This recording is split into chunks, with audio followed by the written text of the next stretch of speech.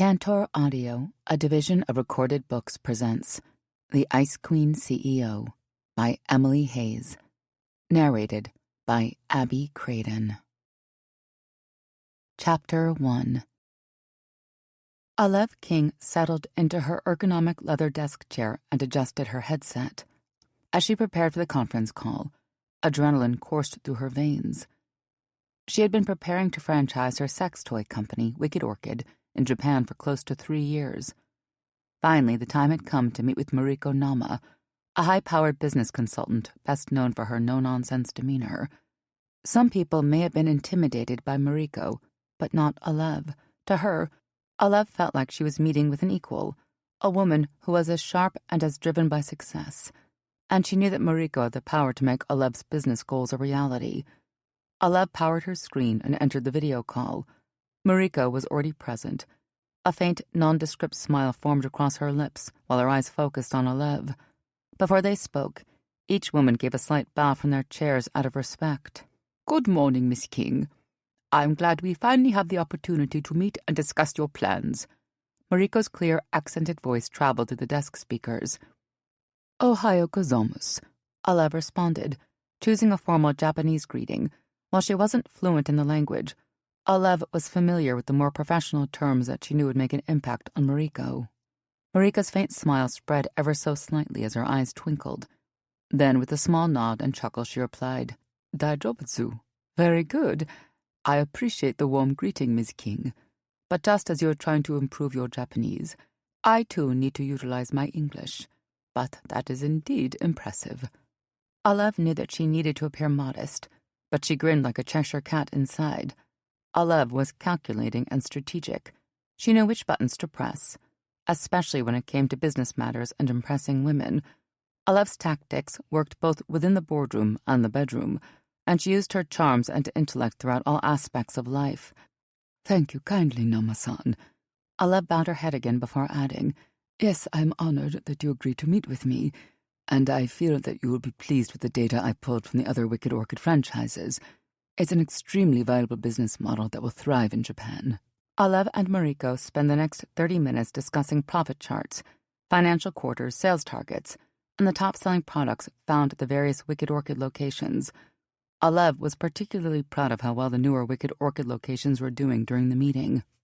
The store in Austin, Texas just hit its highest profits since it was opened 2 years ago. The sales were neck to neck with the Los Angeles boutique.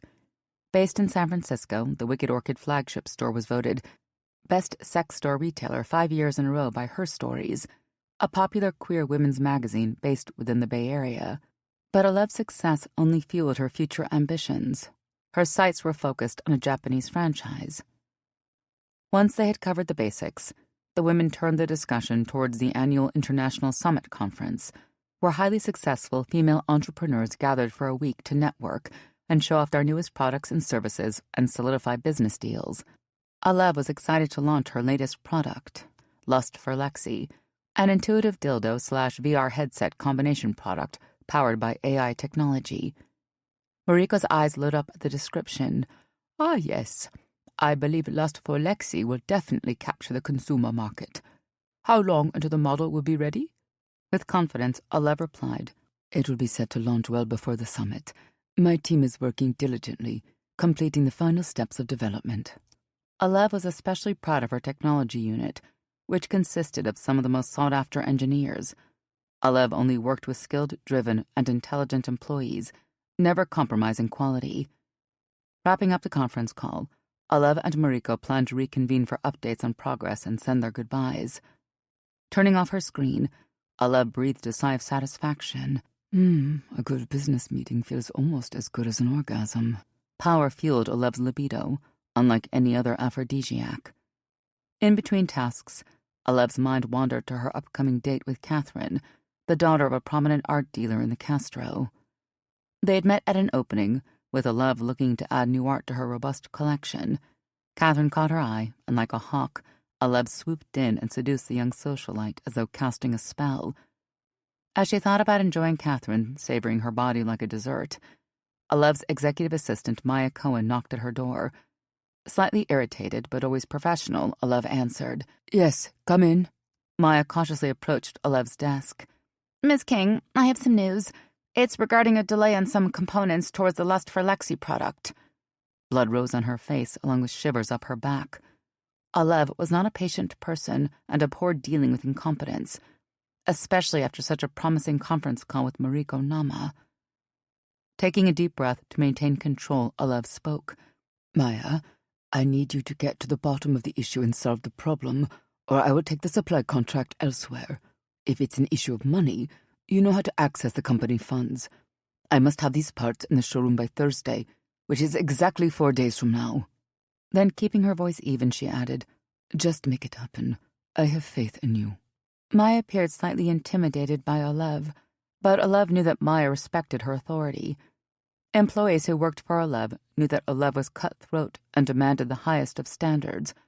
"Of course, yes. I highly doubt anyone would want you to reject the contract, so I'll get on that right away." Maya nodded as she spoke to help assure Olev of her capabilities. "Just one more thing. I also wanted to inform you that our San Fran location requires more salespeople, especially with Pride coming up at the end of June." Yes, I had assumed that. Now that we are in May, we should do a hiring spree. Can you contact Judith Goodwin to arrange signage and advertising for new employees? I'll be coming down to the store this week to assist with interviews." "Of course. I'll do that right away, as soon as I get a hold of Convoy Manufacturing." Maya turned on her heel and exited the office as Olev thanked her for the updates. Even in such a high-powered position, Olev was still very hands-on with many aspects of her business. She enjoyed calling the shots and maintaining control of the Wicked Orchid brand, regardless of whether it was within the areas of sales associates or administrative personnel. Olev built her empire from scratch and demanded excellence on every level. Ruminating on the morning conversations, she turned to her laptop to begin her daily tasks, but not before taking a quick moment to fantasize about the naughty things she wanted to do with Catherine later this evening. Chapter 2. "Ugh, oh my God." McKinley Vauden lifted her head from the couch as a burst of sunshine burned through to her pupils. She smacked her dry lips together and squinted, murmuring to herself, "What time is it? I wonder what time I crashed out." As she patted down the comforter that covered her slender frame, a wave of nausea hit McKinley, and all of a sudden, the events from the night before swam into her psyche. Memories of tequila shots, hot kisses, and dancing with abandon flooded McKinley's thoughts. "Oh no, not again. It was only supposed to be one drink with Casey. Why does this keep happening to me?" McKinley coughed, remembering the cigarette drag she stole from various strangers in her drunken state last night. She had quit smoking for almost 2 years, but was finding herself returning back to the poison, particularly when in a vulnerable and intoxicated state. Deep down, McKinley knew that she was overindulging because she was depressed and feeling helpless in her current mental state. A night of partying wasn't exactly a healthy cure, but it did provide temporary relief from the pain in her heart. Rising off the couch, McKinley found her bearings before she straightened out the duvet and arranged the pillows neatly in a row. Considering the sofa doubled as her bed, the least she could do was put it back into civilized order. She knew her roommates wouldn't be too impressed with the messy area, and their tension was already rising. Just as McKinley was about to hop in the shower, she heard the doorknob turn. Groaning inwardly, McKinley thought to herself, "Shit, I was hoping to be out of here before he came home for lunch." Then a tall, muscular figure stepped into the foyer. Before McKinley could dash into the hallway, Nelson caught her eye. "Oh, hi. You must have got in late. I went to bed at 2:00 a.m. and I still hadn't seen you."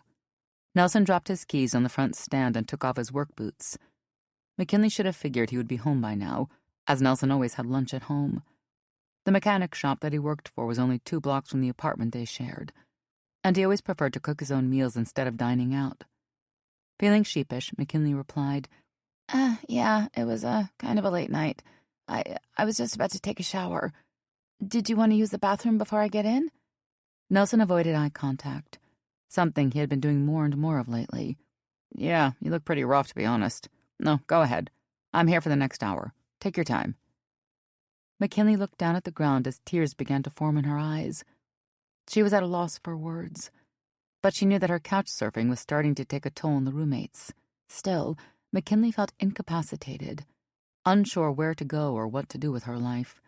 "Look, Nelson, I know that I've been taking up space on the couch, and trust me, I am trying to find a job. Shit, I want a job and a new place to live. But I'm just feeling—" McKinley took a deep sigh. "I don't know, just lost, I guess." Nelson was about to speak when a bedroom door burst open, followed by a long red robe swooshing. An exasperated voice. "God, I swear men are so dumb sometimes." Lucy stopped when she saw the somber faces of both of her roommates. "Oh, geez. Sorry, Nelson. I didn't mean you. I was talking about the guys on cam." Nelson chuckled and bowed his head gracefully. "No offense taken, milady. Maybe I'm just being arrogant, but I feel like trans men are a different species. I don't hold myself in the same category as cis men." Lucy approached Nelson and kissed him on the cheek. "As you shouldn't, darling. I think it's hilarious that none of these dudes even know I'm a lesbian. I guess I'm just a superhuman femme who can seduce their wallets by spanking my own ass in front of a screen." The trio shared a collective laugh. If anyone could break the tension, it would be Lucy with her warmth, humor, and silliness. "Are you just taking a break?" McKinley asked. "I'll be out of here soon. Sorry, I just woke up." "Yeah, I need about 30 minutes to collect myself and clean up a bit. I had a session with Trevor in one of the private chat rooms. The one I told you about, the Big Tipper. I'm going back on cam soon, but I needed to step away for a sec." Lucy tightened the sash on her robe. Nelson cleared his throat. "Well, since we're all here at the same time, I think it's important to address the elephant in the room." Nelson and Lucy exchanged glances as McKinley's heart sank. Before Nelson could speak again, McKinley piped up. "Listen, guys, I know what you're about to say, and I totally get it. I have to find a job, and once I do, I want to get a place. I'm sorry. I know I've been fucking up lately. The writing thing doesn't seem to be working, and I've been sadder and sadder lately." Wringing her hands, she added, "I just don't know where to look. I just feel so—" McKinley couldn't keep the tears in any longer. Between feeling hungover and sleep-deprived, she felt as though she was falling apart. Lucy put an arm around McKinley and pulled her close. "It's okay, boo. I understand. I've been there, too. That's why I enjoy camming and stripping sometimes. I get to make my own schedule and control how much of myself I want to share. Plus, the money is good. Well, most times at least. Are you sure you don't want to give it another shot?" McKinley had joined Lucy on cam once to see what it would be like, but it wasn't for her. It's not that she had an issue flaunting her sexuality. In fact, she was quite comfortable with her body and desires, which tended to scale only towards women at this point. She just couldn't wrap her head around pleasing all of the customers, whose goals seemed to be to objectify her. Still, she had a lot of respect for Lucy, who maintained total control of her cam room and herself. "No, babe, I just can't. No offense. It's just not my jam." Nelson gave McKinley a side glance. "Well, as much as we love you, you're right. You need to make a move and fast. Sorry, Kins, but I don't want to enable this behavior. You need to take control of your life. I'm here to support that, but you definitely need to get a job." McKinley nodded, knowing both Nelson and Lucy were right. Suddenly, Lucy's eyes grew wide with excitement. "Oh my God, I just thought of something." McKinley turned quickly to face Lucy as she darted towards her bedroom. "Hold on, just grabbing my phone." Lucy raced back with the silk robe flowing behind her like the Red Sea. "Here it is." Lucy motioned McKinley towards her, showing her the screen of her iPhone. "Look, Wicked Orchid is hiring. I love this place. It's where I get all of my toys and outfits for camming." McKinley looked at the online ad that appeared front and center on the website. She had never been inside the popular sex store, although she was always curious to visit. That looks interesting for sure." Lucy grabbed McKinley's wrist with enthusiasm. "And oh my God, if you do apply and get the job, you can have 50% off anything in the store. An old girlfriend of mine used to work there, and she got the best discounts." Lucy grinned, obviously pleased with herself. "You gotta do it, Kins. It would be so cool, and you can get me stuff for camming and dancing. I mean, you kind of owe me. No offense." McKinley nodded as the opportunity became viable in her mind. "Okay, sure. Yes, I'll definitely apply. But I guess I'm just worried because I don't have any retail experience." Nelson headed into the kitchen as Lucy chewed her bottom lip. "You know what? Apply anyways because you never know. And not to scare you, but I know for a fact that even the people who did apply with retail experience didn't get the job. I heard the CEO is a hard-to-please stone-cold bitch, and she is also very hands-on with the interview process. So I think the selection is more about personality and a willingness to learn, and you are a ray of sunshine, Kins." Lucy looked into McKinley's eyes. "What have you got to lose? Please do this, okay? We love you. But you need to get back on your feet." "Okay, I'll do it. But I need to update my resume first." McKinley's thoughts began to churn as she became more excited about the opportunity. Nelson called out from the kitchen, clearly eavesdropping. "No time like the present, babe." McKinley had to laugh. All right. I'll need to head out to a coffee shop with my laptop, but I promise I will apply today." "That's the spirit." Lucy hugged McKinley before racing off to the bathroom, leaving McKinley to gather her belongings. "I have a good feeling about this," she called from the doorway, winking as she shut the door. McKinley thought to herself, "You know what? I do too." Chapter 3. I wish I didn't have to leave so soon," Catherine murmured, her warm breath tickling the tip of Alev's earlobe. Alev pulled the young socialite closer to her as she ran her hands down the sides of Catherine's hips. The passionate fire between the two women was still smoldering from the night before, and Alev was tempted to lift Catherine's skirt, slip off her panties, and get one last taste before releasing her into the day ahead. "It's always best to leave while still wanting more," Alev whispered seductively. "That way, you will always be filled with desire." It was a motto that Alev lived by and advice that she doled out to her multiple lovers. It was also a way to maintain distance between her and the women she had conquered. While Alev never acted with ill intentions, she never wanted anyone to become too comfortable with her. Catherine moved her face closer to Alev, leaning in for a soft kiss. Alev held Catherine's lips to hers for a second before taking a step away. "I have a busy morning ahead, and I don't want you to be held up in traffic." Catherine pursed her lips and nodded, and Alev detected a look of dismay. "Okay, you're right. I should get going." Then glancing up at the powerful CEO with doe-like eyes, Catherine asked, "When will I see you again?" "Uh-oh, no. Don't get attached and don't have any expectations of me," Alev thought to herself, never wanting to hurt anyone's feelings. Still, Alev wanted to make sure that Catherine knew her limitations. Alev focused her hazel green eyes on Catherine, tucking a strand of her neatly bobbed hair around her ear. She softened her gaze as she expressed her thoughts.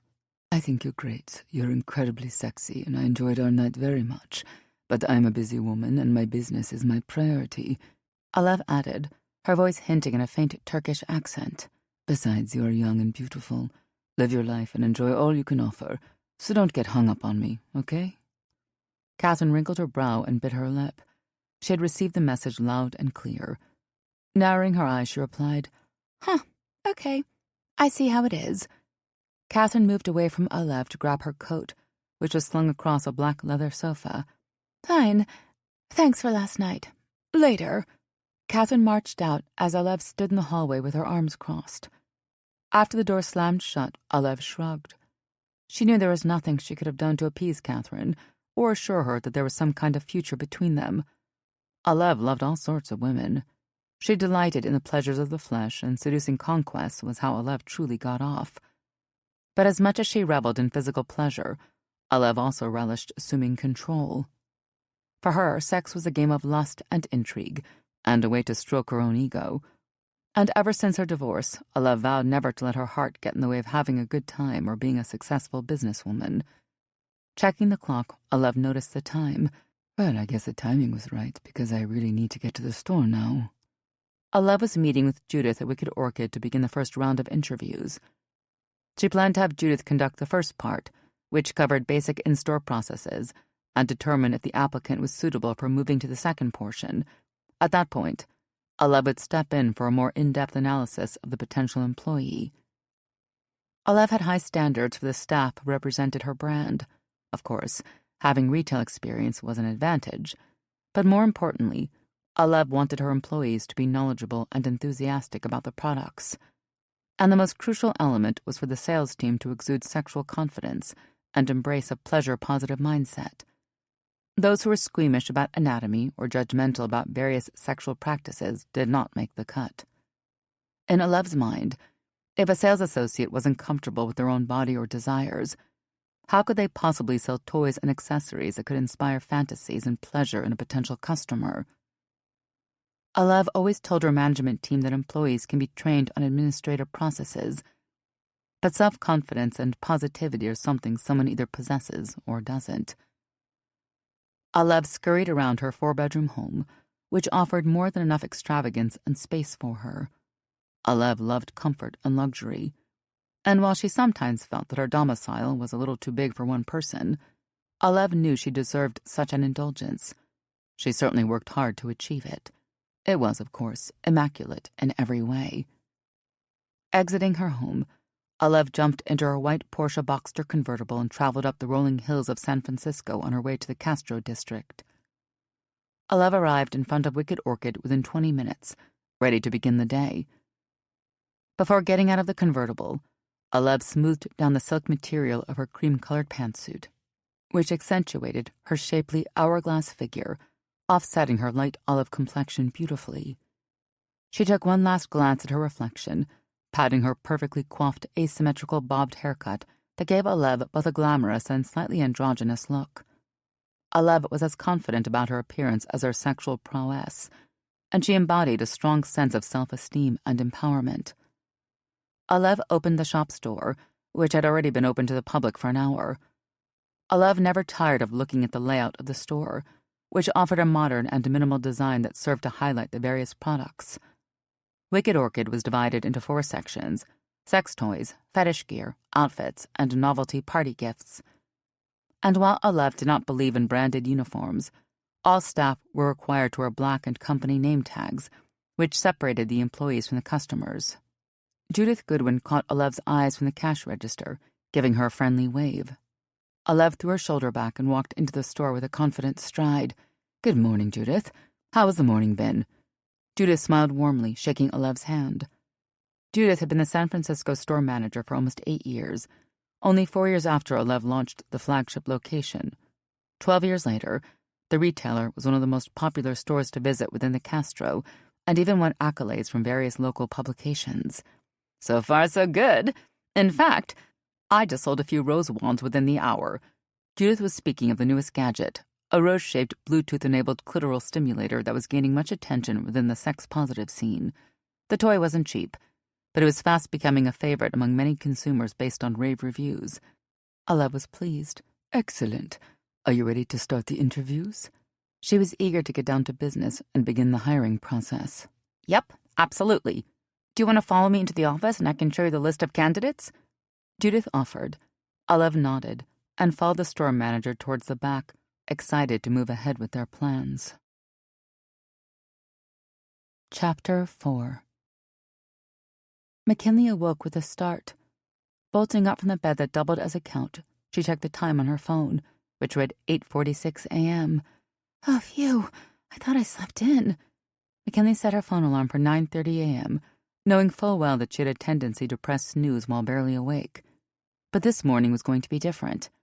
Today, McKinley was filled with purpose and hope, and nothing, not even her bad sleeping habits, were going to rob her of an exciting opportunity. She passed by Nelson's room, heading towards the bathroom. Noticing the door was half open, she could see her roommate combing his hair in the mirror, fully dressed. "Hey there," she said in a soft voice, not to wake Lucy. Nelson turned to face McKinley. "Well, hey there. Good morning. You're up early. Excited about today?" McKinley grinned, nodding enthusiastically. "Oh my God, yes. I even woke up before my alarm." Nelson approached the doorframe, leaning in to hug McKinley. "I'm excited for you too. Good luck, babe. I'm sure you'll get it." "I think so. I'm nervous, but I'm hoping it will go well. I'll let you know as soon as it's over." McKinley raced into the shower to prepare herself for the day. At first, she didn't even think she would score an interview. It had been 4 days since she had applied for the Wicked Orchid sales position, and by yesterday morning, she had given up hope. But last night, just after dinner, she received a notification that she had an interview for today at 11:30 a.m. McKinley was ecstatic. Maybe things will work out for me after all. While McKinley's passion was in writing, and not necessarily sales work, getting a full-time job meant she could contribute more to the home she was currently sharing with Nelson and Lucy. But more so, if she saved enough money, She could eventually move out and find her own place. And besides the financial aspect, McKinley wanted to be part of a community, to have coworkers and a place to go every day that made her feel productive. As a result, she was filled with positivity and eager to make an excellent first impression. After carefully selecting an outfit and applying her makeup, McKinley headed out of the apartment and waited for a bus that would take her to the Castro, where Wicked Orchid was located. McKinley was dropped off about a block away and walked towards the main entrance in just under an hour. Opening the door, she was hit with the scent of vanilla, which was immediately soothing. She paused for a few minutes, taking in the layout. McKinley was struck by how clean, bright, and organized the store was, and the first description that came to mind was high-end. McKinley was no stranger to sex toys and, in fact, had gathered quite the collection of her own over the years. But she had never set foot inside such an extravagant shop before. Even the lighting was modern and sexy, with its light lavender creating a glow-light effect upon the shiny white shelves. Ambient music filled the space, which created a seductive atmosphere without overpowering the environment. McKinley noticed 2 sales associates dressed all in black. She shyly approached the front counter, noticing a tall woman with short blonde hair that was shaved into a stylish cut with a name tag that read Judith. Smiling brightly at McKinley, Judith spoke. "Hi, how can I help you?" "Hi, my name is McKinley, and I have an interview today at 11:30 a.m. McKinley suddenly became nervous again. Clutching a paper copy of her resume in her hand, Judith's blue eyes widened. "Oh, yes, fantastic. Nice to meet you. My name is Judith Goodwin, and I am the store manager. Thanks for coming in. Did it take you a while to get here?" No, it was fine. Only one bus route. I am already familiar with the area, so it was easy to get here." McKinley answered while Judith shot her a knowing smile. The Castro area was an epicenter for all things queer, and those who knew shared the knowledge of identity and community. Judith's smile immediately put McKinley's mind at ease. Judith gathered some receipts on the counter, preparing to take McKinley to the office, when McKinley noticed a very tall and dazzlingly attractive woman approaching them. The woman was dressed in a fitted pantsuit that looked very expensive. Her dark brown hair was in the shape of an asymmetrical bob, with the long ends falling just below her chin and caramel-colored highlights running through it.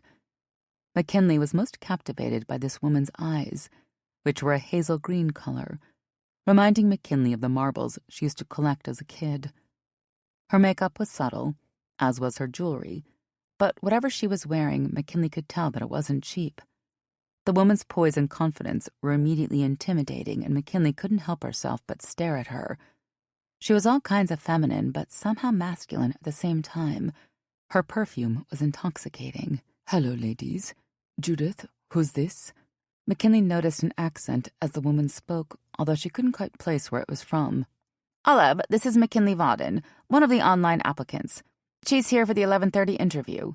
Aleb stuck out her hand, gripping McKinley's with a sense of self-assurance.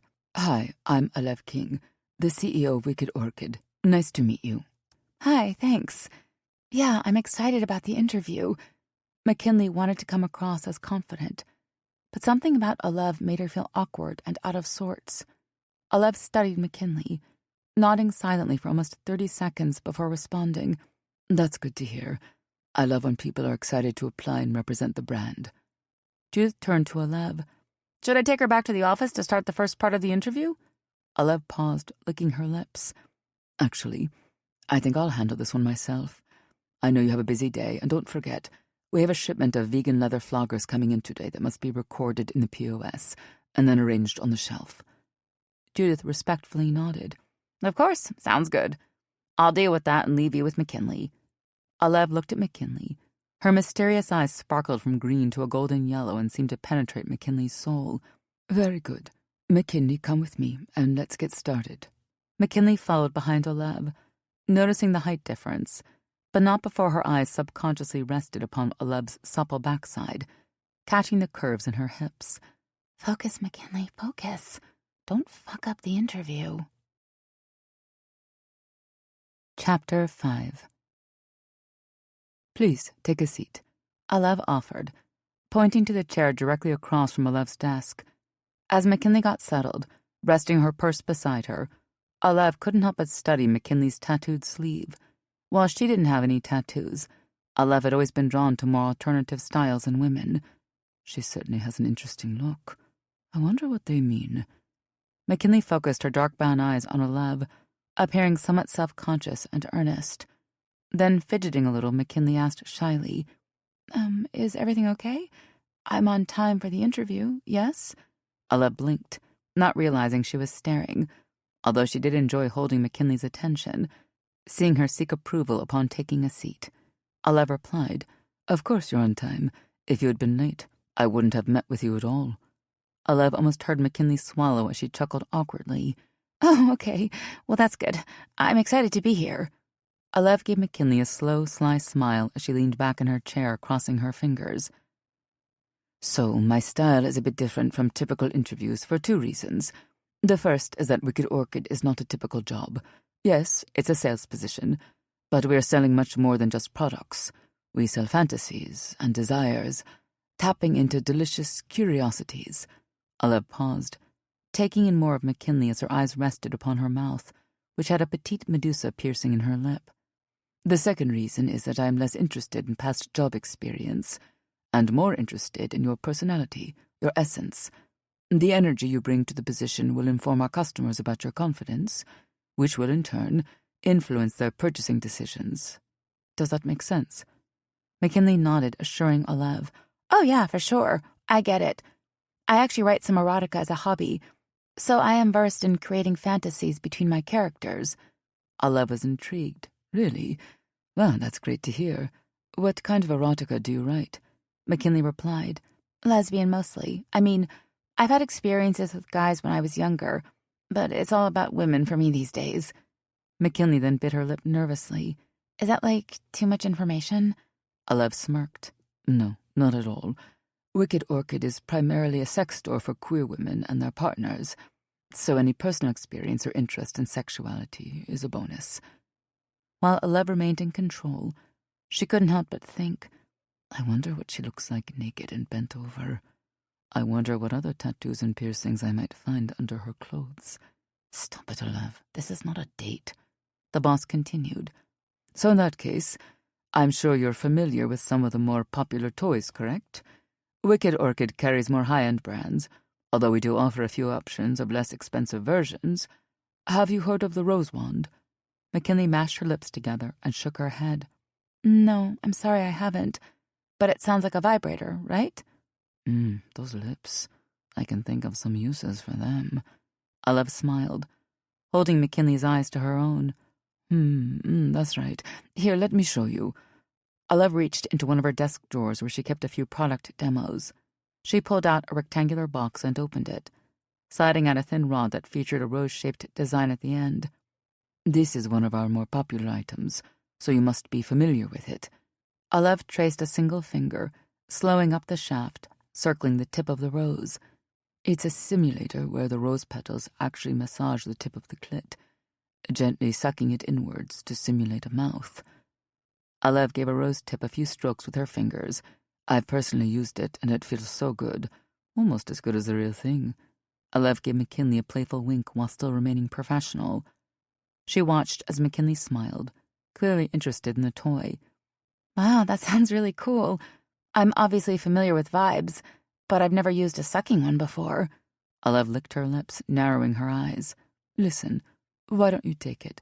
It's never been used, and I think it's important that you become familiar with such pleasures, especially while you write erotica. Wow, really? Oh my gosh, thank you. I never had an interview where I've been given a sex toy before. McKinley looked amazed, and Olev smiled. Thinking about McKinley using the toy would be a pleasure for her indeed. Another product that I want to show you is the newest item from ShePlay. It's an anal vibrator made from medical-grade silicone that comes with a remote control. Olev turned toward the rack behind her desk and retrieved a square box. Opening the top, she pulled out a small item featuring a protruding nub. Leaning closer to McKinley, like a cat peering at its prey, Olev explained, You can use it to stimulate the opening of the anus, or you can slip it inside. Are you comfortable discussing anal toys? Is this something you have experience in? Shouldn't have asked that, but couldn't resist, Olev thought to herself. McKinley blushed, which Olev found endearing. She enjoyed toying a little with McKinley, looking to see how comfortable she was with the offerings at Wild Orchid. Well, yes, I've tried like fingers and a bit of tongue, but I haven't used an anal toy before. Olev waved her hand, dismissing McKinley's lack of experience. It's not a requirement to work here. I'm just more interested in your comfort level because many women enjoy anal play. And as a sales associate, you need to be comfortable discussing these interests. Oh, of course. I'm not shy about that. I just need more experience with toys. But I'm definitely cool with all sorts of desires. Then, with a sparkle in her eye, McKinley added, I'm also curious to try new things, which could probably help when suggesting toys for customers, right? Pull yourself together, Olev. She's a potential employee, not your next fuck. Olev grinned. Yes, exactly, you got it. I like how open-minded you are, and that's an important quality in a sales associate for Wicked Orchid. Olev decided to end the interview soon afterwards. Her eyes were too busy straying over McKinley's hot young body, and her questions were beginning to stray into unprofessional territory. Olev's mind was flooded with many, many questions she wanted to ask McKinley, mostly about her sex life, none relevant to the job in question.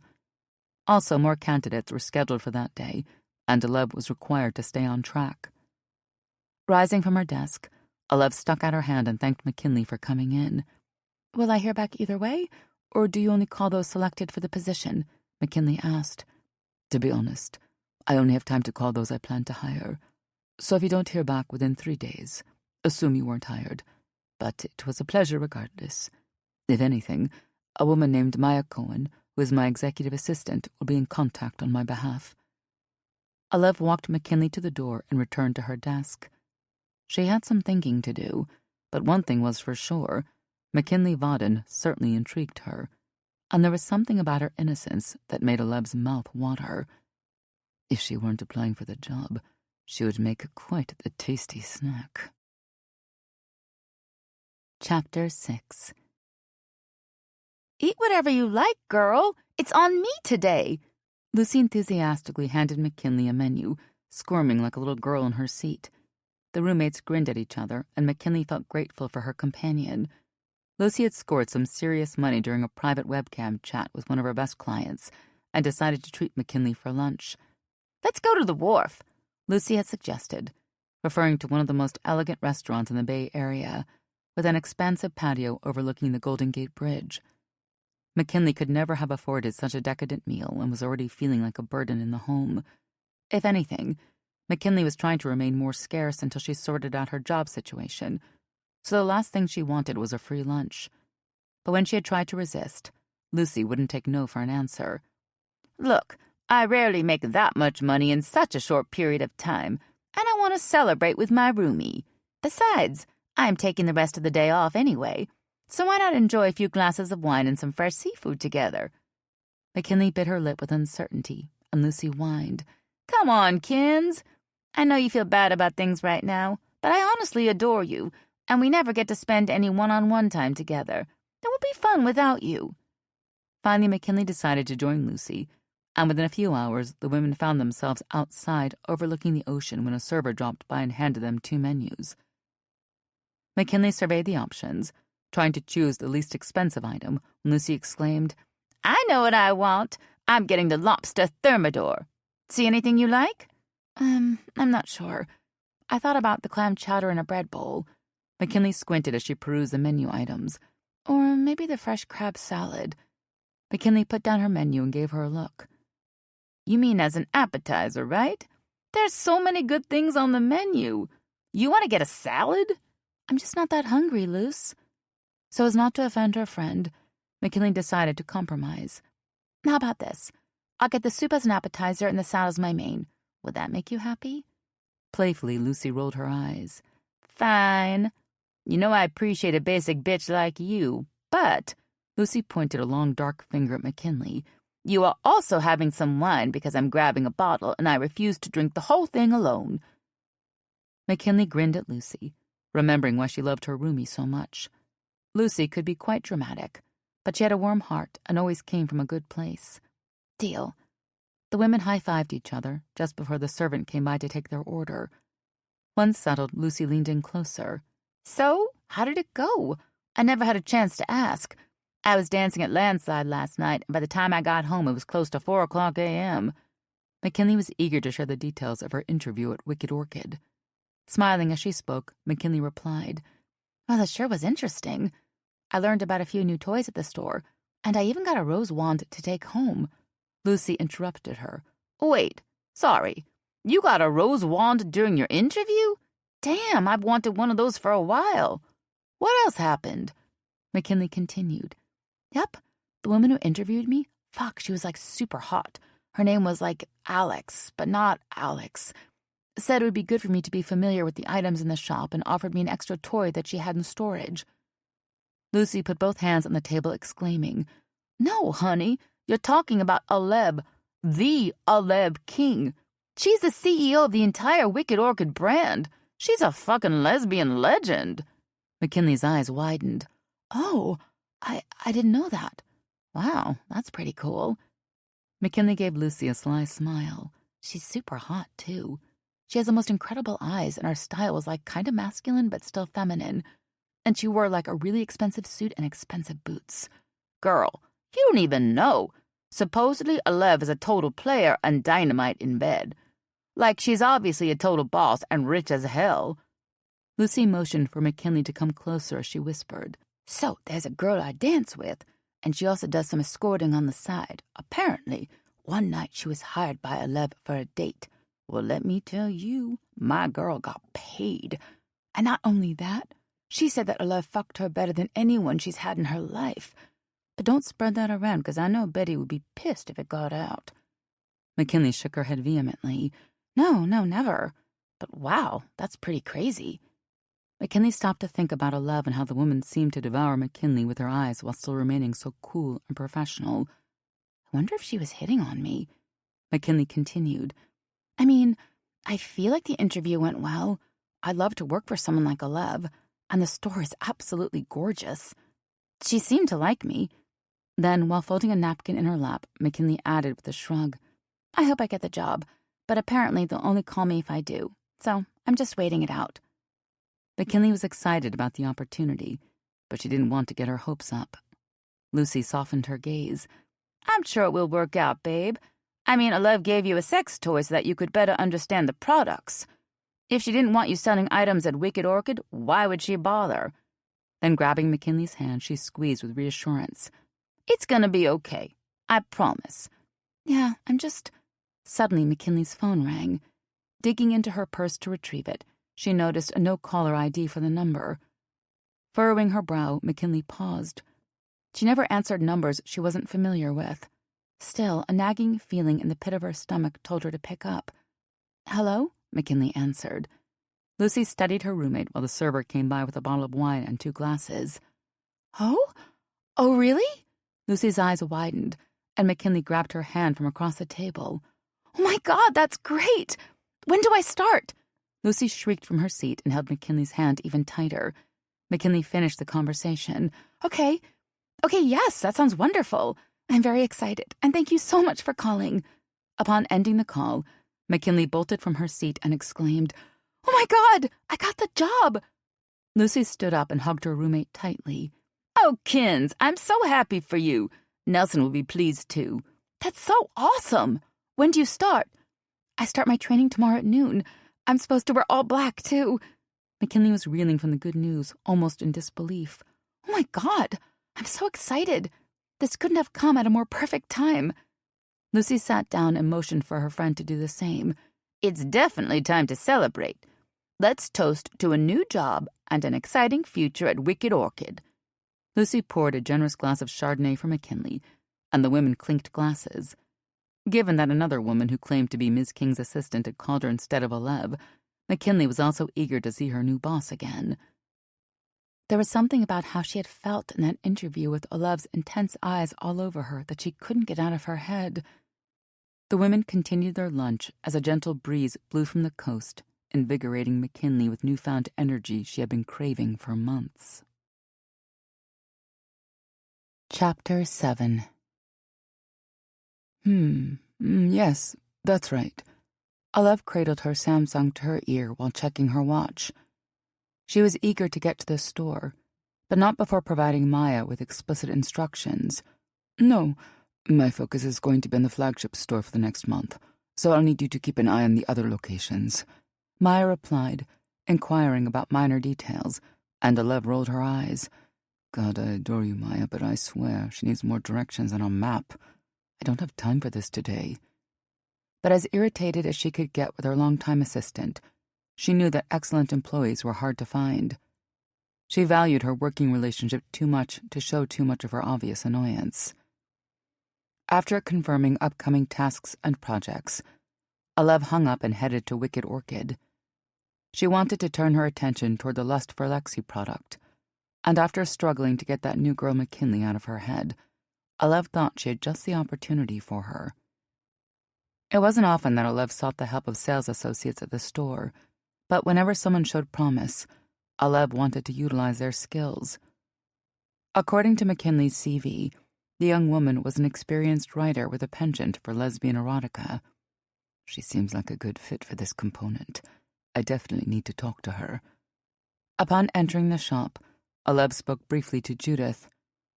It was McKinley's first day, and she was about to start her training. Addressing the store manager's authority, Alev claimed, I'll need to talk to McKinley when she comes in, just before the onboarding. When is she expected to arrive? Nervously, Judith bit her lip. Well, about a half hour ago. Judith knew Alev had no tolerance for lateness, and the manager was concerned about receiving the CEO's wrath. Alev raised her eyebrows, putting her hands on her hip. Oh, is that so? It's her first day. That's not a good look. Just as Judith and Alev exchanged glances, McKinley burst through the front door. Oh my goodness, I am so sorry I'm late. The bus I normally take decided to switch routes because of construction, so I had a cab to get here. As McKinley took off her jacket, Alev couldn't help but notice the new trainee was dressed in a plain black catsuit that showed off her slender physique. Lovely long legs and those firm breasts, and her wild, multicolored mermaid hair tied up and loose curls escaping the band it was meant to be in. Well, at least she knew to dress in all black. God, I want to fuck her. But Alev couldn't let superficial attraction detract from the issue. Sternly, Alev spoke. McKinley, I don't tolerate lateness, especially from a new employee in training. Why didn't you call the store to let Judith know? McKinley blushed, tucking a strand of turquoise hair behind her ear, looking nervous. I'm sorry, I don't know. I guess I was just trying to figure out how to get here as fast as possible. It slipped my mind. Alev studied McKinley's expression, noticing her glossy brown eyes forming tears. She decided to back down to give McKinley a break. Waving her hand, Alev continued. I'm a hard woman to please, McKinley, and this morning so far you haven't pleased me at all. Do you think you can try and remedy that? McKinley nodded eagerly like a puppy eager to learn how to please her new master. Good spanking would sort her out. Stop it, Alev. Turning to Judith, Alev spoke as though McKinley wasn't in front of them. Once she puts away her things, tell her to come into my office. Turning on her heel, Alev marched towards the back of the store as McKinley hurried to get settled. Within 10 minutes, she heard a soft knock at her door. Yes, come in. McKinley slowly entered Alev's office, wearing a sheepish expression. Hi, again, I am so sorry. I promise it won't happen again. Curtly, Alev answered. Take a seat. I'm sure you can make it up to me. I reviewed your resume last night and noticed you are a writer. Can you tell me more about that? Alev leaned back in her chair, taking in McKinley's presence. She was yet again intrigued by her. Was it more than the merely physical? McKinley seemed like a creative and vibrant individual, and she was keen to tap into her talents. Sure, I graduated from college, and my dream was to become an author of children's books. I tried that for a while, but it didn't really pan out. McKinley dropped her eyes and blushed again, appearing slightly disappointed. Anyway, after needing a change of pace, I decided to turn my interest to erotica. I wrote a short story that a small independent publishing company published in Austin, where I'm from. With a small sigh, McKinley continued. I'd like to write more, but since moving to San Francisco, it's been hard getting settled. More than anything, I needed a job, so hopefully once things are more stable, I can start writing again. Alev nodded. Okay. Well, it's good to hear that you are still interested in writing, because I have an opportunity for you. Taking a breath, Alev leaned in closer. I've been developing a new product called Lust for Lexi, an intuitive dildo and VR headset combination product that is powered by AI technology. I need someone to write sexy content that the product would eventually express. McKinley's eyes widened. Whoa, like a robot sex toy? Wow, that's really cool. Alev couldn't help but chuckle at McKinley's enthusiasm. Yes, exactly like a robot. Sex and tech is a new frontier for the industry.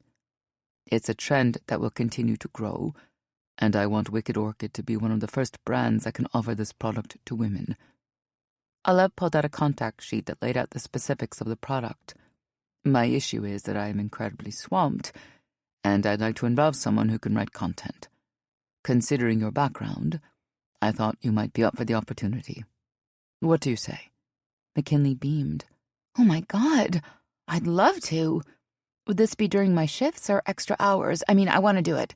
I'm just curious about how that would work. Some of the work would have to be aside from your sales shifts, but you would be paid a premium for your time. We'd meet in my office after hours and discuss each component, and from there, you would craft some text for me to review.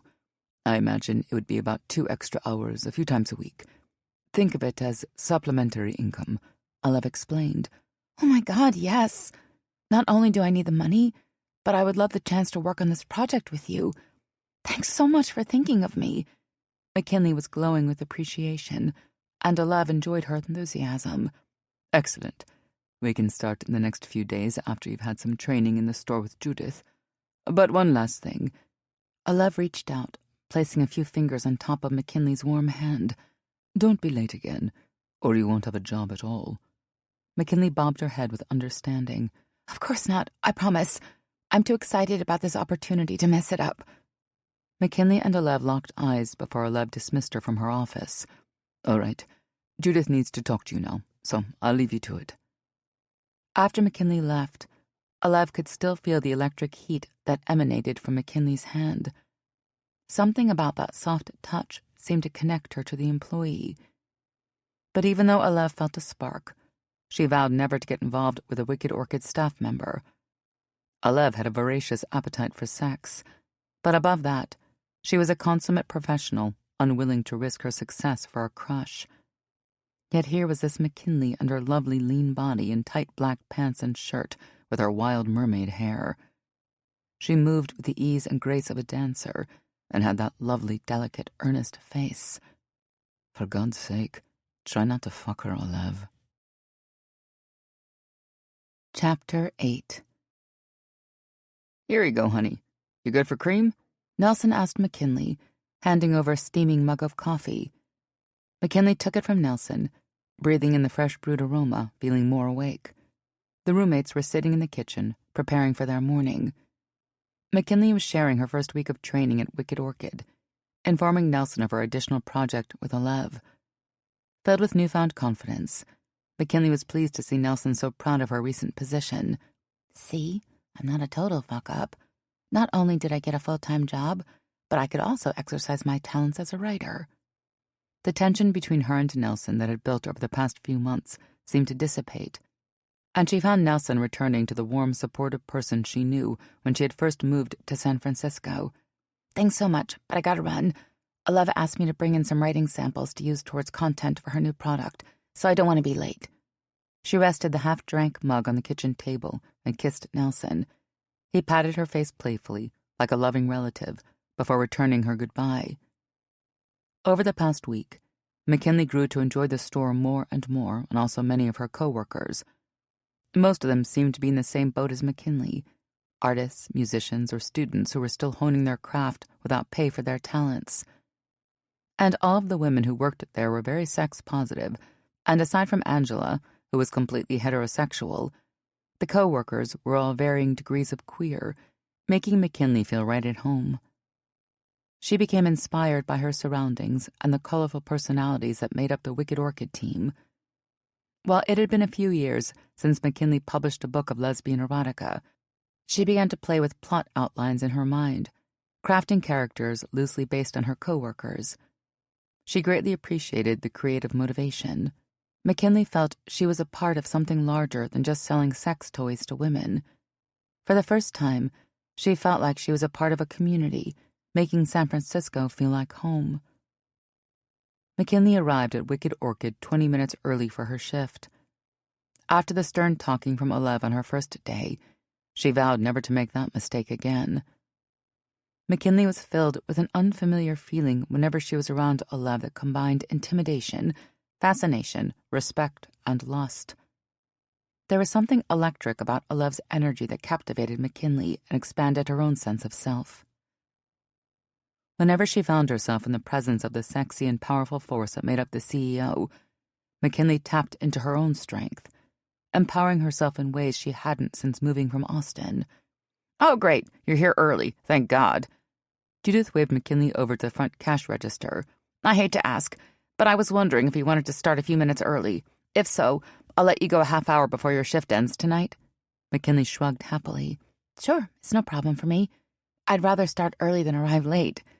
She was eager to make a good impression, inspired by Olev's vision and the opportunity for full-time employment. Judith breathed a sigh of relief.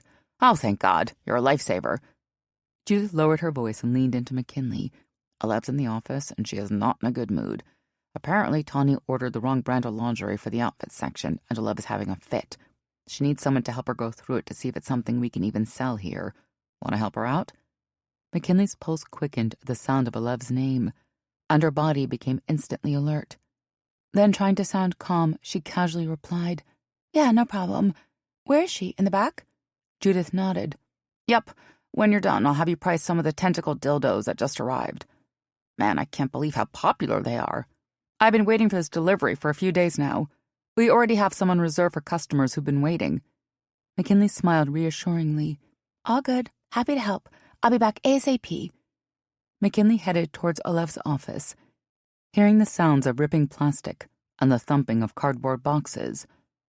Knocking on the door, McKinley called out, "Miss King? Hey, it's McKinley. I'm here to help you out." Before she heard a reply, Olev swung open the door, her face slightly flushed. McKinley couldn't help but smile at the sight of Olev's rosy cheeks and glossy lips and the fire burning in her eyes. She couldn't help noticing her emerald linen pantsuit that perfectly complemented Olev's green hazel eyes. God, she looks like a model for a corporate magazine. She is just always immaculate. Appearing slightly frazzled, Olev ran a hand through her dark, smooth bobbed hair, pulling herself together at the sight of McKinley. Then, rolling her shoulders back and straightening her shoulders, Olev put her hands on her hips and glanced down at McKinley. "Did Judith send you?" McKinley guessed that Olev must have been around 5'11", towering above McKinley's petite frame. McKinley gulped nervously. Yep. I'm here to help you with the lingerie?" Being alone in Olev's office thrilled McKinley, but also made her nervous. Okay, good. I can definitely use your help. Come in." Olev ushered McKinley inside, and McKinley noticed boxes towering on top of one another. Olev motioned towards the unboxed items. "This is a line called Stassi, which we've never carried before. All of our lingerie comes from Queen Slink, which I prefer because that company is completely female-owned and operated. I've never been a fan of the branding of Stassi, but since we have all of these pieces, I'm trying to figure out a way to market the line inside Wicked." Olev moved slowly like a panther, touching a delicate, manicured finger to her lips. Her nails were short and square. Maybe we could do some in-house photos and create our own posters and signage.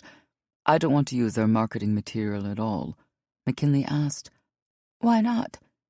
Feeling slightly self-conscious, she twirled a hot pink strand of hair that fell forward over her shoulder. "I'm just not, familiar with this line." Olev turned to look at McKinley, focusing her eyes like lasers. "I think it's cheesy and trashy. I hold all products to a very high standard, and I'm very disappointed in Tawny's choice. The two of us will need to have a talk. I mean, the outfits themselves aren't bad, so I'm torn between tossing it all, losing a few $1,000s, or selling it in-house and seeing if we can make the best of it." Olev redirected the conversation casually. "Do you wear lingerie?" McKinley opened her mouth, but no sound escaped. She wasn't much of a fan, preferring to keep her clothing cheap and cheerful with basic undergarments. The only decorative aspects of McKinley were her multicolored hair, piercings, and tattoos. Aside from that, her fashion sense was basic. But she also wanted to impress Aleb, so she racked her brain for the best answer. Sometimes, if I have a date or something. McKinley caught Aleb's coy smile as the CEO gave McKinley a quick once-over with her eyes. McKinley felt like she was being devoured by Aleb's eyes, as though they were burning through her clothes. Could I see a few pieces? I'm curious what they sent. Aleb's small grin widened and curled into a broad smile, and instantly McKinley was mesmerized. I have a better idea. Do you want to try a few pieces on? Aleb's glance danced across McKinley's breasts, moving downwards over her hips. You've got a great body, and I'm sure whatever you tried on would look fantastic. Aleb's expression then tightened again. If you like the items, we could do a photo shoot for the store. Seriously? For sure! Excited, McKinley exclaimed. I'd love to. What's first? Aleb dug around in a box closest to her feet and pulled out a black lace bodysuit wrapped in cellophane. Let's try this one, Aleb suggested, removing the plastic. Immediately, McKinley pulled her black shirt over her head, exposing her small, perky breasts.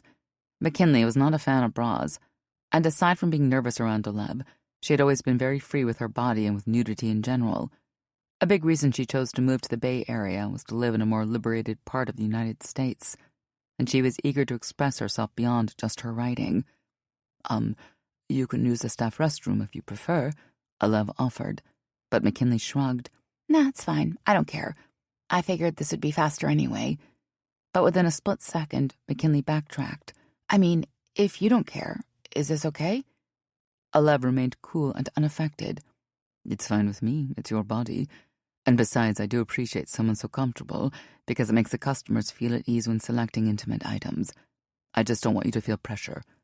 We are as professional as we are fun, so whatever you're comfortable with is cool. Awesome, McKinley cheerfully replied. Then, grabbing the bodysuit from Aleb, she bent over to remove her black leggings, slipping the bodysuit over her legs and sliding the material over her torso. Do you have a mirror? Of course, right over here. Aleb opened a closet door to reveal a mirror hanging on the back. McKinley stepped towards the closet and studied her reflection. She was slightly shocked at how sexy she looked, never having worn something so flattering yet so revealing. Smoothing down the fabric, she turned slightly to admire her profile. Wow, I love it. And the material is really soft. It's a great cut, too. Aleb stood closely behind McKinley, also gazing at the employee's reflection. Nodding slowly, McKinley noticed Aleb's expression of approval. You know what? You are absolutely right. It looks great on you, and I can see the quality in the detailing. Aleb caught McKinley's eyes in the mirror. Do you think you'd like to model it for the store? McKinley turned to face Aleb. Oh my God, I would absolutely love to. I feel so sexy in it. Good, good. Actually, turn around for a second. Aleb directed McKinley, and McKinley felt a hand adjust the spaghetti straps at the center of her back. Aleb's adjustments sent delicious shivers up McKinley's arms, and without even thinking, she found herself backing up against Aleb, leaning into her touch. Within a second, Aleb backed away, noting, I just needed to adjust the straps to fit better across your breasts, but otherwise it looks great. McKinley instantly felt as though her desire had been exposed. Awkwardly, McKinley replied, Oh, yes, thanks. She stepped away from her boss, unable to make eye contact. But Aleb was keen to continue and offered McKinley another item, a two-piece bra and panty set. Wanting more time with Aleb in the office, McKinley gladly accepted the lingerie, but she turned her back to remove the bodysuit. She felt shy suddenly. McKinley, it's Aleb. McKinley turned her shoulder, slightly confused. Sorry, what? You called me Ms. King when you first came in. Just call me Aleb, okay? Aleb commanded, and as McKinley nodded, turning back to face the wall, she felt a deep flush running over her face. This was so erotic. Aleb was so attractive. Chapter 9. Oh, thank you, Emile. You can just sit the snacks down here. Aleb lowered her sunglasses, directing her housekeeper. Emile carefully extracted a platter of appetizers from her silver tray, gently setting it on the table beside Olev's pool deck lounger. She then lowered a dirty martini towards Olev, who took it in her hands. "It looks like a beautiful afternoon, Miss King. A perfect day to be poolside," Emile noted in a thick Brazilian accent, looking up towards the sun. Emile had been Olev's housekeeper for close to 16 years, and while Emile was the closest person to Olev, she insisted on calling her boss by her last name, even though Olev tried to discourage it. You're right. The sun feels wonderful on my face." Olev stretched out on her lounger, adjusting her high-cut designer one-piece bathing suit. Before retreating into the house, Emile asked, "What time are you expecting your guest?" Olev checked her delicate wristwatch. "She should be here in about 3 minutes." After a chat, Catherine now understood that while Olev was emotionally unavailable, the powerful businesswoman was still interested in indulging in physical pleasures.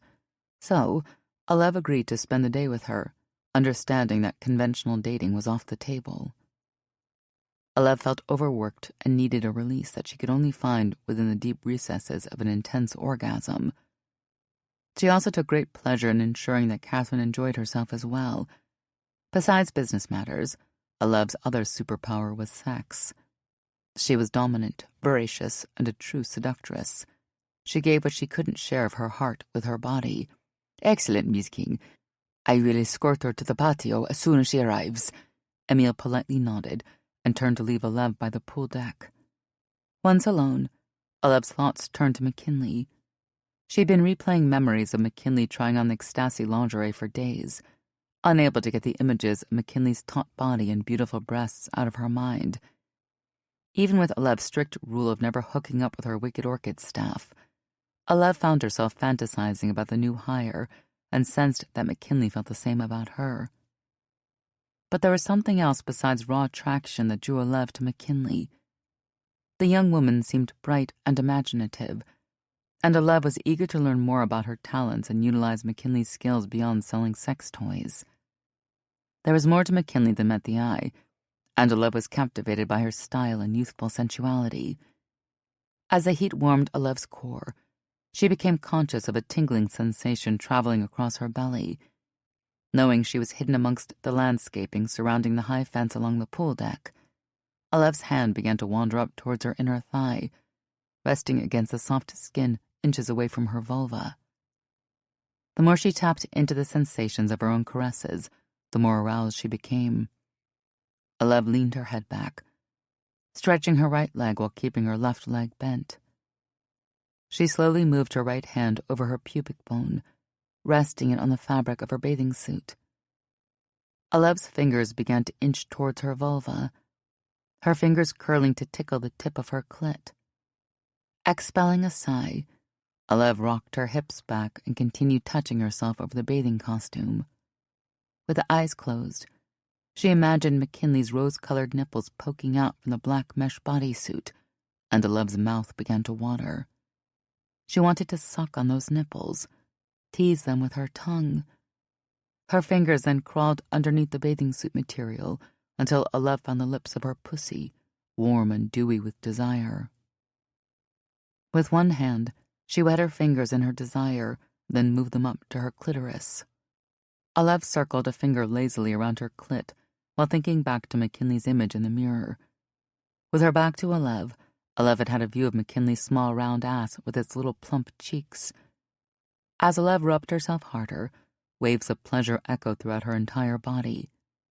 She fantasized about running her tongue down McKinley's behind, lower and lower, until she reached the crack of her ass.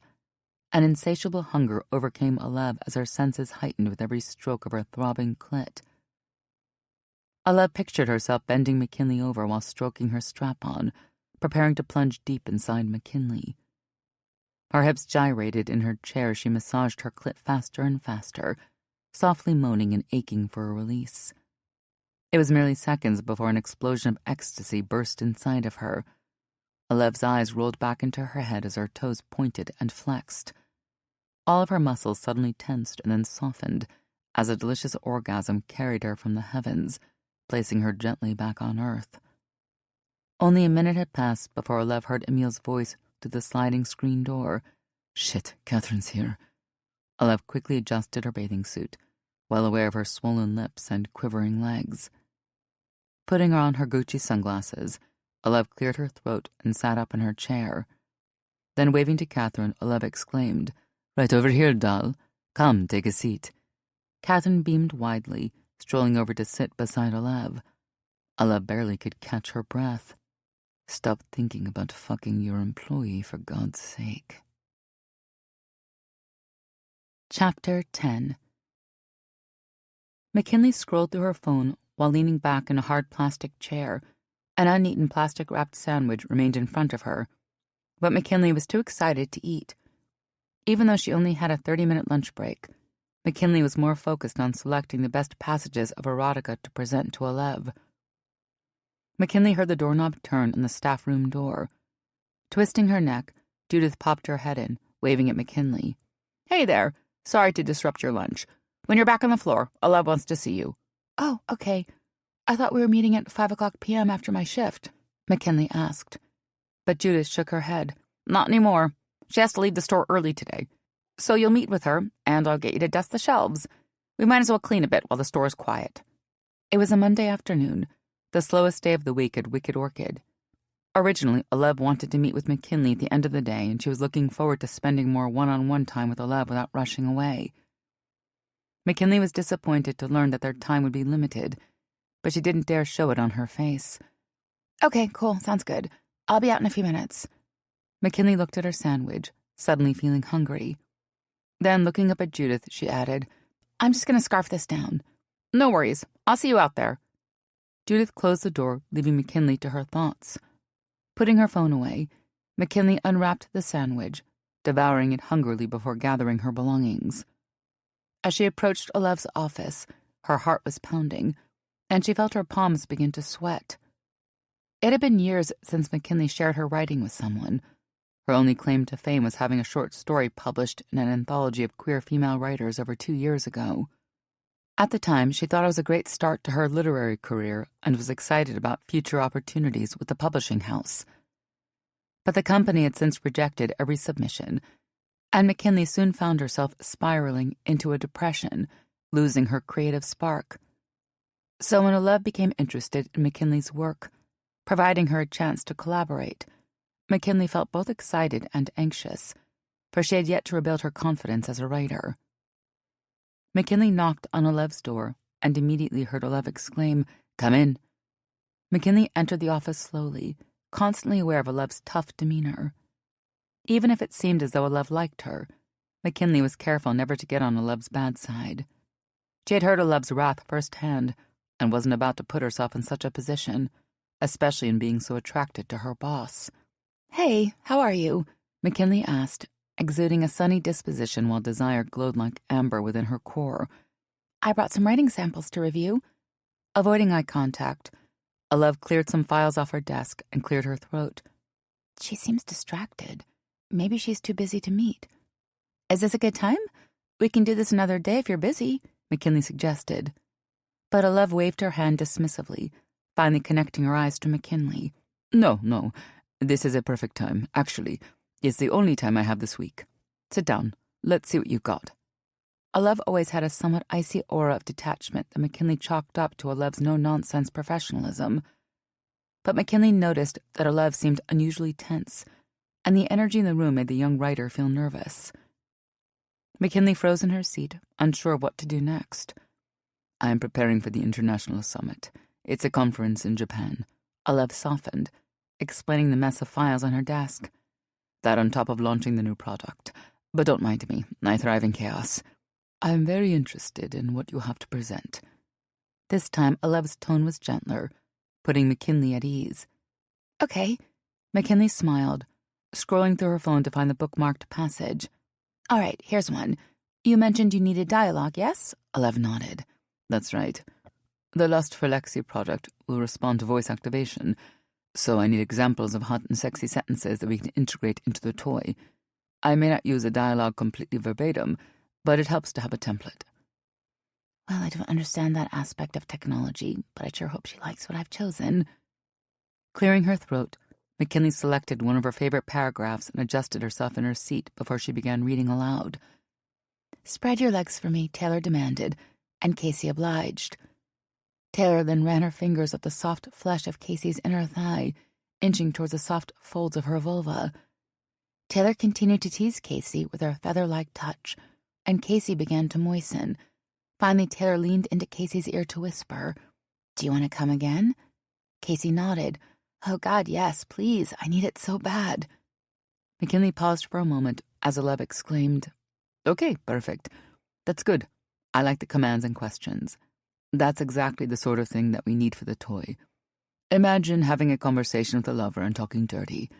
Lust for Lexi will be designed to do just that." McKinley grinned, her nerves morphing into excitement. "Want me to continue?" Alev waved her hand impatiently. Yes, of course. Keep going." McKinley drew in a breath and scanned the file on her phone that contained the prose. "Okay, here's what I think you will like. Casey, I want you. I want to touch you." Casey was breathless with desire, fiddling with Taylor's buttons and zipper fly. "Take what you want from me." Taylor bucked her pelvis against Casey's hand, badly wanting to be fucked. Taylor grunted and moaned. "Casey, don't stop. I want you. Put your fingers inside of me." Casey curled her fingers deep inside Taylor's hot wetness. "Come for me, Tay. I want to hear you come with my fingers deep inside you." Taylor released a loud moan as Casey's hand became flooded with Taylor's wetness. Alev let out an amused chuckle, and suddenly McKinley's face turned red. "Is she laughing at me? Oh, God, that's not a good sign." Sensing that McKinley may have been embarrassed, Alev shook her head, saying, No, it's fine. In fact, it's better than fine.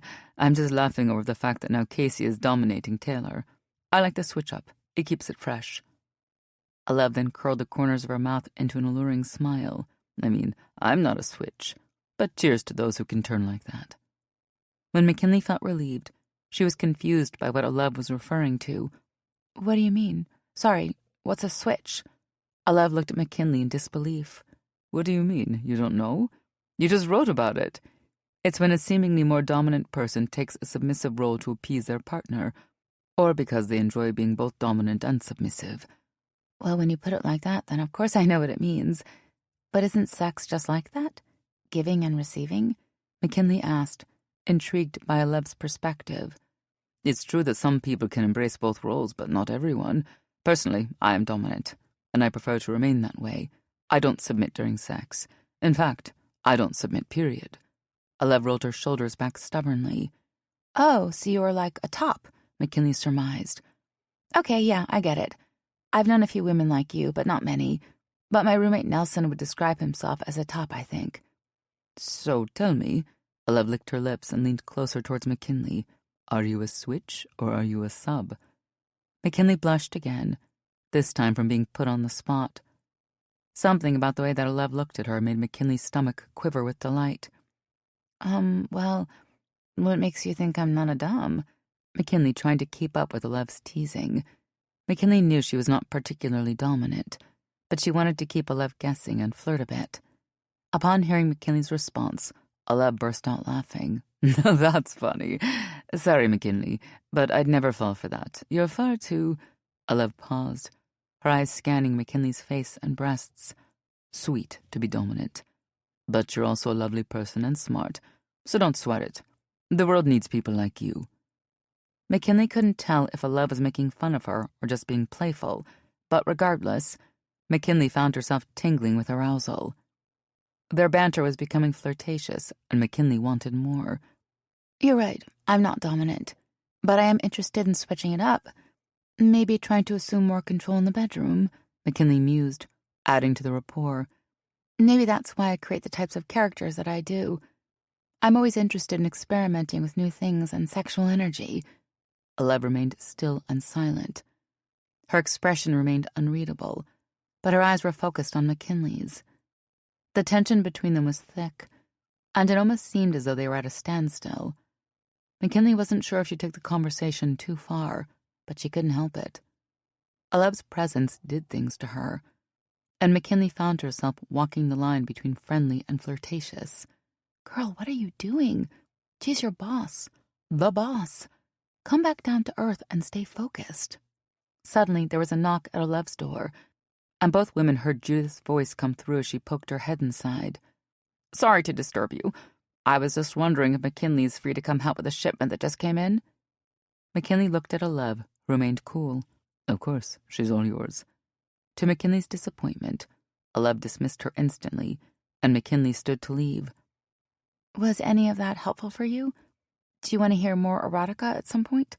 Olev barely nodded, still as a statue. "So far it was great. I'm sure we'll reconvene in the future, but Judith needs you right now, so go and help her." McKinley looked at Judith, giving her a wan smile. "Yep, for sure. Just tell me what you need." McKinley left the office, feeling worked up, wondering if she could change her panties in the restroom before starting the next task in her day. Chapter 11. "Thanks, Judith. And one more thing." Olev cradled her phone into her shoulder while her hands were full of newly packaged merchandise. "Could you please schedule McKinley and Autumn for the Ecstasy photo shoot?" Yes, that's right. We are doing it in-house tomorrow." Ever since the day McKinley tried on the new lingerie at the store, Olev was inspired to get McKinley in front of the camera. She was in awe of how well the pieces fit her petite and sexy physique, and she knew McKinley would make an incredible model for Wicked Orchid. Her tattoos and hair gave her such an individual look that just brought out the best in the lingerie. Olev also thought that pairing her with Autumn, who was a tall, svelte, goth brunette, the photos would emphasize both their dynamic looks and the styles of ecstasy. "Excellent, yes, 8 o'clock p.m. until approximately 11 o'clock p.m. Regardless of the job, they need to be paid for at least 3 hours of work." "Great, thank you." Olev hung up after leaving instructions for Judith. She was excited to see McKinley again, but also conflicted. Her growing attraction was making it difficult for Olev to focus. Even though she enjoyed flirtatious banter and sexual dominance with various women whenever she desired, Olev had yet to break her rule about having sex with her staff. And what made it more challenging was the fact that McKinley seemed to flirt right back. Olev sensed an electric connection between them, making it harder for Olev to maintain her signature cool. Olev finished some tasks in her office before leaving for the night. She was excited to produce the photo shoot, hiring her favorite photographer, Ruby. Ruby had done product photos for Wicked Orchid in the past, and Olev knew she would be perfect for capturing the seductive designs of the lingerie.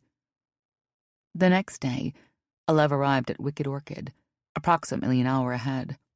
Ruby was already there, and as soon as Olev entered the store, she came to give Olev a hug.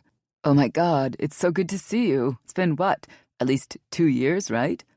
Olev wrapped her arms around Ruby, feeling the soft leather material of Ruby's jacket. Squeezing back, Olev replied, "I'm sure it has. I'm so happy to work with you again. The shots you took of the Queen's Link pieces were so divine. I just knew you'd be perfect for this shoot." Ruby stepped back, running her hand over her shaved head, which sported a dragon tattoo on the left side. She pointed to the camera that swung around her neck. "Check it out. It's my newest weapon, a Nikon D850 DSLR. I wanted to get my hands on this for a few years." Ruby touched the device with her tattooed fingers. "You're going to love the results. This baby gives the finest details, and the color palette is extraordinary." "That's wonderful. I have no doubt in your skills, no matter the equipment you use." Olev looked around the store, hoping to catch a glimpse of McKinley. She then heard the door chimes, and instantly her heart jumped. Turning around quickly, she noticed Autumn entering the store wearing all black. Autumn saw Olev and Ruby and came over to say hi. Olev was slightly disappointed that McKinley wasn't here yet, although she also wasn't late. She was hoping to chat with her before the shoot. Instead, Olev approached Judith, who was counting her till as the store had closed for the night. "Hi there, how was the day?" Olev asked as Judith concentrated on the coins in her hand. Nodding slightly, Judith replied, "It was good. A little slow in the morning, but the afternoon picked up until after dinner." Trying her best to sound casual, Olev asked, "Do you know if McKinley is on the way in?" Judith answered, keeping her eyes on sections of the till. I'm sure she is.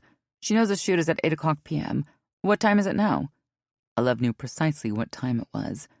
She had been checking her watch since arriving, but she wasn't about to let Judith know. "Let's see, it's 7:21 p.m. Judith remarked, "Well, there's lots of time still." Finally taking her eyes off the money, Judith looked up to face Olev. "Trust me, I'm sure McKinley will be on time. She was super excited to model the clothes." She is definitely looking forward to doing this. Did she say anything about me? Olev wanted to ask, but didn't dare. However, it made her feel exhilarated to hear that McKinley was so enthusiastic. And whatever desire Olev felt towards her employee, most of all, she wanted good shots of the lingerie for the store. It was good to know that McKinley was eager because her positivity would shine through, elevating the outfits, which would help with sales. Just as Olev turned her back to address Ruby and Autumn, the door chimes clinked again. Instantly, Olev turned her eyes to the entrance as McKinley entered Wicked Orchid. Olev noticed that McKinley's hair was done in long curls that showed off the beautiful colors, and she was wearing a bit of makeup. Her cheekbones were highlighted, and the shape of her eyes was contoured with black liner. Ah, very good. Not too much, but it's a perfect amount that would emphasize the overall look. As enthusiastic as Olev was to welcome McKinley to the shoot, she also felt the need to remain collected. Olev was never one to fawn over her objects of desire, even if she wanted to. Judith piped up first. "Hi, McKinley, you're right on time, and your makeup looks great." McKinley grinned at the group. Her brown eyes glistened with excitement. "Thanks so much," replying to Judith. "It's funny because I spent some time wondering what to wear, almost forgetting that I am wearing the Ecstasy brand. I think I was just nervous." McKinley gushed, punctuating her sentence with an awkward laugh. "Hey, Kens." Autumn walked over to McKinley. "This should be a lot of fun, right?" The co-workers embraced as Judith guided McKinley into Olev's office. "You can put your stuff in here. Olev and the photographer are just discussing the shoot. Want me to introduce you?" Olev overheard McKinley's faint reply from behind the office doors. "Oh, yes, that'd be great. Thanks." Olev calmed herself, maintaining her signature stoic demeanor. Rolling her shoulders back, she focused on Ruby. "So, I'd like to use a shelving unit as a backdrop. Maybe having the models lean against it. We could throw some accessories behind it as well. You know, casual but sexy. What do you think?" Ruby squinted, envisioning Olev's idea. Sure, we can try that. How long until the models are ready?" Olev assumed her director role, commanding. "Autumn, McKinley, we'd like to get started. How ready are you?" Autumn approached the group from the other side of the store. "I'm good to go anytime. Just let me know what I'm supposed to wear." Upon hearing Olev's orders, McKinley rushed out of the office wearing only a bra and panty set. "I'm here, ready when you are." Olev gathered the models towards her and the photographer. "Good, we can get started. Girls, this is Ruby Jones. I've worked with her for almost a decade, and she is a well-known fashion photographer in the Bay Area." Ruby shook hands with Autumn and McKinley. "Nice to meet you both. This is going to be fun. We're going to keep the poses light and airy, nothing too serious. First, I'll start with a few photos of you together, and then some individual shots to highlight the lingerie." Ruby grabbed her camera and adjusted a few of the settings. "Olev, what do you have for outfits?" At this point, Olev had not yet addressed McKinley, but now that the young sales associate was standing right in front of her, Olev had no choice but to welcome McKinley personally. "Good to see you. Your makeup looks great. Good job. I'm going to give you a few white pieces. Some are two-piece, but I also have a white lace bodysuit that I think would look fantastic on you." Again, Olev conveyed a welcoming air while remaining a no-nonsense boss. Olev noticed McKinley blush at her compliment. "Thank you. Yeah, I figured I'd go with something more subtle." Brushing a piece of colored hair from her face, McKinley asked, "Is it similar to the black lace bodysuit I got to try on a few weeks ago?" Upon hearing McKinley's question, Autumn chimed in. "What bodysuit? I want to try that on. You know, black is my color." The statuesque goth pointed out. Not wanting to explain as she had McKinley in her office trying on lingerie, Olev brushed over the question. Coolly, Olev replied, "Oh, don't worry. I picked out that piece just for you. It will contrast nicely with McKinley's white outfit." Not wanting to waste any more time, Olev motioned for Judith to bring over the boxes of Ecstasy lingerie. Olev began to open the cartons, pulling out lacy plastic-wrapped items. As she delegated specific parcels to each model, she noticed McKinley beginning to undress in front of her, removing her bra to reveal her perky breasts. Unlike Autumn, who retreated to the office to undress, Olev was drawn to McKinley's confidence and free spirit, wishing that she could be the one to remove McKinley's clothing slowly. Instead, Olev imagined herself taking the time to caress McKinley's skin with her fingertips and lips, building up desire and wanting with every stroke. A now topless McKinley stood in front of Olev and Ruby, her rose-colored nipples erect like two small berries. All right, what do I get to wear first? McKinley looked directly at Olev, giving her a slight wink. You already know how much I love this line. Without hesitation, Olev gave McKinley a coy smile. I do. That's why I wanted you here. With Autumn rushing back to the group, Olev and Ruby began the shoot, with Olev's heart beating excitedly in her chest. Chapter 12. Like this? McKinley asked, turning her back as she leaned into Autumn. It was the first time McKinley had done a fashion photo shoot, and she was grateful for Ruby's directions. But most of all, McKinley wanted to impress Olev, so she was careful to follow Ruby's every word. She felt good, feeling Olev's eyes on her body. She felt sexier than she ever had before. Perfect, yep. Just hold that pose. Ruby snapped away as McKinley caught Olev's figure in her peripheral vision. When she had first arrived at the shoot, McKinley was thrown off by Olev's chilly attitude, and she wondered if she was upset with her. Like she didn't even say hi. Maybe she was stressed about the shoot? Or perhaps something happened earlier at the store. But McKinley didn't want her anxious thoughts to overshadow her concentration. And after everyone got started, McKinley noticed that Olev seemed to soften a bit. Still, McKinley couldn't help but want more attention from her boss. Compliments, direction, suggestions, anything would make her feel seen by Olev. Ruby stopped shooting and paused. Okay, this has been a great set. I love how you two look together. It's an excellent contrast. The black and white lingerie sets offset each other beautifully. Ruby turned to Olev. It's up to you, but I feel we got some great solo pictures of Autumn, and these duo images of the two of them are pure fire. Should we move on to single shots of McKinley? Olev had spent most of the shoot standing off to the side.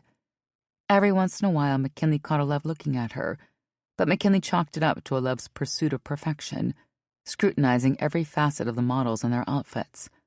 Finally, narrowing her eyes, Olev spoke. Yes, I think we are done with Autumn now.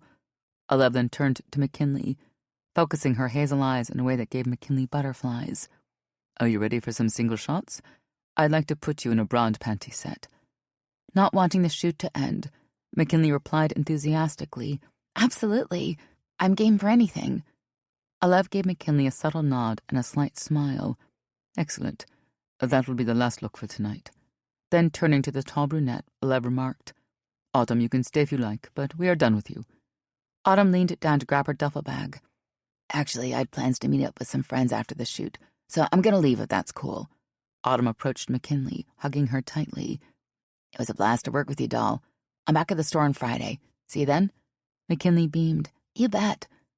Like all of her co-workers, McKinley adored Autumn. It was a solid team, and everyone got along well. See you Friday. Autumn left the store, leaving McKinley with Ruby and Olev. For some reason, McKinley started to feel excited but nervous, as though something interesting was about to happen. Regardless, she was glad to spend a few more minutes in front of Olev. Ruby handed McKinley her last outfit and explained, I want to incorporate these wall racks because they have this cool cage-like look. So once you're ready, I want you to stand like this, putting your fingers through the holes, like you're climbing the structure. Ruby checked in with Olev, who gave a silent nod of approval. Ruby went to demonstrate, raising one leg while her two hands grabbed the white-colored metal rack. Suddenly the base started to shake, and the entire caged structure collapsed within seconds. Oh my God, are you okay? Olev and McKinley exclaimed in unison, rushing to grab Ruby, who tripped while falling on her knees. Oh wow, shit. I didn't expect that to happen, Ruby said with a laugh. I'm okay, don't worry. At least I wasn't scaling a wall or anything. With the help of Olev and McKinley on either side, Ruby rose to her feet.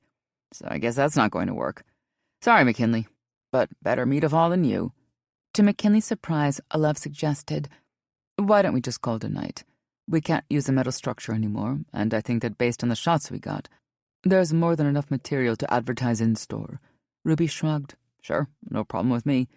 I'll send you the edited versions in a day. 2 days tops. Then turning towards McKinley, Ruby shook her hand once more. It was a pleasure to work with you. You're stunning, and you have a great look. Ruby gave McKinley a sly, flirtatious smile, holding her gaze for a few seconds before waving goodbye to Olev. McKinley grinned, flattered that such a well-known photographer would pay her such a lovely compliment. As McKinley began to gather her belongings, removing her ecstasy outfits, Olev went to lock the front door of the store. McKinley enjoyed the shoot, but was disappointed that she couldn't spend more time with Olev. Well, at least I got to participate as a model. She obviously likes me as an employee, otherwise she wouldn't have asked in the first place. She was clearly flirting with you, Olev remarked as she headed towards the mess of boxes and broken metal structure. McKinley, who was tying her shoe, lifted her head.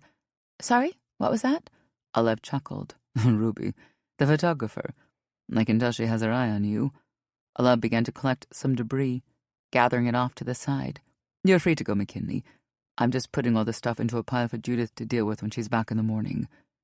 McKinley found it interesting that Olev noticed Ruby flirting with her. I swear nothing gets past that woman.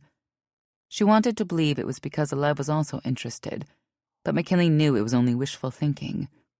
Here, let me help you. McKinley kneeled beside Olev, grabbing at bits of plastic and moving cardboard into a corner. I don't mind. I've got nothing else to do. Olev shrugged nonchalantly. Suit yourself. This will only take a few minutes. McKinley felt Olev's energy freeze, and she couldn't read whether her boss wanted her to leave or stay. Still, as an employee, she thought it was her duty to help tidy. McKinley sauntered over to a box that had been left to the side, away from the other mess. Grabbing it, she brought it over for Olev to assess. Hey, what should I do with this? Olev walked over to McKinley to examine the box that McKinley was holding. It wasn't heavy, but a bulky shape. And just as McKinley thought Olev had a hold of it, the box fell between the women. I'm sorry, McKinley giggled, keeping her eyes on Olev. Sometimes I have butterfingers. Olev looked at McKinley, a warm look in her eyes that McKinley had never seen before. That's okay, she replied softly, maintaining her gaze. At that point, both women froze, their eyes locked. For McKinley, time stood still, and an intense tension filled the void between them. It was the first time they truly looked at one another, without pretense or distraction. The energy was electric, and there was no going back. Olev, I really wish, McKinley murmured, biting her lip, wanting so bad for Olev to kiss her at this moment, but the words couldn't escape her mouth. As if reading her mind, Olev stepped closer to McKinley and bent down close to her face. Is this what you want? Then Olev whispered, Tell me that it's okay. Olev was close enough that McKinley could smell her expensive designer perfume. Tell me what you want. I want you to kiss me. Instantly, Olev brought her mouth to McKinley's, planting a warm, soft kiss. McKinley felt herself become dizzy with desire. She couldn't believe Olev King had kissed her. The floodgates had opened, and McKinley wanted more. After Olev moved her mouth, her eyes searching for a reaction, McKinley whispered, I want more of you. Olev kissed her again, harder and with more passion, and McKinley felt like she might explode there and then. Olev's hands were on her body. Her tongue was in McKinley's mouth. What happens now? Chapter 13. Olev guided McKinley into her office, away from the storefront window, with a hand wrapped around her waist.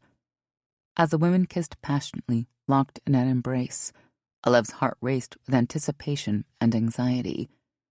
Olev King had never fucked one of her employees, and she knew she was about to break that rule tonight as McKinley urgently pressed her body against Olev, seeking her tongue with hands racing all over Olev's body. There was something about McKinley that Olev just couldn't resist. Just moments before, the kiss was too hot to leave things alone, and there was no turning back at this point. Don't do it. Maintain some distance. This could be a big mistake. Olev's body was doing one thing, and her mind was racing between thinking it was a really bad idea and thinking she might implode if she didn't get to take McKinley in every possible way. As usual, Olev's ego prevailed over her common rational sense when she wanted something badly, and there was no denying how soaked with desire she was over the thought of having McKinley bent over her desk.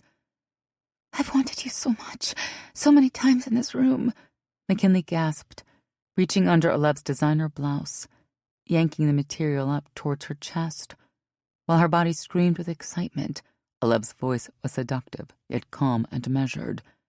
As soon as you walked into my store, I knew there was something special about you, something sexy and spirited. There are so many things I want to show you. Alev opened the office, noticing a boxed sex toy in her desk. In fact, maybe we could even play with this. Alev picked up the new unopened G-spot vibrating toy called the unicorn horn. This baby can give you a clitoral and G-spot orgasm at the same time, apparently. Let's see if it works. McKinley's eyes were wide with wonder, and she nodded as Alev passed her the product. Alev gave McKinley a slight nod, encouraging her to open it. McKinley pulled out the hot pink silicone vibrator that featured a split end. One tip was more extended and broader than the other. The shorter nub forked off from the larger portion, offering a pointer end.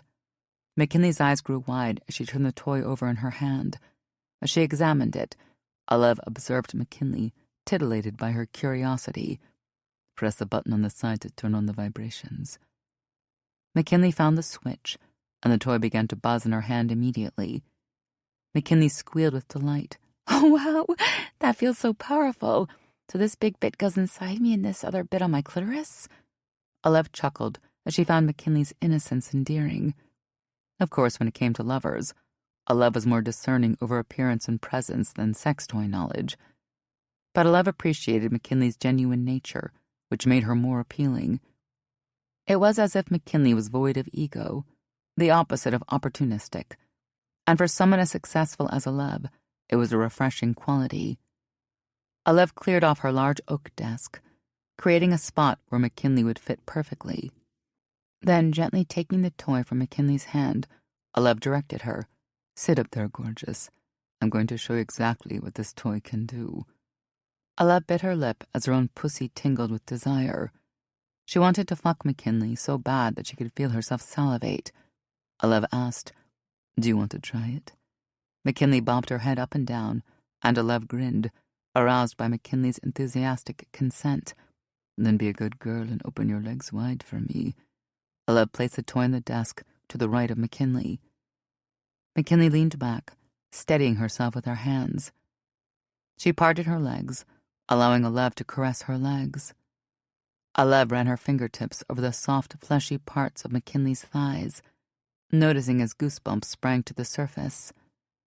McKinley softly sighed as Alev played with McKinley's vulva through the black lace panties. Alev teased her, pressing 2 fingers against McKinley's clitoris, stroking her through the material. Alev could tell by how McKinley squirmed that she was eager for more pleasure. But Alev loved the waiting game. Watching someone desire her touch filled Alev with an intoxicating sense of power mixed with insatiable lust. Roguishly, Alev baited McKinley as she rubbed harder against the warm, luscious panties. Do you want some more, baby? Do you want me to fuck you with this toy? McKinley responded with a moan and nodded. Say it out loud. Please fuck me, please, McKinley whispered. Alev laughed softly. She moved one hand away from McKinley to grab the toy, while the other hand traveled over McKinley's half-dressed body.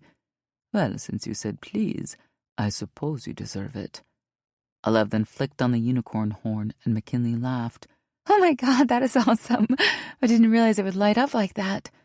McKinley laughed again as she arched her back, spreading her legs even wider. She looked so beautiful in front of Alev and so comfortable, Alev felt blown away. Any doubts she might have had minutes earlier melted away. Alev knew there was only one way this was going. She had wanted this so badly for weeks now, and she was going to take exactly what she desired. Alev pushed McKinley's soaked panties to the side, revealing her swollen, wet vulva. She had wanted to wait until removing all of McKinley's clothes, savoring each erotic moment. Alev thought to herself, this could be the first and last time we play, so I want to enjoy every second of it. But her need was too great for slowing down. Alev took the smaller tip of the toy and massaged McKinley's clit, which was still covered with lacy black material. Alev carefully observed as McKinley began to gyrate her hips, longing for more stimulation. Alev continued to vibrate the toy over her clitoris until McKinley's pussy became more swollen with arousal, glistening with wetness. Yes, good girl. Now you're ready for the other end. As she adjusted the settings, Alev shifted the toy, positioning the longer portion ready to enter McKinley. This will also vibrate inside of you while it pulsates against your G-spot. Ready? If it is too much at any time, just say. McKinley nodded. She was flushed and almost unable to speak. Yeah, please, she moaned. Upon McKinley's command, Alev placed the larger vibrating end in her mouth, moistening it with her saliva before gently inserting it inside McKinley. As McKinley closed her eyes and arched her back, moaning in pleasure, Alev continued to push the toy further inside, angling it so that the bulbous tip could stimulate her G-spot, while the smaller nub continued to vibrate against her clit. Oh my God, holy shit! I've never felt anything like that before! McKinley cried out, thrusting her hips against Alev's hand. Alev continued to observe McKinley. She immensely enjoyed orchestrating pleasure while maintaining full control. It made her feel connected to her lovers while still maintaining emotional distance. Alev didn't consider herself a selfish lover, but she had strict boundaries around her heart.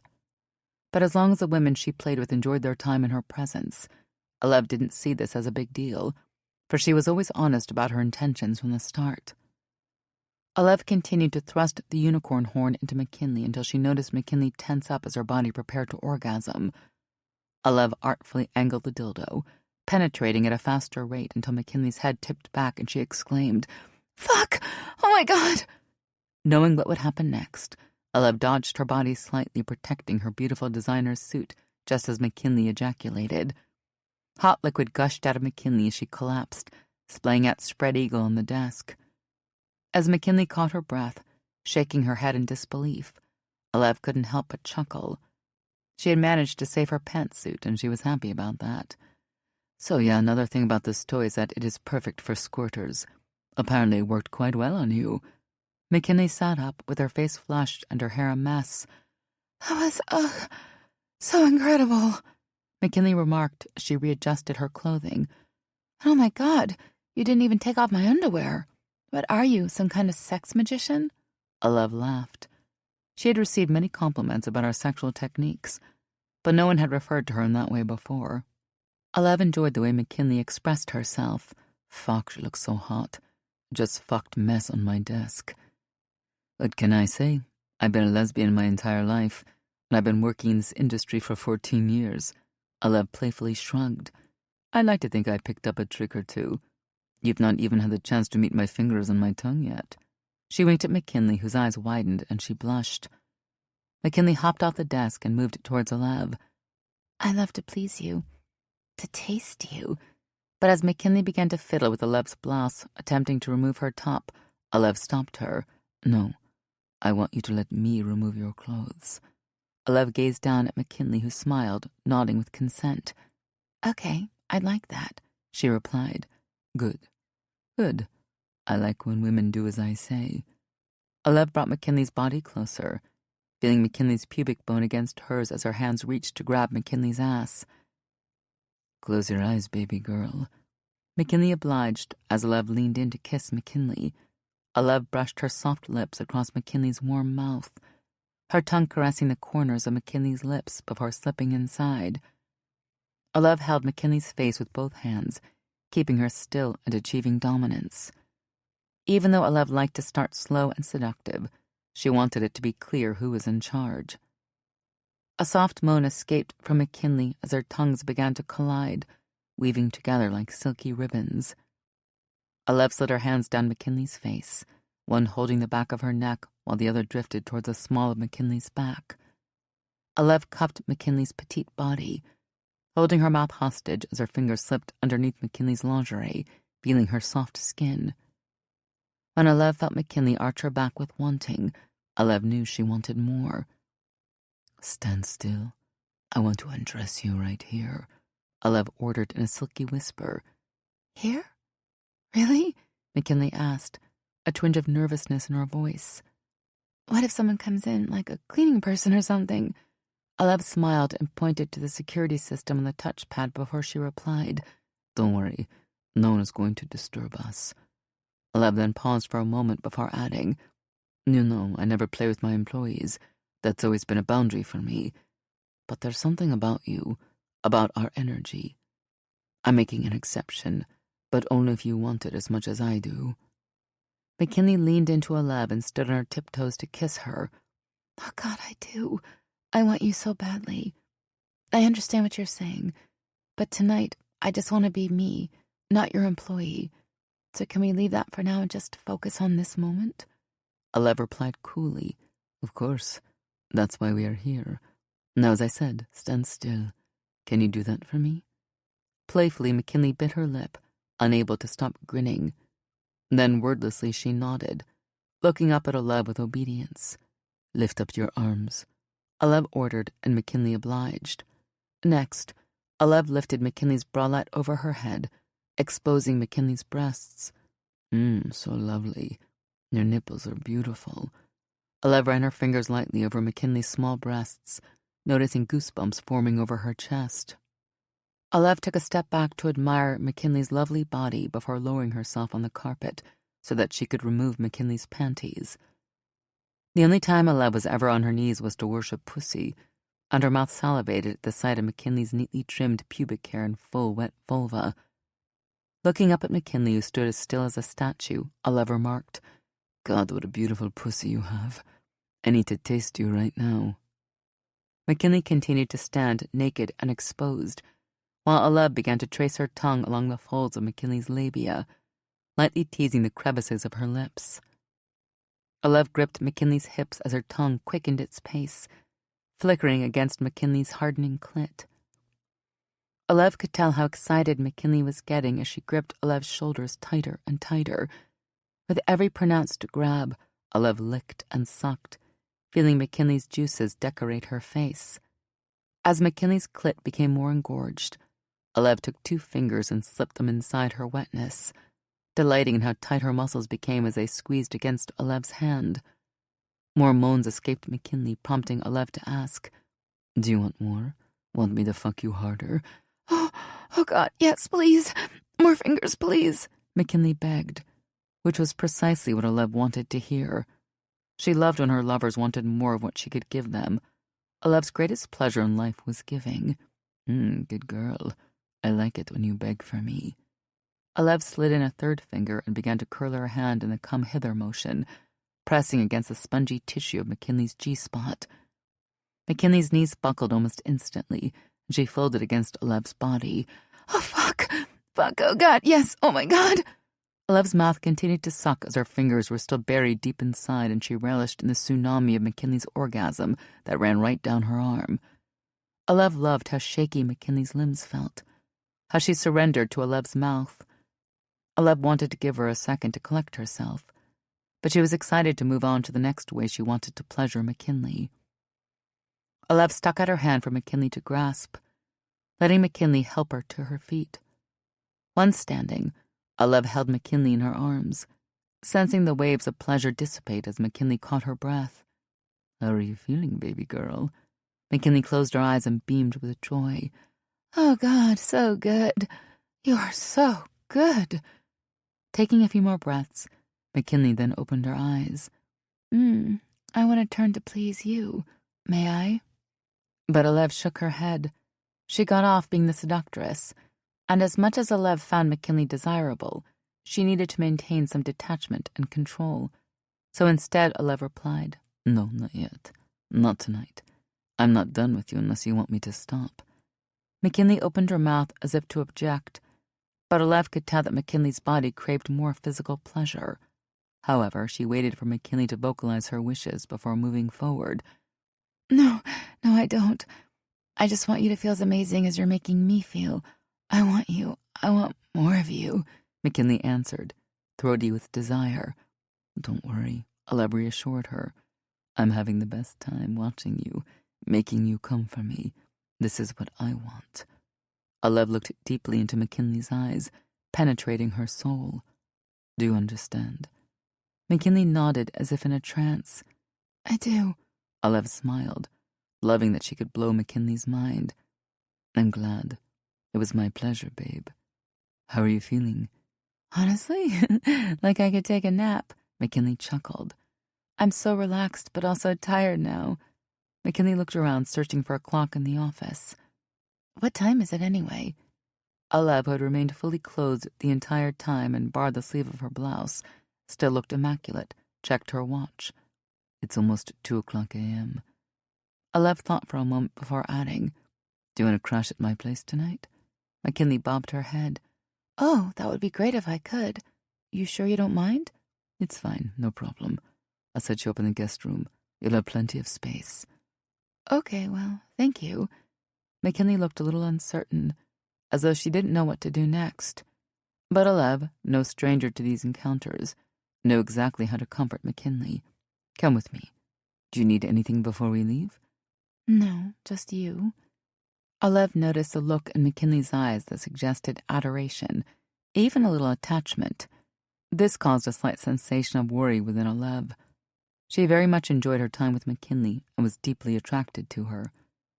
But physical attraction and sexual chemistry were the only love languages Olev knew, especially after her divorce. She didn't want to disappoint her, but she hoped McKinley understood that tonight's tryst was as close as a woman would ever get, and Olev needed to make sure of that. Chapter 14. McKinley woke up with a start to the sound of birds chirping outside the window, and for a moment she had forgotten where she was. Then, blinking open her eyes, McKinley sat up, realizing she was not at home. She surveyed her surroundings, now remembering that she had gone to sleep in one of Olev's spare bedrooms. The bed was huge and luxurious. Oh, wow. I can't believe that actually happened. I wonder what time it is.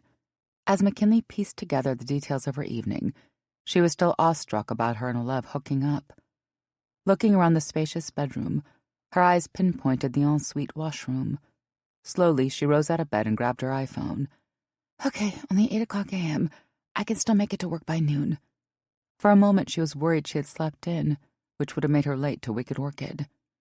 McKinley made her way towards the tiled room to wash up and prepare for her morning. Olev hadn't given McKinley any instructions as to what she could use in the bathroom, but McKinley assumed it was acceptable to help herself to body wash and other toiletries. Stepping into the shower, McKinley soaped up her naked body, still feeling the buzz of the hot sex she encountered the night before. McKinley had been with plenty of partners in the past, including both men and women, and while she had dabbled in various sexual activities, McKinley now preferred intimacy strictly with women. But even her most skilled female lovers didn't exude the magic that Olev seemed to possess so effortlessly. Even at 32 years old, no one had made McKinley feel so amazing, until last night, while under the seductive spell of Olev King. McKinley hummed to herself, still high from her multiple orgasms. As she rinsed off, she couldn't help but tilt the shower head ever so slightly, so that the droplets pelted against her somewhat swollen and sensitive vulva. McKinley tipped her pelvis forward to achieve the perfect angle to stimulate her clitoris. The water pressure was intense, and within a minute, McKinley was massaging herself with Olev's handheld shower. Closing her eyes, she leaned against the tile and circled the hose slowly and methodically, noticing a pleasurable buildup bubbling beneath her pubic bone. McKinley breathed deeply into the sensation, hoping to achieve another climax, when she heard a sharp knock at the bedroom door. Startled, McKinley dropped the shower head into the tub, which caused the hose to spray in all directions. Oh no! Shit! Stop! Stop! McKinley cursed to herself, grabbing the metal pipe. Then, leaning over towards the tap, she quickly shut off the water, which calmed the hose to a complete stop. Olev, is that you? Sorry, I'm just in the bathroom. Be right out.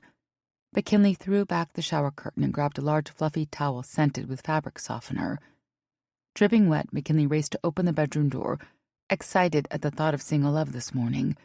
Maybe we could have a quickie before I leave, or even have a coffee together. I'd love to spend a bit more time before I need to take off. With one hand, McKinley attempted to towel off her hair while swinging open the bedroom door with the other. Hey, I was just thinking of you. McKinley faltered when she realized it was a stranger at the door. Good morning, miss. Did you sleep well? The tall woman spoke in a heavy Brazilian accent. Stunned and confused, McKinley stuttered. Oh gosh, I'm so sorry. Then realizing she was naked except for the towel on her head, McKinley grabbed the terry cloth fabric and attempted to cover herself up. But the Brazilian woman seemed unaffected, almost amused. It's no problem.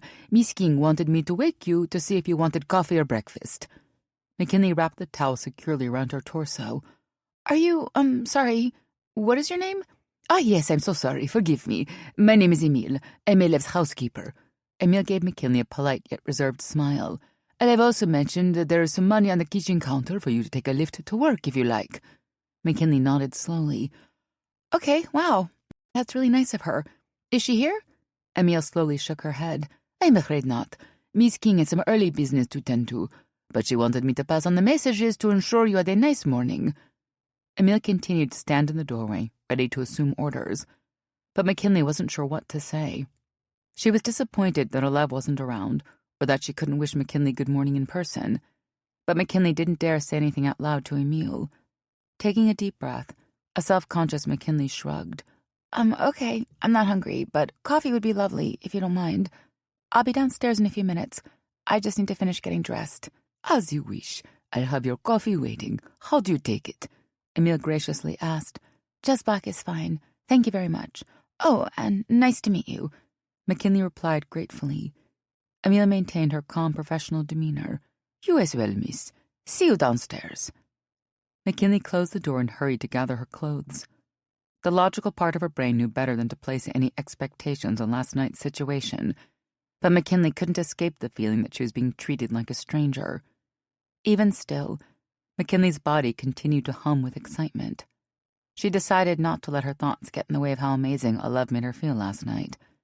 And even though Olev had made it clear that having sex with an employee was not something she normally did, McKinley was already waiting for the next time they could physically be together. To McKinley, Olev was an enigma, a powerful force of a woman who, at the same time, held herself with an air of mystery.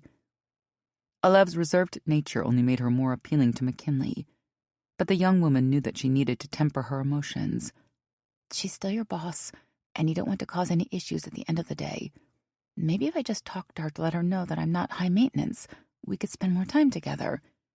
As she packed up to leave the spare bedroom, McKinley continued to muse as she cascaded down the winding staircase that led to the foyer. At the bottom of the stairs, McKinley's senses were awakened by the smell of freshly brewed coffee. If only Olev could have joined me for a cup. Oh well, I guess I'll see her at Wicked Orchid soon enough. McKinley turned right towards the kitchen. Sunlight poured through the curtains as Emile stood at the sink washing dishes. Ah, hello, miss. I left your mug of coffee in the dining room, and I know you said you didn't want to eat anything, but I also left a tray of fresh muffins, just in case you change your mind. Emile gave McKinley a jaunty wink, which immediately made McKinley feel at ease.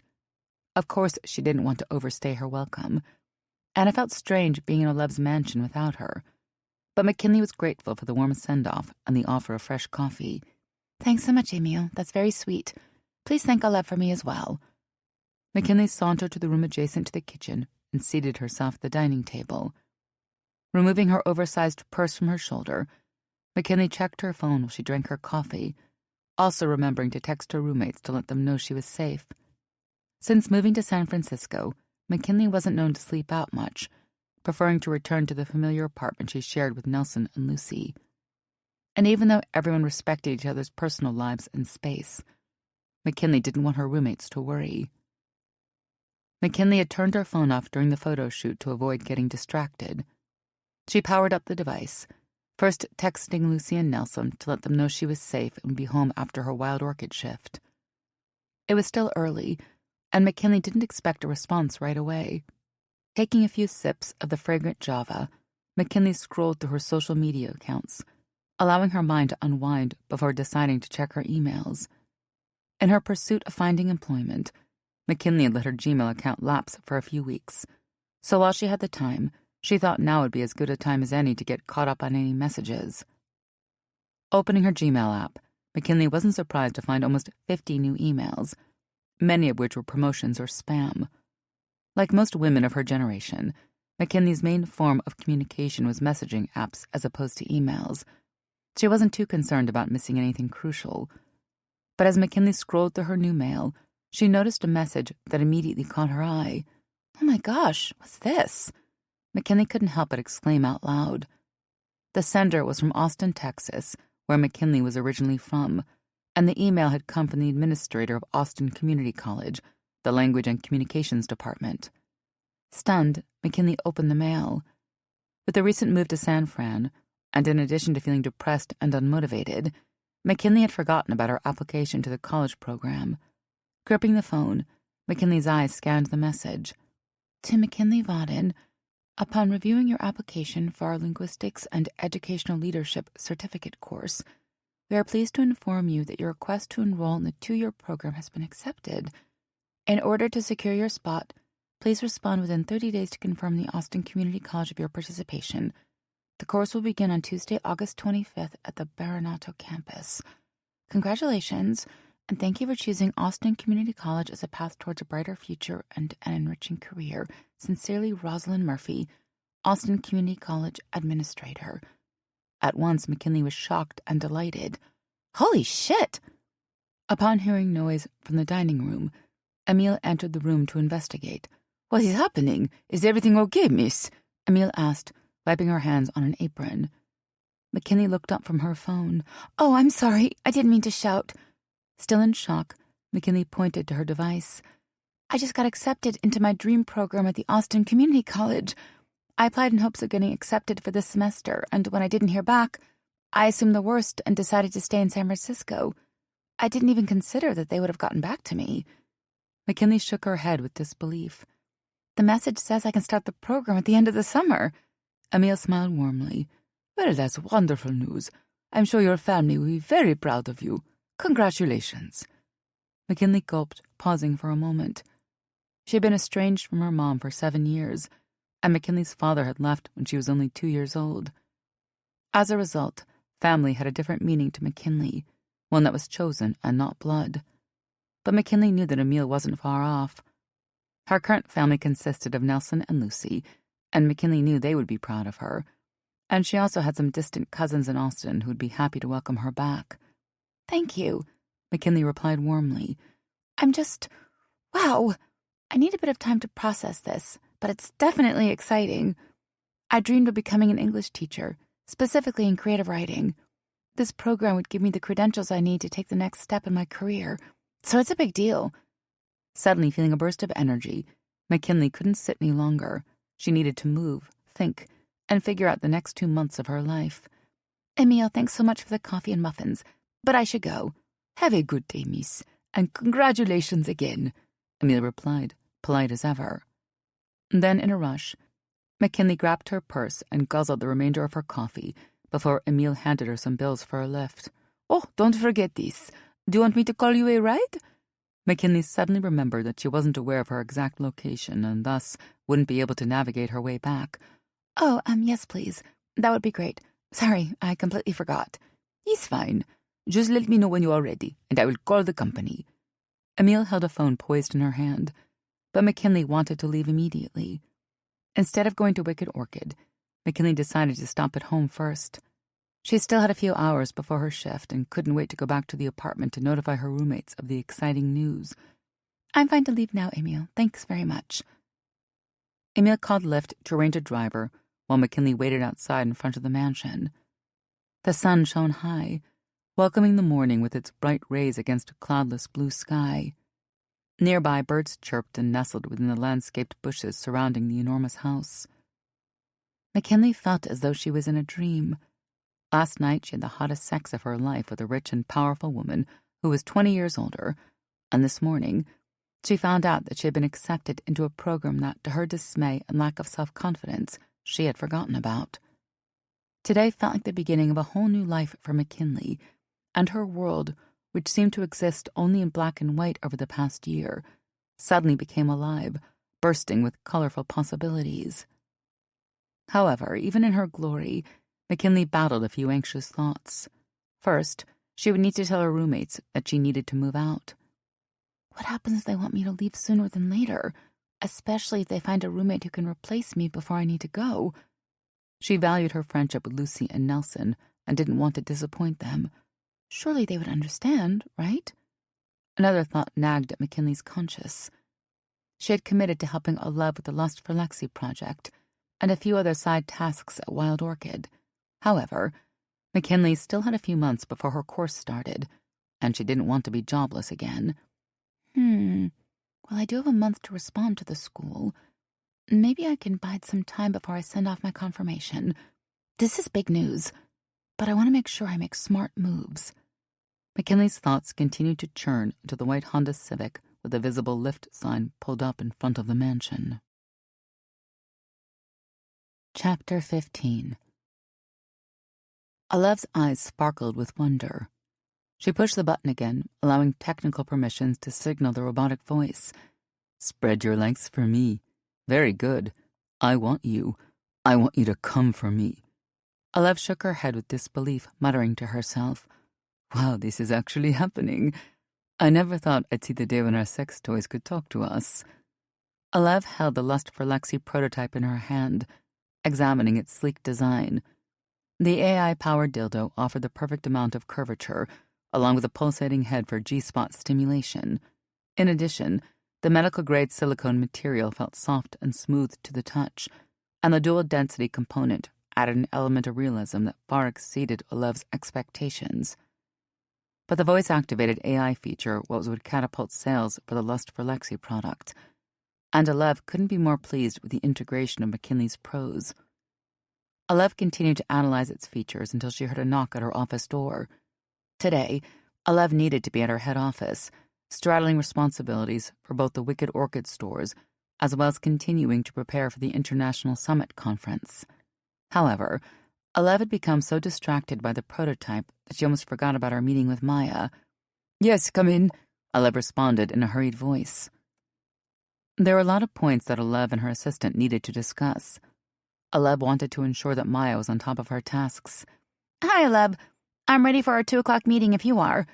Maya poked her head into Alev's office as Alev waved at the chair in front of her desk. "Grab a seat, Maya." Alev cleared the surface of her desk while leaving the Lust for Lexi prototype out in the open. "I have to show you this. It's incredible." Sitting down, Maya fixated her eyes on the product. "Wow, cool. Is that the mock-up?" "Mm-hmm. I was just testing out the voice activation feature." Alev turned on the toy. "Check it out." Then, leaning into the dildo, Alev spoke aloud in an animated voice. "Oh God, I'm so horny. I want you to make me feel so good." Alev locked eyes with Maya as they both suppressed a laugh. Regardless of how serious Alev was about her franchise, she couldn't deny that the sex toy industry was undoubtedly amusing.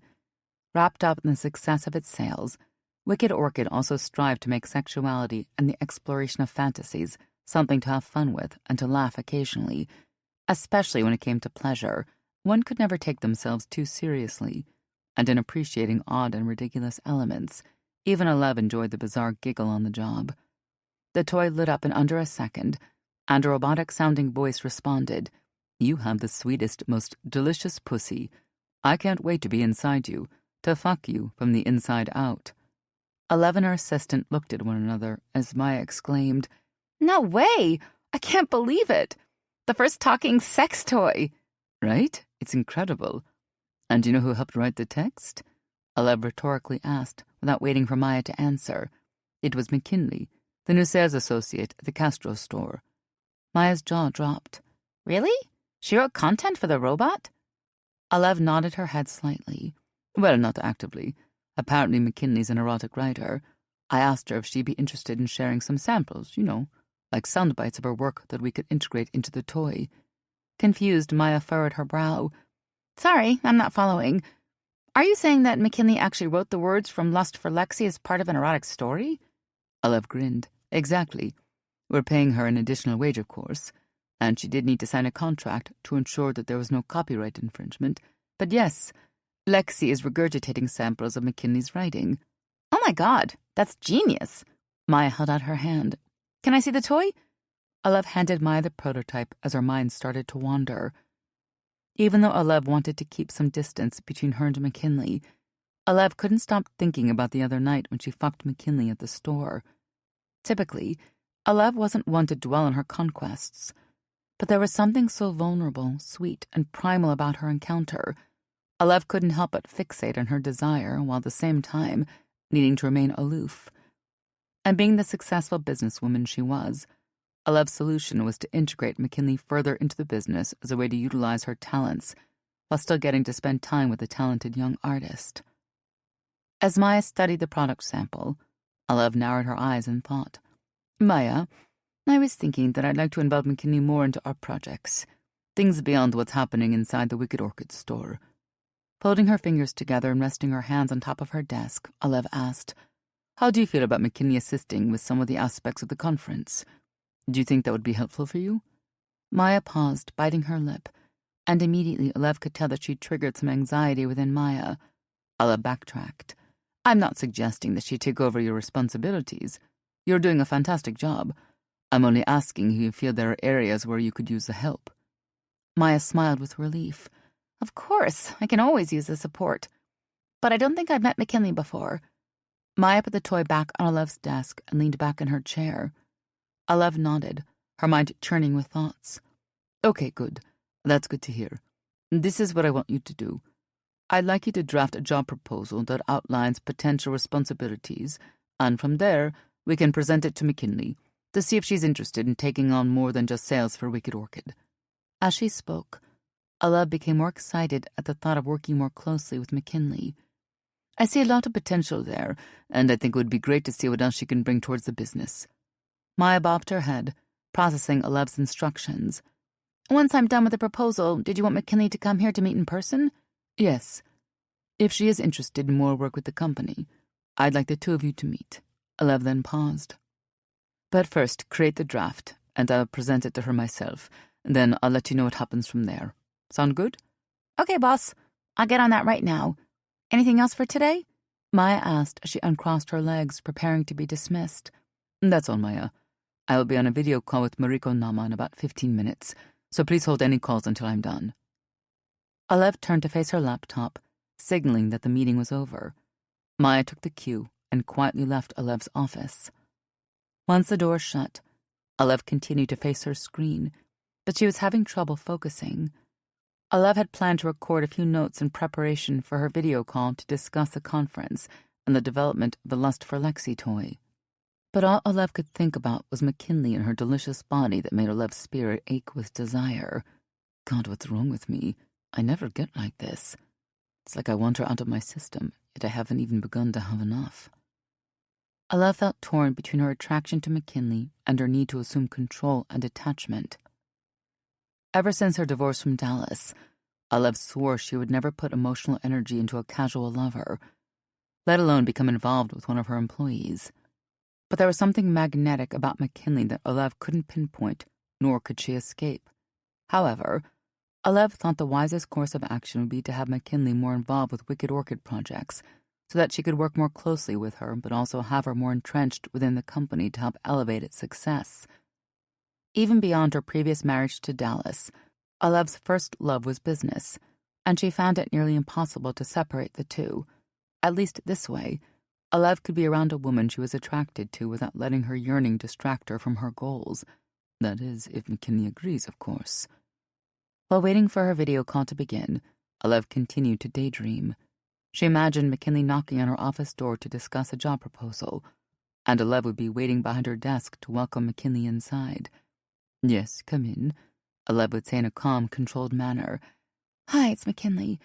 I wanted to talk to you about the job offer. Without waiting for Olive's response, McKinley would let herself in, taking a seat in front of Olive. Olive would notice McKinley's outfit, which consisted of a short black skirt and colorful blouse. And while the top was loose-fitting, Olive could still see the outline of McKinley's tiny button nipples, indicating that she wasn't wearing a bra. McKinley would then lean towards Olive, resting her delicate hands on the desk, replying, I thought about the proposal, and I'm so flattered. I got so excited about the thought of us working together. Thank you for thinking of me, boss. McKinley would give Olive a seductive wink, suggestively biting the corner of her lip. Then, to Olive's surprise, McKinley would then ask, Can I show you how excited I am? Would that be okay? McKinley would be toying with the buttons on her blouse while waiting for Olive's consent. But Olive would remain cool as always, holding McKinley's gaze. Finally, nodding ever so slightly, Olive would respond by saying, Yes, I'd like to see that. Show me anything you want. Then McKinley would stand up so that Olive could see McKinley's entire figure. Slowly, McKinley would begin to undo each button on her blouse, slowly and deliberately. She would part the silky material of the shirt, exposing her breast to Alev. Taking her left hand, McKinley would begin to caress her own skin, moving towards the right nipple, squeezing it gently. "I'll bet you want this in your mouth right now," McKinley would tease, with Alev smiling ever so slightly. But Alev already knew what she wanted in her mouth. "Lift up your skirt," Alev would instruct, and McKinley would oblige, sliding it up her thighs, revealing that she wasn't wearing underwear. Alev's mouth would water with anticipation as she began to touch herself underneath her desk. She wanted to taste McKinley so badly that she could barely talk. "I want to feel your mouth on me." McKinley would continue to seduce Alev as Alev rubbed her own clit harder out of McKinley's sight. Then, as McKinley stripped off her skirt, Alev breathed harder, spreading her legs further apart.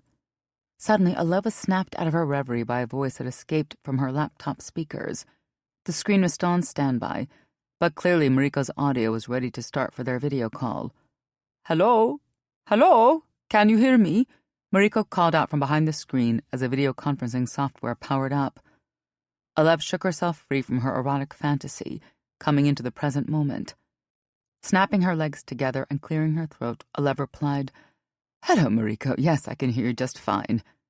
Rolling her shoulders back and assuming an upright posture, Alev focused her attention on being the professional businesswoman she was, berating herself in the process. "Come on, Alev, get it together. You have an empire to run, and the last thing you need is to be distracted by a silly crush." But regardless of what Alev's mind told her body was on fire with passionate feelings towards McKinley. Chapter 16. "Oh my gosh, why am I so nervous?" McKinley raced out of the bathroom and hurried into the living room to find her shoes. As McKinley threw on her jacket, Lucy came out of her bedroom in a robe, a silk cap covering her long black locks. Yawning, she exclaimed, "Where are you off to? It's only 9:00 a.m. "I have a meeting with Alev King at our head office. It sounded important, and I don't want to be late." McKinley wasn't a morning person by nature, but she was intrigued by the message she received from Alev's assistant, Maya Cohen. Maya had requested McKinley's presence to meet with her and Alev this morning regarding a job opportunity. Aside from the date and time of the meeting, the email didn't go into a lot of detail, leaving McKinley anxious to learn more. On top of that, McKinley was also excited to see Alev again. The memories from their passionate night still played like a slideshow in McKinley's mind. "All right, girl, good luck. I'll probably be gone by the time you're back. I'm dancing at the bistro this afternoon, doing the day shift." Lucy gave McKinley a little wave before retreating back into her room. While waiting for the bus, McKinley thought about the letter from the school, trying to figure out how to break the news to both her roommates and Alev. And since receiving the email from Maya, McKinley felt even more conflicted. Not knowing what to do next, McKinley decided that she would receive more clarity after the meeting, so she resolved to wait it out. "Besides, I still have a whole month before making my decision. Yeah, I'll wait and see what happens. It's just not the right time yet." McKinley coasted through the streets, rolling up and down hills until she arrived at Alev's head office, located in the heart of the downtown business area. Yanking the cord, she signaled for the bus to stop, exiting from the side door. She approached a tall glass building and walked into the foyer, searching for the elevators. As she rode to the 18th floor, McKinley thought about the erotic short story she had written about two strangers meeting in an elevator who ended up fucking, never to see one another again. She had often dreamed of enacting that fantasy in real life and couldn't help but imagine herself and Alev sharing close, confined quarters that fueled the sexual tension between them. McKinley pictured herself greeting Alev as she entered the sliding doors, captivated by Alev's powerful, towering presence. Together, they would ride the elevator up a few floors before it got stuck. After a few minutes, the compartment would become so warm that both women decided to remove their shirts. As they waited for help, Alev and McKinley would become dewy with sweat, and Alev would take the material from her expensive blouse, dabbing the moisture off McKinley. Their attraction would continue to grow until neither woman could hold back. Alev would then press herself against McKinley, cornering her in the elevator, with a hand sliding up McKinley's skirt. McKinley would be soaked with arousal, her body aching for Alev's touch, The women would then passionately kiss as their bodies began to rub against each other. "Please, I want you to fuck me. I want you inside of me so bad," McKinley would whisper. She would then part her legs, welcoming Alev's fingers. Ding! Suddenly the elevator stopped and the door opened, shaking McKinley out of her fantasy. Bringing herself back to reality, McKinley walked down the hallway until she reached a door that read Wicked Orchid Head Office, President and CEO Alev King. As McKinley slowly opened the door, she was immediately greeted by a woman sporting a short, stylish haircut and designer glasses. "Hello, you must be McKinley, yes?" The woman stuck out her hand. "I'm Maya Cohen, Ms. King's executive assistant. It's a pleasure to meet you." McKinley grinned, yielding to Maya's firm grip. "Hey, nice to meet you as well." Looking around the spacious, elegantly decorated room, McKinley couldn't help but remark, "Wow, this is a great office." McKinley felt herself relax, soothed by Maya's friendly demeanor. Maya turned her head slightly, glancing around her surroundings. All of the interior designs were Miss King's vision. She certainly has an eye for taste. Grabbing a folder from her desk, Maya motioned for McKinley to follow her down the hall. "Please, come this way." McKinley followed Maya down a short corridor, noticing a few achievement awards with Alev's name on them on the walls. "Wow, these are crazy. How the heck did someone like me end up in a building like this?" Maya swung open Alev's door, ushering McKinley inside. Upon seeing the women, Alev stood up from her desk. McKinley's heart skipped a beat, enthralled by Alev's powerful energy. Her glossy brown and caramel bob shone in the light. McKinley was both intimidated and aroused by her strength and mature, timeless beauty. "Good morning, McKinley. Thank you for joining us today." Alev greeted McKinley with a crisp smile, followed by a brief handshake. It was the first time the two women had seen each other since their sexual encounter, and Alev was quick to set a professional tone. "Thank you. I appreciate you wanting to meet with me." Alev motioned for McKinley to grab a seat while Maya sat in a chair closer to Alev's desk, so that the two business women were facing McKinley. Getting right to the point, Alev began. "We've asked you to come in today because we are interested in working with you beyond your sales role at the Wicked Orchid flagship store. While you seem to be satisfactory in your current position, you possess other talents that I feel could benefit the development of additional projects I have set for the company." Alev then pointed in Maya's direction. "I've asked my assistant to prepare a job proposal for you, and if you're interested in the opportunity, we'd love to bring you on board. But first, let me ask how you've been enjoying your time at Wicked Orchid. Do you feel that it's been a good fit so far?" McKinley bobbed her head. "Oh, yes, definitely. I love the people I work with. The products are so sexy and fun. And I love being a part of the photo shoot as well." McKinley tucked a strand of hair behind her ear, adding, "By the way, how did you like the erotica I've sent? I received your payment for that, so thanks." Both women looked pleased as Alev replied, "It was excellent. The text pairs perfectly with the voice-activated commands for the Lust for Lexi prototype. In fact, I was telling Maya about it the other day." Maya chimed in, "It's really good, McKinley. We were both very impressed." Alev continued, "And that's why Maya's prepared this proposal. We see a lot of potential in you." Then, turning to her assistant, Alev curled her fingers, signaling to receive the folder from Maya's hands. Maya handed the documents to Alev, noting, "We would like for you to look it over, and at the back is a contract to sign if you agree to the terms. But just to give you an overview, the idea is that you would be working with me, assisting with projects assigned by Alev. The details are described in the proposal, but it would be things that complement your existing skills, content writing and some marketing tasks. And if you accept the position, we would like you to accompany us to the International Summit Conference in Japan, which gathers successful businesswomen worldwide for a week of presentations, product launches, and keynote speeches." Alev interjected, "It's an incredible opportunity for Wicked Orchid, and we're launching the Lust for Lexi product at the conference. However, there's a lot to be done before attending and, of course, at the event." McKinley felt Alev's eyes bore into hers, seemingly assessing McKinley's interest. "I'll also add that, with this position, your wage would go from hourly to salary." McKinley's jaw dropped slightly as excitement rose within her body. She had only ever worked hourly-paying jobs within customer service. And while McKinley had done well in school, paid writing opportunities were scarce. The idea of working closely with an influential force like Alev while receiving a higher-than-minimum wage was mind-blowing to McKinley, not to mention that she loved being in a sex and pleasure-positive environment with other queer women. The opportunity felt like a dream come true to McKinley, and suddenly the chance to enter a school program felt more remote. McKinley felt like she was at a crossroads with big decisions, and to make matters more complicated, her attraction to Alev felt like a magnet drawing her in. Gosh, I don't know what to do. This seems like an incredible offer, and I don't want to pass it up. But the writing program means so much to me. McKinley kept her voice steady as thoughts churned in her mind. Wow, all of this sounds so incredible. I'm definitely interested, and I'll read over the proposal today. I'm just curious, how long do I have to decide?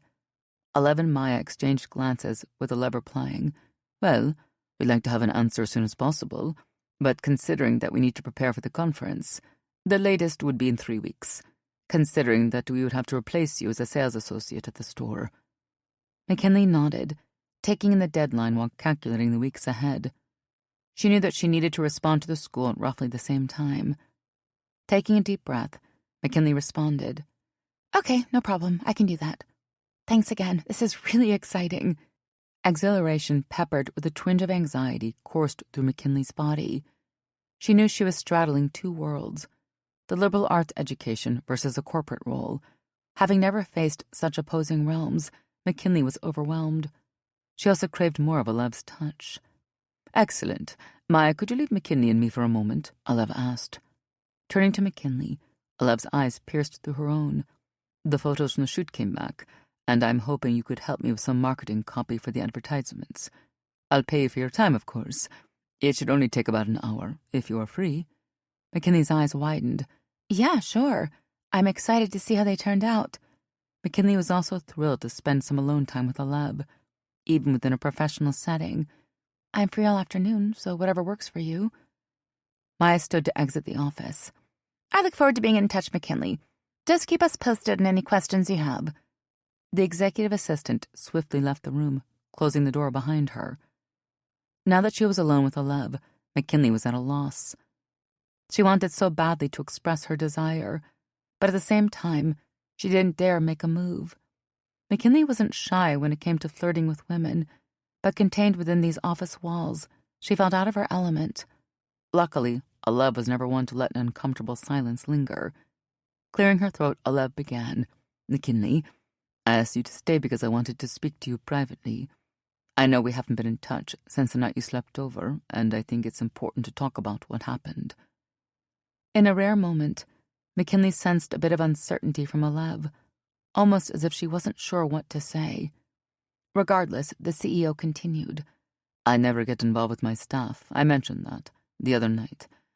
We definitely have chemistry, and I enjoyed my time with you, but this—" Alev pointed to herself and McKinley. "This can't happen again. I need my company to remain professional." Alev's expression remained stoic, but McKinley wasn't convinced. She observed Alev squirming in her chair, exuding both resolute and indecisive energy. It was a refreshing side of Alev that McKinley had never seen before. Taking her chances, McKinley responded, "I understand, and I respect your decision as my boss. I love the projects I'm doing with Wicked Orchid, and I want to continue to work with you." McKinley paused, looking down at her fidgety fingers. "I don't care, I have to say it. I have to say what's on my mind. But isn't there a way where we could, I don't know, maybe see each other a bit on the side? Like separate from work? There is something between us that I'd love to explore with you."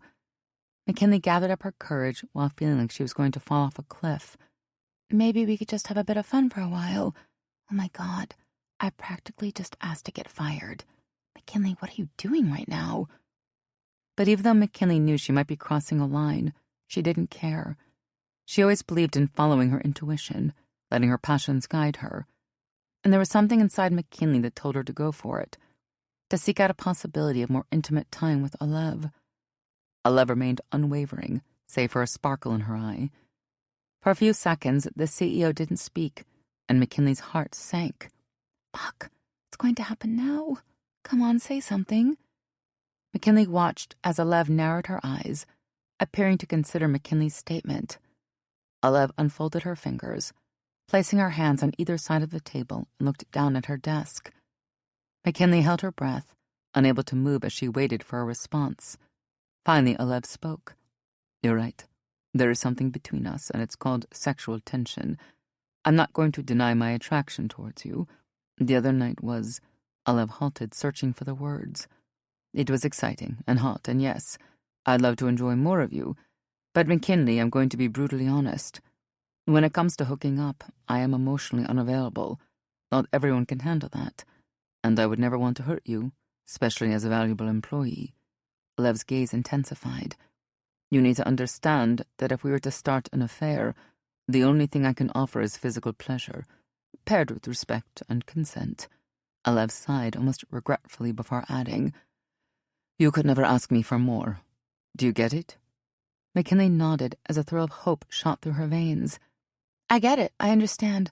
I can accept that, and we can keep this a secret." McKinley couldn't help but lean forward towards Alev. "I want you. Can we try this?" McKinley was on the edge of her seat, already wet with arousal. "Okay, yes, we can." Alev lowered her voice to a seductive tone as her eyes scanned the office, ensuring that the door was shut tight. "Tell me what you want right now, McKinley. How can I make your fantasies come true?" McKinley parted her legs slightly, running her hands up her thighs. "I want you to fuck me. I want to feel you deep inside me." Her heart was beating furiously inside her chest as her pussy tingled with delight. "Please." "That's the magic word I love to hear." Alev gave McKinley a coy smile. "Slip your panties off and open your legs wider for me," Alev ordered, and McKinley enthusiastically obliged.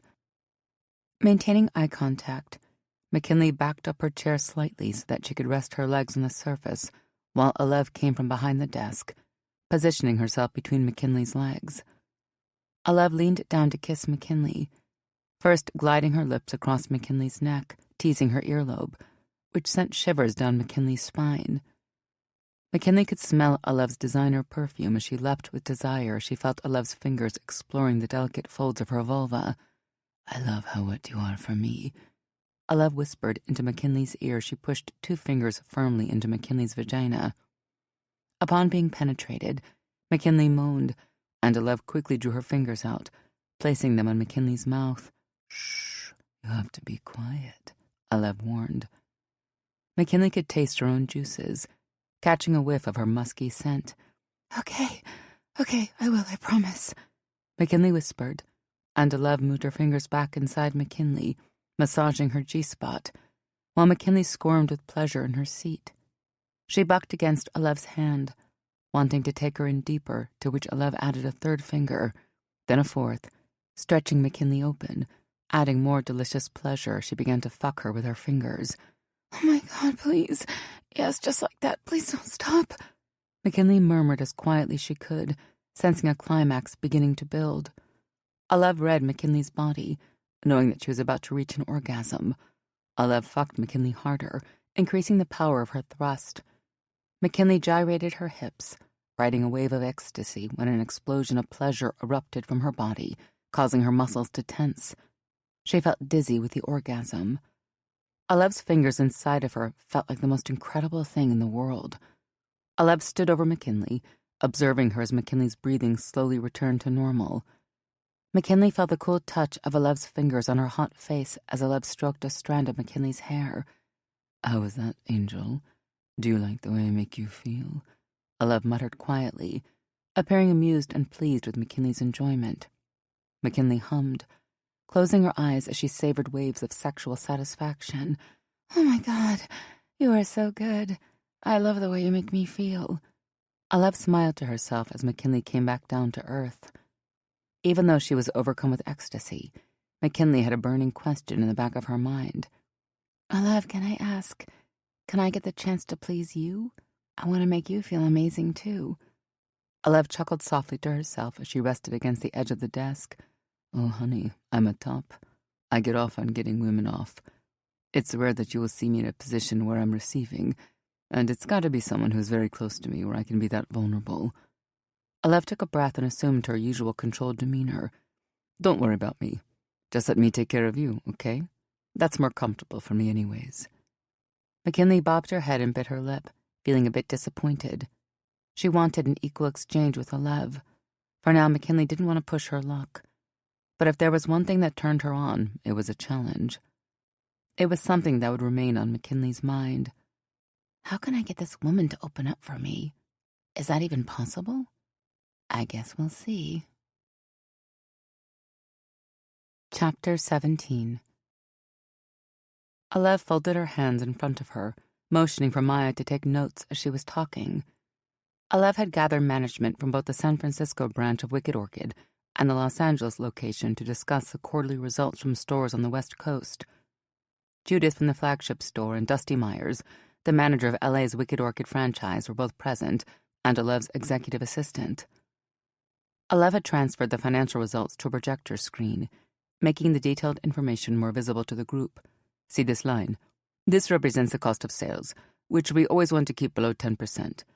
I'm pleased that for both the San Fran and LA stores, this has been maintained at 7.5% over 3 months. Judith and Dusty smiled and gave each other a subtle high five, obviously pleased that Alev was satisfied with their results. Awesome to hear. I feel like the new customer service framework has aligned well with KPI objectives, Dusty commented. Alev turned to Dusty. And at this point, what do you feel are the highest performing products? Without hesitation, Dusty answered. Oh, definitely the G-spot dildos, but in particular, the silicone pulsating player has been a huge hit. Alev was pleased to hear that as she was thinking about the launch of the Lust for Lexi toy. While Alev already had the data to support its projected success, it was also important to understand what was selling well at the various Wicked Orchid locations. While Alev's business model focused more on classic quality than trends, she was also aware that integrated technology was here to stay, and sex toys were no exception. Very good. It sounds like the LA market is ready for the Lust for Lexi AI model, Alev remarked as Dusty added. Absolutely. When do you think that will be ready for retail? Alev replied. I'm working on the prototype, so it's ready for the launch at the International Summit in Japan. So it should be ready for the Wicked Orchid stores in less than 3 months. Alev turned to Maya. Does that sound right? Maya nodded, confirming Alev's prediction. Yes, that's a solid estimate. And hopefully we can bring McKinley on board sooner to help expedite the process. As soon as Maya brought up McKinley's name, Alev's heart skipped a beat. She thought back to the intimate encounter in the office a week ago, feeling both nervous and aroused. Alev had told herself not to dwell on the incident, but she couldn't help thinking about McKinley. The taste of her lingered in Alev's mouth. Finally, she decided to leave McKinley alone for a while, to give her time to consider the business proposal, but also to give herself space to detach. Alev kept tabs on her employees. If she ever needed to know about McKinley's performance, she could always ask Judith. But for now, it was best if Alev maintained some distance from her object of desire. Great, all right.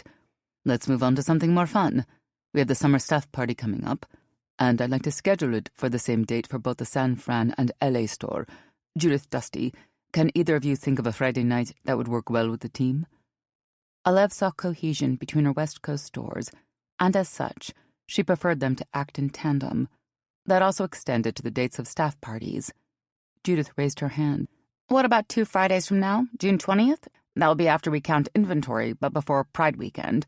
It would be nice to give the staff a break in between. Dusty turned to Judith. Yeah, I like that. LA's Pride festivities are only a few days after yours, so I think that works for our location. Alev studied both managers. Good, that works best. Then let's schedule the summer staff party for Friday, June 20th. Alev pointed to Maya. Please add that to my Google Calendar and send out a memorandum with the details. We'll have it catered as usual and see if you can arrange the same DJ as before. We got some great feedback from her performance. Maya bobbed her head, following Alev's instructions. Yep, will do. And the staff are allowed to bring guests, like before? Of course, yes. Everyone is permitted to +1, Alev answered. Even though she attended the earlier portion of the staff events, Alev had never brought a date.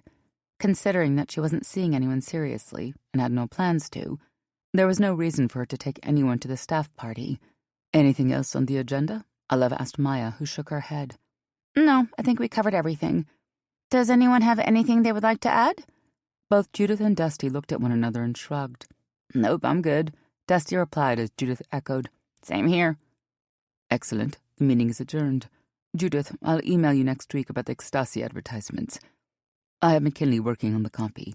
Judith grinned. Cool, sounds good. I'm excited to see the photos from the shoot. Maya, Judith, and Dusty exited the room, leaving Olev alone in her office. She took a quick stretch, pausing to clear her mind before moving on to the rest of her workday. Olev decided to check her phone, which had been silent during the meeting when she noticed a text message from Catherine. "Hello, beautiful. How's your day going? Call me when you have a sec. I've got some exciting news for you." Olev wrinkled her nose, frowning slightly. Like McKinley, Olev also wanted to keep Catherine at arm's length to avoid leading her on. While she had enjoyed her time with Catherine, Olev could tell that Catherine was starting to catch feelings, and Olev did not want to encourage any romantic drama. Still, the mention of interesting news piqued Olev's attention, and she couldn't help but be intrigued. Olev called Catherine's number, and Catherine picked up on the first ring. "Hello?" she answered in a breathy voice. "Hey, it's me. I got your text." "What's the news?" Olev asked in a friendly yet efficient tone. "Well, hello there. I'm actually shocked that you called me so soon," Catherine replied flirtatiously. "I'm glad your curiosity got the best of you." Olev rolled her eyes slightly, amused that Catherine thought she had the upper hand. "What can I say? You caught me on a good day," she playfully retorted. "So, what's going on?" "So, you'll never believe this, but the Advocate magazine is going to do an interview with me about curating famous queer artists for the Bay City Gallery," Catherine said excitedly. "Awesome, that's great news. Congratulations." Olev was happy for Catherine, although not entirely surprised. As a socialite in San Francisco's art scene, Catherine was no stranger to publicity. But being featured in the Advocate was a high honor, a feat that Olev had not yet achieved. Wicked Orchid had been placing ads in the Advocate for years, but Olev herself had yet to be interviewed. Catherine continued, "But that's not all. They actually wanted to do a day-in-the-life piece with me, and I was wondering if you might want to have dinner with me that night, so I could introduce you to the journalist." Catherine's voice lingered as she tried to coax Olev into agreeing. "Who knows? Maybe they will want to interview you in the near future." Narrowing her eyes, Olev thought quickly. She could sense that Catherine's proposal doubled as a ploy to secure a date night. But at the same time, Olev knew that this could be a huge opportunity to help promote the launch of her newest sex toy. Olev also enjoyed spending occasional and casual time with Catherine. Still, as a businesswoman, she was also attuned to any chance available to help boost her company and highlight upcoming projects. Tapping a pen as her mind churned, Olev replied graciously, "Thank you for thinking of me. It's possible that I could be free. When is this scheduled for?" "Hold on, let me check my notes." Catherine paused for a second before answering. "Oh, I see. It's Friday, June 20th. Apparently it's an all-day thing, but you can just join me for dinner if you're free." "Shit," Olev thought to herself. "That's the same night as the stuff party. I can't miss that." Olev struggled to respond until an idea popped into her head. Maybe there's a way around this. Clearing her throat, Olev finally spoke. "So that is the night of our annual summer staff party for Wicked Orchid." "Oh, really? That sounds nice.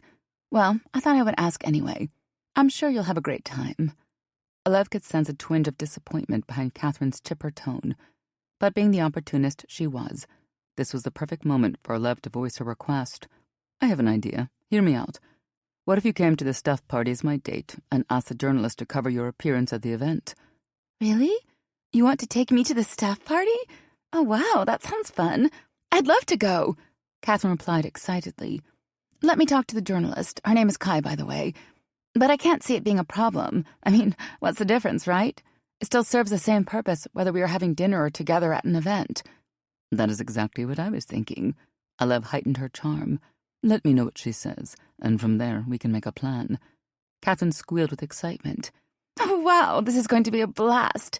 Did you maybe want to meet up for dinner first before going to the party?" Olev paused, sensing Catherine's motive. "I'm sorry, but I probably can't. I want to be on site early at the event. You know, just to make sure everything runs smoothly." Then, feeling guilty, Olev added, "What are you doing tonight?" Catherine replied, "I'm meeting my girlfriends for a quick drink and maybe a bite, but that will be earlier in the evening. No plans after that." "Perfect," Olev thought. Playfully she offered, "Well, if you want me to bite back, you should swing by later. We can, hang out by the pool again." Olev punctuated her sentence with an air of suggestion, enticing Catherine back to her home. And as Olev suspected, Catherine took the bait. "Yeah, I could do that. I'll call you once we decide to leave the lounge." Olev could hear the wanting in Catherine's tone. I look forward to it. The women ended the call, and Olev took a few minutes to sit with her thoughts. She couldn't help but feel a little bad about taking advantage of potential media coverage. Besides, Olev was never one to bring a date to a social event. But Olev tried to justify her actions. It's not like Catherine and I are partners. We're both well-known, successful women. We use each other for gain. It's not like I'm hurting anyone. But there was another nagging feeling festering in the pit of Olev's stomach. She didn't want to admit it, but if there were anyone she would have liked to take to the party, it was McKinley. But in Olev's reality, that wasn't possible. Still, the idea lingered in Olev's mind. Why does this woman have such a hold on me? Chapter 18. That's weird. Who's that? McKinley looked at the strange number calling her phone. That's an Austin area code. Puzzled, McKinley answered. Hello? A male voice responded in a slight twang. Hello, is this McKinley Vauden? At first, McKinley couldn't recognize the voice, although something familiar was in its tone. Yes? Who's this? McKinley heard a chuckle emanate from the caller. Gosh, I can't believe you don't remember my voice. Girl, it's Darius. All of a sudden, it became apparent, and McKinley squealed. Oh my God, I'm sorry. It's been forever since we've spoken. How did you get my number? Well, it's only been the same one from when we used to date. So how the heck are you? McKinley grinned, flooded with memories. Darius Jones was McKinley's boyfriend from high school back in Austin, Texas. Before McKinley had come out as a lesbian, she dabbled with bisexuality and spent her senior year dating the popular football player. While McKinley adored spending time with Darius, the physical attraction wasn't there, and knowing how enamored Darius was with her, McKinley felt it was unfair to continue the relationship. They broke up the summer before Darius went to college, but remained friends. For the first year after high school, McKinley and Darius spoke regularly, finally losing touch for no reason other than the natural evolution of growing apart. But Darius always held a special place in McKinley's heart, and she was glad to hear from her old friend. I'm good. Yeah, things are fine. Feeling slightly overwhelmed, McKinley tried to sum up her journey. I'm living in San Fran, and I just got a new job about a month ago, so I'm just, trying to find myself, I guess. But things are shaping up. How about you? I couldn't be better. Mary Lou, my wife, is expecting her third child, and I'm hoping for a boy. I love my precious daughters, they are my angels, but this is our last chance to see if we can add a son to the family unit. One of the things McKinley loved was Darius's vibrant energy. She was pleased to see that he was still a ball of fire. Oh, that's great. Congratulations on your family. Are you still in Austin? McKinley asked. Yes, ma'am. I never left, especially with Mary Lou's family here. Please tell me that you'll come and visit us one day. I know she would love to meet you, Darius offered. McKinley forgot to share her school program in all of the excitement. Actually, I have some interesting news now that you mention it. I got accepted into the Linguistics and Educational Leadership program at ACC. Darius' voice boomed through the phone. No way! Congratulations, girl. But honestly, I'm not surprised. You were always such a talented writer, even back in high school. McKinley could practically see Darius's wide, toothy grin through their phone. When do you start? McKinley paused and bit her lip. Well, I'm supposed to start mid-September. I just need to give them confirmation of enrollment within the month. Huh, what do you mean by confirmation? Aren't you already accepted, hon? Darius asked. Wouldn't you just automatically start the program in the fall? Well, yeah, I'm just struggling a little with that, McKinley stammered. I got this cool job in San Fran, and I'm on the fence about what to do exactly. Darius replied. What kind of job? Is it in your field? McKinley chuckled in response. You'll never believe it. I'm working at a Wicked Orchid store. They sell sex toys, fetish gear, lingerie, and other things. But the coolest part is that the management team wants to give me more responsibilities, some of which would involve some content writing and marketing. McKinley wished she could also share that she had a major crush on her boss and that they were fucking, but she wasn't sure how Darius would take it. McKinley knew that he had long since moved on from their high school relationship, so it wasn't a matter of jealousy. But knowing how important it was to Olev to keep their affair a secret, McKinley was anxious not to tell anyone, let alone someone she hadn't spoken to in 10 years. Oh, I'm familiar with Wicked Orchid.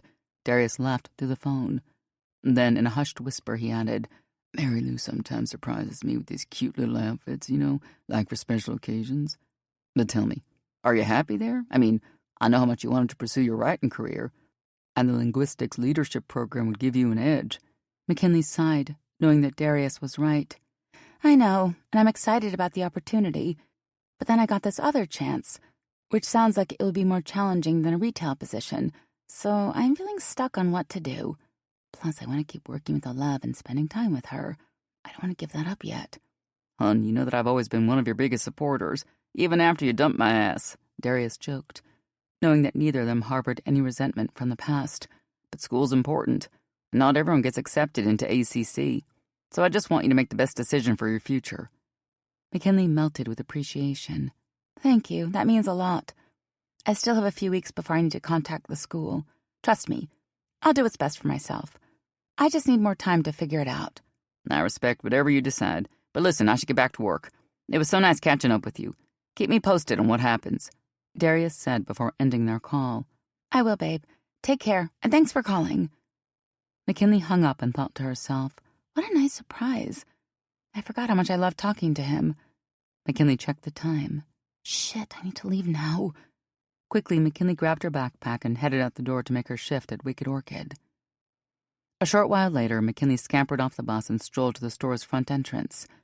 Immediately, she was faced with 2 8-foot banners showing images of her and Autumn in Ecstasy lingerie. Between the banners was a retractable table that displayed the Ecstasy line.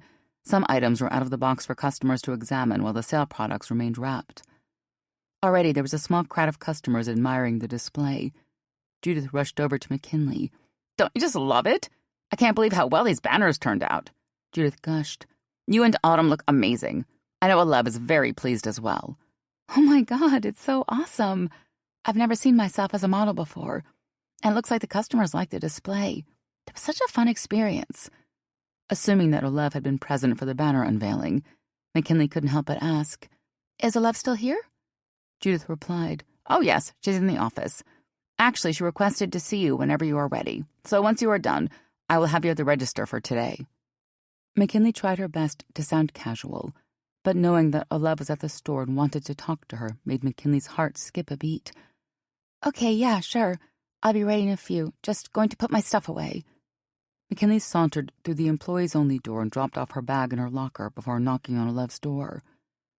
Knocking softly, McKinley voiced through the closed door, Hi, Olev, it's McKinley. You wanted to see me? McKinley heard Olev clear her throat before she replied, Yes, come in. McKinley entered the office, seeing Olev seated at her desk. McKinley noticed an ornate pendant that hung in between Olev's breasts like a focal point. Grabbing a seat in front of Olev, McKinley remarked, What a lovely necklace. Olev's hand touched the pendant as though she had forgotten she was wearing it. Then, blushing slightly, Olev responded, Oh, yes, thank you. It was a gift from my ex-wife. I've had it forever. Then, pausing for a moment, Olev added, Today is, or I guess, what would have been our 13th wedding anniversary. I know it's silly, but I still wear it for the memories. McKinley was surprised to see Olev so vulnerable. She never opened up about her past or the marriage that ended in divorce. Nevertheless, McKinley was flattered that Olev had shared a piece of personal information with her. Are you guys, still in touch? Are you friends? McKinley asked, hoping she didn't come off as prying. Olev looked down at her desk before laughing bitterly. No, nothing like that. Chuckling quietly and shaking her head, Olev looked up at McKinley. She was an alcoholic who cheated on me. Yeah, I walked in on her and her lover, and get this. She was actually so drunk that she didn't even know what she was doing or where she was. Olev sighed deeply, touching the pendant. McKinley was at a loss for words. She wanted to comfort Olev, to embrace her, but she wasn't sure what would be considered appropriate. Up until this moment, there was a marked power exchange between the women. Olev's sense of control encapsulated even their intimate moments. McKinley didn't want to do anything that felt out of line, but she understood what it felt like to be disappointed by a loved one. McKinley and Olev shared a few seconds of silence before McKinley spoke. I'm sorry, that sounds awful. My dad was an alcoholic, and he cheated on my mom. She kicked him out, and that was the last I saw of him. I was 3 when he left. McKinley looked down at her lap and shrugged. It took me a long time to forgive him, but eventually I had to move on for the sake of my mental health, you know? Once you're ready, forgiveness can offer a lot of freedom. Once McKinley looked up at her boss, she was caught in Olev's intense gaze. Do you know where he is? Is he still alive? Olev asked. McKinley sighed, looking up at the ceiling. Yeah, as far as I know. He sent me a postcard from Albuquerque about 2.5 years ago. But to be honest, I'm not sure why he bothers. I mean, we don't have a relationship. Part of me thinks he feels guilty for his past, but I can't help him with that. Olev paused before commenting. Maybe you're right. And maybe he loves you regardless, but can't express himself in the way you want. I know that Dallas, my ex-wife, carries a lot of regrets. I've since forgiven her, and we've been in touch since the divorce in a casual, amicable way, but her apology never took away my feelings of hurt and betrayal. The whole thing changed me as a person. A sense of empathy suddenly overcame McKinley, and she couldn't help but reach across the desk to grab Olev's hands, holding them tight in hers. As she looked deep into Olev's eyes, McKinley felt Olev's guard coming down. I'm sorry, really. I'm sure today's a tough one for you. Olev squeezed her hand and closed her eyes. Thank you, she whispered. I'm sorry, too.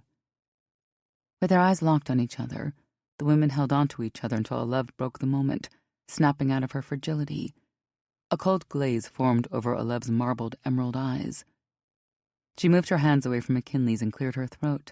Anyways, let's move on, shall we? I brought you in here to talk about business. McKinley slinked back into her seat and nodded. Sure, no problem. What's going on? Olev formed a tight smile on her face, raising her guard. I have another project for you. How would you like to take over writing our e-newsletter? Judith is trying to remove some responsibilities off her plate, and since you're familiar with the store and many of the products, I think you'd be a good fit. McKinley was flattered, albeit anxious about deciding between Wicked Orchid and the ACC program. McKinley was excited to receive these new opportunities with the company. Still, she was also worried about letting Olev down if she decided to move away to attend school in the fall. But then again, writing the newsletter would utilize my skills, giving me more hours, which I need. And given that she had just shared a tender moment with Olev, McKinley felt compelled to help her. Wow, thanks for asking me. You know, it means a lot that you see so much potential in me. How would that work? I'm assuming I'd be trained in some way. McKinley asked, curious to learn more. Olev leaned back in her chair and nodded. Yes, of course. We have a software program that you would use. It's very straightforward. A twinkle then formed in Olev's eyes as she added, I would provide you with the content that we want to feature, and from there, you would write the text and input any images, and I could train you personally. Olev winked, giving McKinley a coy smile. There was no doubt that Olev was flirting, and McKinley couldn't help but take the bait. Is that right? Would we need to train after hours? McKinley grinned as a thrill of arousal formed in her belly. Olev chuckled, apparently amused. Then, leaning across her desk, Olev held McKinley's gaze and licked her lips. Actually, we might need to. There's lots for you to learn. McKinley squirmed in her seat as wetness formed between her legs. She wished Olev would come around her desk to kiss her. But instead, McKinley replied in a soft, seductive voice. Well, I can be a good student. I'm a good listener and can do what I'm told. Nodding, Olev continued to stare into McKinley's soul. I have no doubt. So far, you've been very attentive to the lessons I've given. Then, taking a deep breath, Olev laughed. God, I'm sorry. I got a bit distracted. You do something to me, and sometimes I lose my focus. McKinley waved her hands. No, it's okay. I know I got a little off topic, too. McKinley blushed slightly and smiled before adding, You do something to me, too. I find it hard to resist you, especially when you flirt with me like that. Olev studied McKinley before remarking, Well, maybe we should spend a little time together tonight if you're free. McKinley's body came alive with desire, for she wanted nothing more than to feel Olev's touch and lips on her body. Yeah, I'd like that. I'm all yours. Olev bobbed her head. Okay, good. It's a date. Meet me in the office at 9:30 p.m. Everyone will have left by then. But in all seriousness, I need someone to write the newsletter, and you'll be trained and paid extra, of course. Olev straightened her shoulders, assuming a more serious nature. What do you think? McKinley knew that she was digging a hole for herself. It was possible that she might have to leave in 3 months, and she didn't want to commit to an ongoing responsibility that would leave Olev looking for a replacement. But she also loved the description of the task, and the idea of working more with Olev left McKinley mesmerized by her attraction. Besides, she still had a little over 2 weeks to give her decision to the school. What would be the harm of helping out, even just for a few more months? People leave jobs all the time. And I still don't know what I want to do, so why not just seize the moment? Feeling closer to Olev than she ever had before, McKinley nodded. Yep, I'll do it. Just let me know when we need to get started. Olev gave McKinley a warm smile. I will. Oh, and before you go back on the floor, I just want to thank you. Thanks for listening. Olev held out her hand, and McKinley squeezed it before standing to leave the office. You're welcome. I'll see you tonight. McKinley turned to leave, her heart soaring with a feeling she hadn't experienced in a while. Something that felt more powerful than lust, more transcendent than physical desire. Chapter 19. Oh my God, yes, oh fuck, Olev exclaimed. Her thighs parted while her back was arched. McKinley was lying between Olev's legs, her right hand thrusting between them. McKinley decorated Olev's body with tiny butterfly kisses in between thrusts as goosebumps formed over Olev's arms. Olev glanced down at her beautiful employee, who she had finally let return the favor and fuck her. She had been craving it for so long now, and it was just as perfect as she imagined. McKinley's earnest face looking up at her. Olev took McKinley's brightly colored hair in her right hand and pushed her head down. Your mouth, baby. Trick me in your mouth. She growled her directions, and McKinley obediently took Olev's clitoris in her mouth while her fingers continued to work hard. Olev felt herself tightening and knew she was very close to climaxing. Please don't stop. Oh God, don't stop. Yes, yes, yes, Olev cried out. For a split second, time had frozen as a powerful explosion of ecstasy burst from within her. Flushed and dewy, Olev laid still for a moment, her breathing slowly returning to normal. Putting a hand on her chest, Olev felt her heartbeat as she fluttered her eyes open. Wow. Just wow, I needed that so badly. It was unusual to say the least for Olev to allow herself such vulnerability with a lover, and she felt momentarily glad she had done. She had been getting far too uptight in herself. She had really needed McKinley to please her in that way for some time. McKinley giggled softly as she moved her body to lay on top of Olev. McKinley nuzzled her lips against Olev's neck, kissing her softly. I'm so honored that I could be the one to make you feel that way. The bedroom had become warm from the friction of body heat, and their naked bodies seemed to melt together. Olev lay still, allowing McKinley to drape herself over her limbs. Olev kept her breathing steady while her eyes remained closed.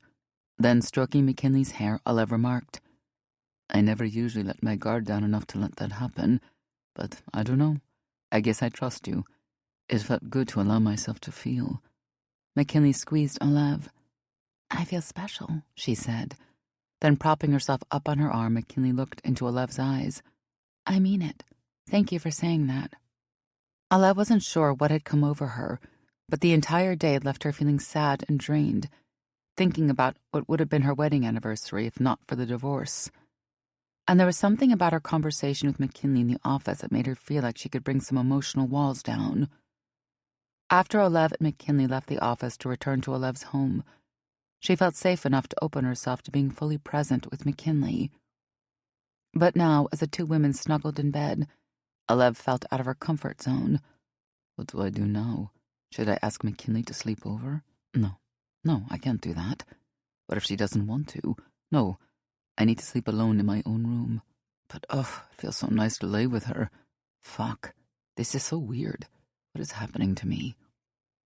Feeling self-conscious, Olev's body tightened in an attempt to assume control. Then, half-joking, she replied, Yeah, well, don't tell anyone. It's a pretty rare occurrence, and I can't promise it will happen again. McKinley chortled and then quipped sarcastically, I wouldn't dream of it. Imagine what would happen if the world discovered that Olev King wasn't a total ice queen after all. Hey, that would never happen. Olev laughed and overturned her body so she could playfully pin down McKinley. The two women wrestled lightheartedly until Olev lay completely on top of McKinley. Now who's in charge? You are boss. McKinley looked up at Olev and batted her lashes. Don't worry, your secret's safe with me. Fuck, she is so beautiful. Those eyes are killing me, Olev thought. As much as she was enjoying her romp with McKinley, she needed to ensure that McKinley still had respect for her position. Looking down at McKinley, Olev nodded. That's right, I'm still the boss, and this is still, private between you and me, right? McKinley's expression turned from impish to serious. Then softly she replied, Of course, I know. We have a deal, I get it. McKinley sighed and paused before adding, It's just nice to feel the human side of you. I don't have any less respect or expect anything to be different. But I just love being able to share this time with you as two adults who are attracted to each other. Don't you? Olev softened. It was as if McKinley could read her mind. Olev's finger stroked McKinley's cheek. Of course I do. You're an amazing woman, and I love the time we spend together. Olev took a deep breath. I haven't felt this close to someone in a while. Thank you for allowing me to bring my walls down, and I'm so happy to have you on board at Wicked Orchid. You are a great addition to the team. Suddenly, Olev noticed a change in McKinley's expression. It appeared as though McKinley was struggling with something as her brows furrowed. Hey, is everything okay? McKinley looked at Olev and then quickly looked away. Shaking her head slightly, McKinley replied, No, everything's fine. I was just thinking about Wicked Orchid and all the cool opportunities I've been given. McKinley made eye contact with Olev once again. I just want you to know I'm grateful and would never want to mess that up intentionally. Olev couldn't help but laugh out loud. Oh, God, I know that. You look so serious for a second. I thought you would tell me that you were quitting your job or something. Olev looked tenderly at McKinley. And I never want this to make you feel uncomfortable. I adore you as my lover, but I'd understand if it ever became too much for you, and your job wouldn't change, okay? McKinley simply nodded and stared at Olev. Her expression was unreadable. To Olev, McKinley seemed as though she was frozen, as though she didn't know how to respond. Olev took a deep breath, not knowing what else to say. Okay, well, good. I'm glad we are on the same page. Olev laid on her back as McKinley snuggled into her. Finally, McKinley said softly, Okay, thank you. I understand and I appreciate that. As they cuddled together, sharing a comfortable silence, Olev decided to make a move. I'm not sure what you have going on tomorrow, but you're more than welcome to sleep over. Olev's heart was beating quickly. She couldn't remember the last time she had asked a lover to stay the night, but at the moment, Olev felt so comfortable that she couldn't imagine McKinley leaving her bed. Olev noticed McKinley's eyes widen. She seemed surprised, and if Olev was honest with herself, she couldn't blame McKinley. Olev acknowledged that she wasn't exactly the warmest person, and the last time McKinley had visited, Olev had set her up in one of the guest bedrooms. A few seconds seemed like minutes as Olev waited for McKinley to respond. Oh man, I would honestly love to spend the night with you, but I have a busy morning. Actually, what time is it now? McKinley asked as she sat up in bed. Olev turned over to see her bedside clock. It's 1:35 a.m., McKinley exclaimed. Wow, already? Shit, I should probably get going. I'm sorry, I didn't realize how late it had gotten. Olev tried to hide her disappointment. Are you sure? I could have Emil call you a lift in the morning to take you anywhere you want to go. McKinley looked tenderly at Olev and smiled. I really appreciate that, and if I didn't have so much to do the next day, I would take you up on that. McKinley stroked Olev's bare arm as she gazed into her marble-colored eyes. I want you to know that I really enjoyed our time. Thank you for opening yourself up to me. I know that's not easy for you, and it means a lot that you trust me. Maybe we can get together at the end of the week or something? Olev nodded slowly so as not to appear too eager, but inside she was already craving McKinley's body again. Casually yet affectionately, Olev replied, Sure, I'd love that. You are welcome here any time. Olev reached out to stroke McKinley's hair, pulling her in closer. The women wrapped their legs around each other for a final round of passionate goodbye kisses before McKinley climbed out of Olev's king-sized bed. Olev lay on her stomach, watching McKinley get dressed. Her eyes scanned McKinley's delicate frame, which was decorated with a series of tattoos. Olev didn't realize that she was smiling to herself until McKinley remarked playfully, Hello, did you hear what I said? Olev shook her head, clearing her mind. I'm sorry, what? I didn't catch that. McKinley laughed as she threw a t-shirt over her bare breasts. Yeah, I didn't think so. You look like you were lost in your world. I asked if you ever attend the staff parties. We got a memo at the store that it's in 2 weeks. Olev gulped as a feeling of nervousness crept into her belly. Olev wasn't sure why, but it suddenly made her feel anxious for McKinley to see her with Catherine. Regardless, Olev answered, "Yes, I always attend, at least for the first bit. As the face of the company, it's important for me to show my face, you know?" Olev narrowed her eyes and inquired, "Why?" McKinley shrugged as she looked around Olev's room, apparently searching for something. No reason. I was just curious. Hey, did you see my purple bag?" Olev sat up as her eyes scoured the room. "Oh yeah, I see it. It's hanging on the door to the bathroom." McKinley grabbed the bag, which hung from the doorknob. Thanks. Do you know if we are allowed to date? Like, can we bring a +1? Olev wasn't sure where McKinley was going with the conversation.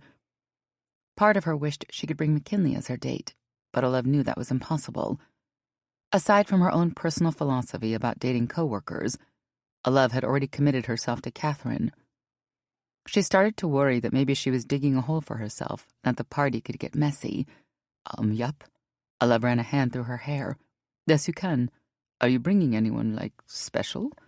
Again, Olev tried her best to sound nonchalant, but her curiosity was piqued as to whether McKinley was dating anyone else because, truth be told, she never asked.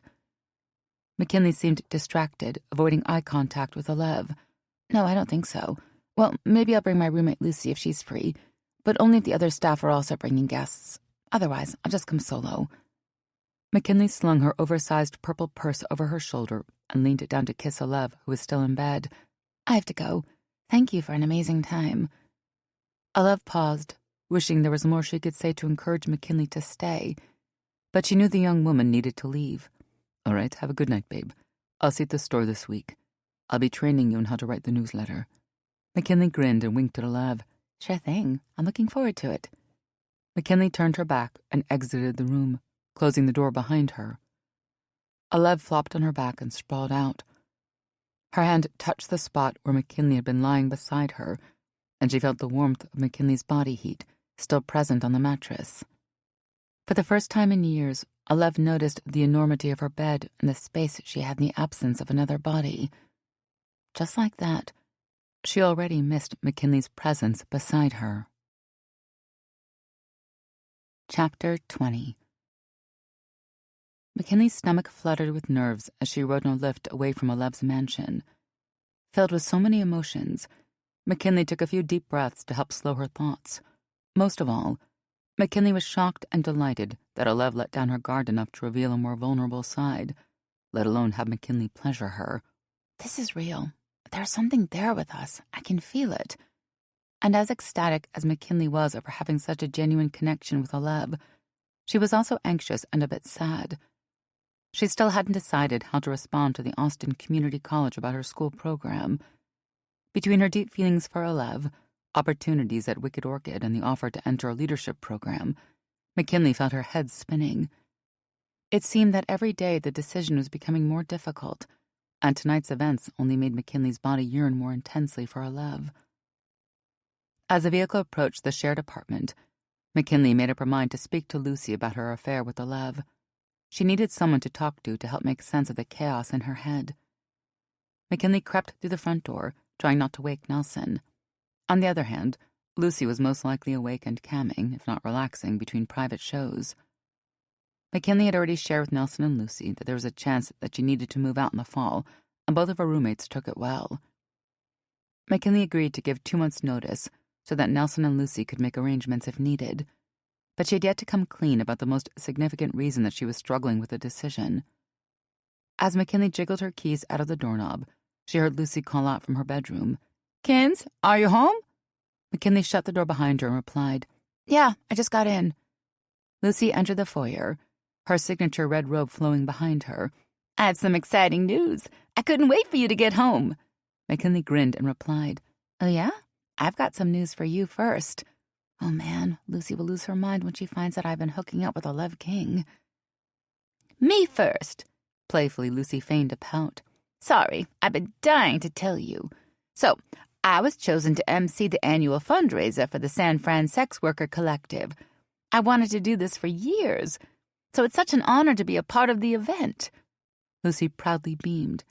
"And in addition to asking if Wicked Orchid could sponsor some prizes, I also wanted to ask if you wanted to do a live reading from your book of lesbian erotica. The producers would pay you to perform for a 15-minute slot." McKinley's jaw dropped. "No way! That's fantastic news. Congratulations." Lucy had been a proud volunteer for the SFSWC for 2 years, and McKinley was glad to see that Lucy was being recognized as a leader in her community. "And of course, I'm sure that Wicked Orchid would gladly sponsor some prizes. What's the date?" Lucy answered. "It's the 27th. Are you going to read? Please say yes. Your stories are so good, Kins, and I know the crowd would love it." McKinley thought aloud. "That's 7 days after the Wicked Orchid staff party. Yeah, I could do that. But I don't have any new material, only old work. And I have to see if I can gather enough material for a 15-minute slot. I haven't done a book reading since I lived in Austin." Lucy gave McKinley a sly grin. "What if we read the story about the strangers in the elevator? Such a hot, slow burn. Girl, you would have the audience squirming in their seats, needing to change their underwear." McKinley and Lucy shared a chuckle, and McKinley's initial fear of reading out loud dissipated. In the early days of her writing career, which began in college, McKinley loved sharing her work on stage and listening to the stories written by her peers. But after receiving her diploma and entering the job market, McKinley became disillusioned by the lack of opportunities for writers, which eventually led to depression. But ever since joining the Wicked Orchid team and meeting Alev, McKinley had found passion and inspiration again. Lucy's offer was just what McKinley needed to give her a confidence boost. McKinley embraced Lucy, thanking her. "I appreciate you thinking of me. I'll take a look at my older collection and pick out some stories." Suddenly Lucy exclaimed, "Oh, I'm so sorry. I was so excited to share my news that I forgot to ask about yours. What's going on?"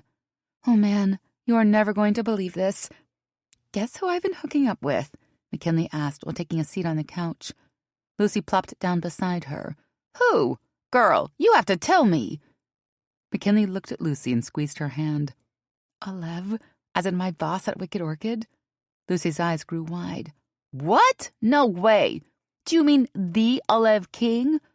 Wow, how did that even happen?" McKinley giggled and shrugged. "I don't know. We just have this magical chemistry, and one night after the photo shoot, we were so drawn to each other that we couldn't resist." McKinley blushed slightly, remembering their first night together. "But you are the only person I've told, so please don't say anything to anyone. Promise?" Lucy bobbed her head, sticking out her finger. "Pinky swear. But you have to tell me, how is the sex? Are you two dating? How is that going to work?" McKinley's face was pasted with a smile. Whenever she thought about Alev, her heart fluttered with joy and arousal. "Oh my God, the sex is pure fire. Alev is an amazing lover, and we've experimented with all of these toys at the store. You wouldn't believe the products they have out these days." McKinley paused as she thought about Lucy's questions. "We are trying to keep things professional. No one knows about our affair, so it's a secret. I wouldn't say we are dating, just hooking up. But honestly, if Alev wanted to date me, I wouldn't say no. In fact, I think we could make a great couple." McKinley thought to herself. "Wait, stop getting ahead of yourself. You already know the deal with Alev." Regardless, McKinley couldn't help but feel slightly conflicted, especially after last night. A new form of intimacy formed between them that McKinley felt throughout her whole body. And while she understood and respected what Alev had told her, McKinley sensed there was more to their relationship than just a sexual affair. Lucy gasped and clapped her hands. "Wow, I can't believe it! You are fucking Alev King! But, isn't that weird at work?" Lucy shook her head slightly. "I mean, I'm happy for you, but I also think you should be careful. Alev King has a reputation for breaking hearts. She may be an excellent businesswoman, but I'm not sure it's smart to get your feelings involved." McKinley tried to sound nonchalant. "Oh, I'm fine. We have a deal, and we're on the same page. We're just having fun, that's all." But even as the words came out of her mouth, McKinley knew she was already starting to catch feelings. "Well, there's nothing wrong with that. And if you are having fun, then I'm happy for you. It's good to hear that you are getting laid," Lucy said with a chuckle. "Gosh, I can't remember the last time I got some. I think it might have been with that woman in L.A. when I went to dance at the Pearl Room. We hooked up after having a few drinks while the bar was closed. McKinley grinned. Sounds fun. Well, I should crash for a bit. I have to work later tonight, but luckily not until 4:00 p.m. I definitely need to get some sleep. Lucy eyed McKinley. Oh, so that's why you got home so late. But hey, I wanted to ask you something else really quick. You mentioned the Wicked Orchid staff party on the 20th? McKinley nodded. Yep, I think it should be fun. Apparently Alev is renting out a lounge and we're having it catered. Plus, everyone there is so cool. I know it will be a blast. Slyly, Lucy asked, So, can you bring anyone with you? Or are you going with a date? McKinley could tell that Lucy wanted to attend. McKinley had no plans to attend with anyone, although deep in her heart, she wished she could go with Alev. McKinley imagined strolling into the party with Alev hand in hand, revealing their relationship to the company. She knew that was impossible, but McKinley couldn't help but let her mind wander. No, don't even go there. All you are doing is setting yourself up for disappointment. McKinley was already hoping Lucy would be her +1. There was no reason to leave her hanging. Did you want to come with me? I'm sure you will have fun. Lucy squealed with excitement. Oh my God, yes! Sounds like a great party, and I love the products at Wicked Orchid. Then, grabbing McKinley's hand and squeezing it, Lucy exclaimed, Thanks so much for asking me. What's the dress code? McKinley wasn't sure, but she assumed it would be more than just black attire. I don't know, but I think it would be fun to dress up. I don't think it will be a formal affair. Just look cute. Lucy beamed. Well, I know how to do that. Is Alev going to be there? McKinley nodded. Yeah, she said she was going. I'll introduce you if you like. Lucy replied. Yes, please. I have to meet her. Do you know if she's bringing a date? I don't know. She didn't say, but knowing Alev, I doubt it. She's all business, and she did mention that she doesn't really date. She just likes to have fun when she can. Based on their conversations thus far, McKinley would be shocked if Alev brought someone. To her knowledge, Alev wasn't seeing anyone, and McKinley could only imagine Alev attending alone. That said, it made McKinley think that perhaps the two of them could secretly spend some time together after the party. Or maybe at some point we could head off to the washroom for a quickie. Yeah, that would definitely be hot. Perhaps we can try and find a way to be together that night. I should ask her. Interesting. Well, I'd love to come with you. Thanks for asking, babe. I'll let you get some rest. Lucy hugged McKinley once more before retiring to her bedroom. McKinley got ready for bed. She felt exhausted but happy. Her heart was filled with excitement as she replayed the sexy moments she had had with Alev. McKinley tried hard to remain grounded, but something told her that there was more to her affair, and there was something more special budding between the women. As she drifted off to sleep, McKinley thought to herself, just wait and see. For now, manage your expectations, but you never know what could happen. Chapter 21. How's your steak? Catherine asked as she placed a hand on Alev's thigh. Alev jerked her leg, slightly irritated by Catherine's touch and her showy, flirtatious demeanor. The pair were dining at Scallop, a fine dining seafood restaurant, before heading to the Wicked Orchid staff party. A journalist from The Advocate named Kai Richards had accompanied the women, scribbling notes and asking questions primarily directed at Catherine. Alev had felt uncomfortable from the start of the evening. As per the plan, Alev met up with Catherine and Kai, whereby the trio would have dinner, and then Alev would bring them to the staff party. It was assumed that Catherine was Alev's date to the party, but Catherine behaved as though she and Alev were partners, and that level of possession made Alev uneasy. Catherine didn't seem to notice Alev's knee-jerk reaction, and instead turned to Kai and laughed. I swear, every time we've gone out for dinner, Alev orders the exact same thing. Medium rare steak and asparagus on the side and no potato. The socialite then leaned into Alev as though trying to snuggle against her. Personally, I like trying new things, especially at a seafood restaurant, but I find her predictability absolutely adorable. Alev inwardly cringed and focused on the last few morsels of her filet mignon. Catherine had pressed her buttons, dialing in on two of Alev's pet peeves, being spoken of as though she was not in the room and being called adorable. But Alev decided to swallow her anger and look at the bigger picture. According to Catherine, Kai was supposed to ask Alev a few questions about the Wicked Orchid brand. Alev knew she was taking advantage of the situation between her and Catherine.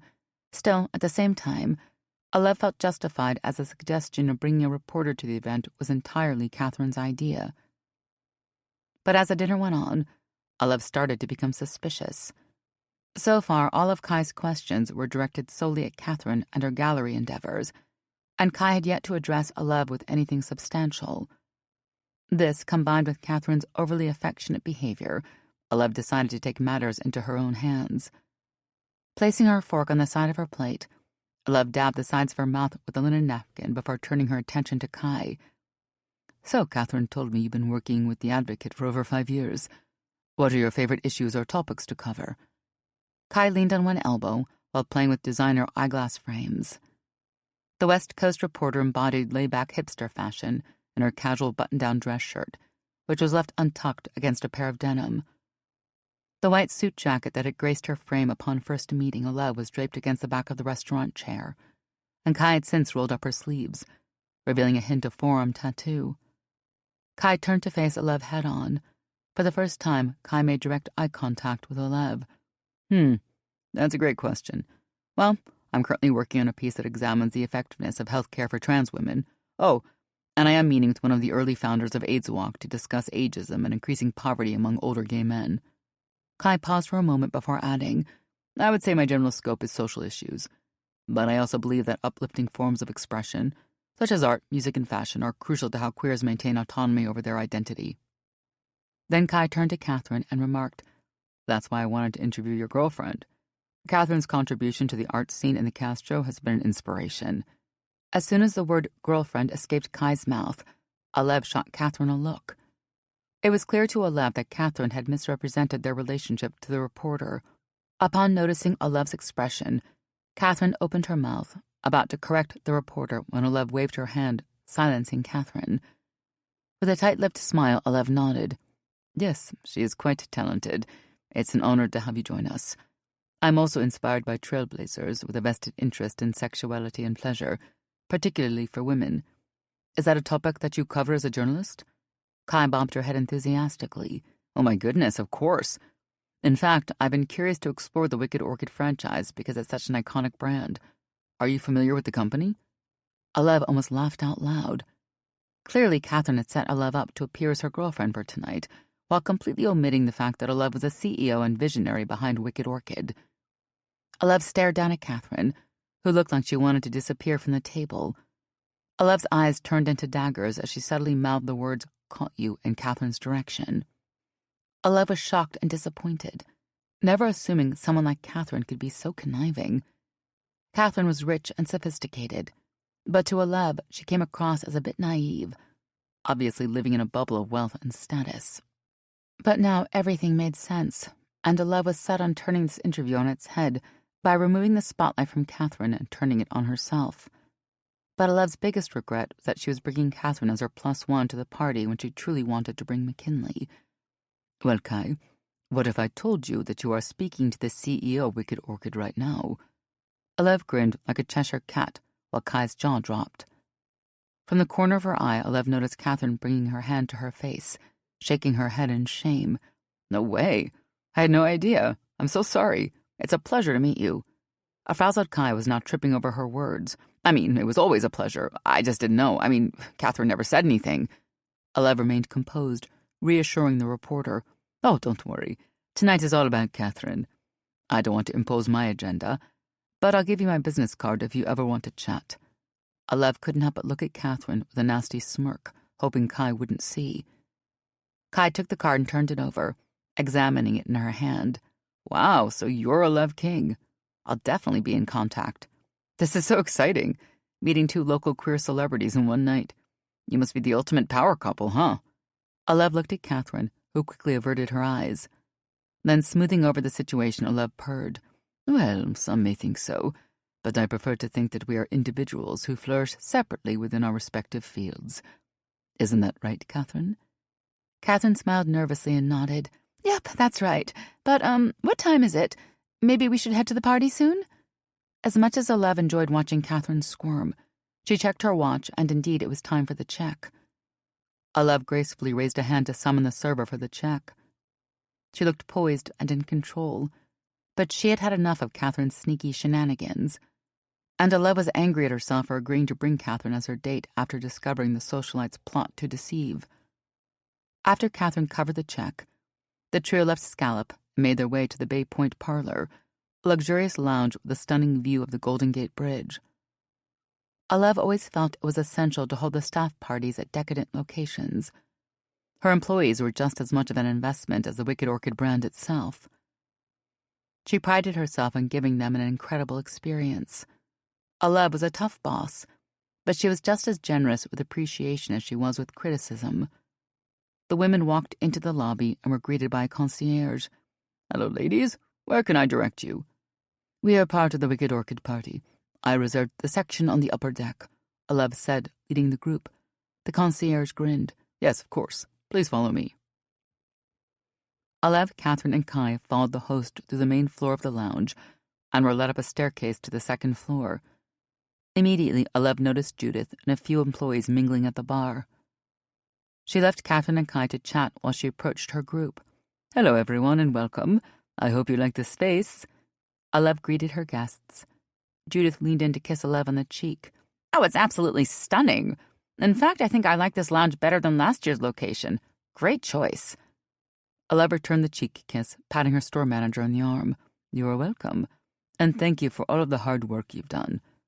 Alev was eager to see McKinley, but didn't see her near the bar. Trying her best to sound casual, Alev asked Judith, "Have you seen any other stuff yet? McKinley or Rachel or—" As her voice trailed off, Judith replied, craning her neck. Nope, I don't see McKinley, but Rachel was here earlier. Oh, and Maya was looking for you as well," referring to Alev's assistant. Alev smiled graciously. "Thanks so much, doll. Are we all set to showcase the demo as well?" Judith nodded, winking at Alev. "Yep, everything is all set up. But I think that's why Maya wanted to talk to you. I think she had some questions about where to set up." With the Lust for Lexi model now complete, Alev wanted to do a soft reveal, and she thought the staff party would be the perfect occasion. She also wanted to bring McKinley up during the demonstration to congratulate her on the contributions that she brought to the product. "All right, let me find Maya. Enjoy the party, and don't forget to sample the freshly shucked oysters. They pair well with the champagne." Alev winked back at Judith and turned around, attempting to locate Maya when she felt a hand on her elbow. Thinking it could be McKinley, Alev spun around, only to see Catherine, who wore a pleading look. "Alev, can we talk for a second, please? I know you're pissed, but I want to explain myself." Alev was uncomfortable with Catherine's pleading as it exuded an air of drama that Alev found inappropriate at a work function. And while she would have preferred to ignore Catherine completely, Alev knew that she needed to calm this public scene, especially in front of her staff.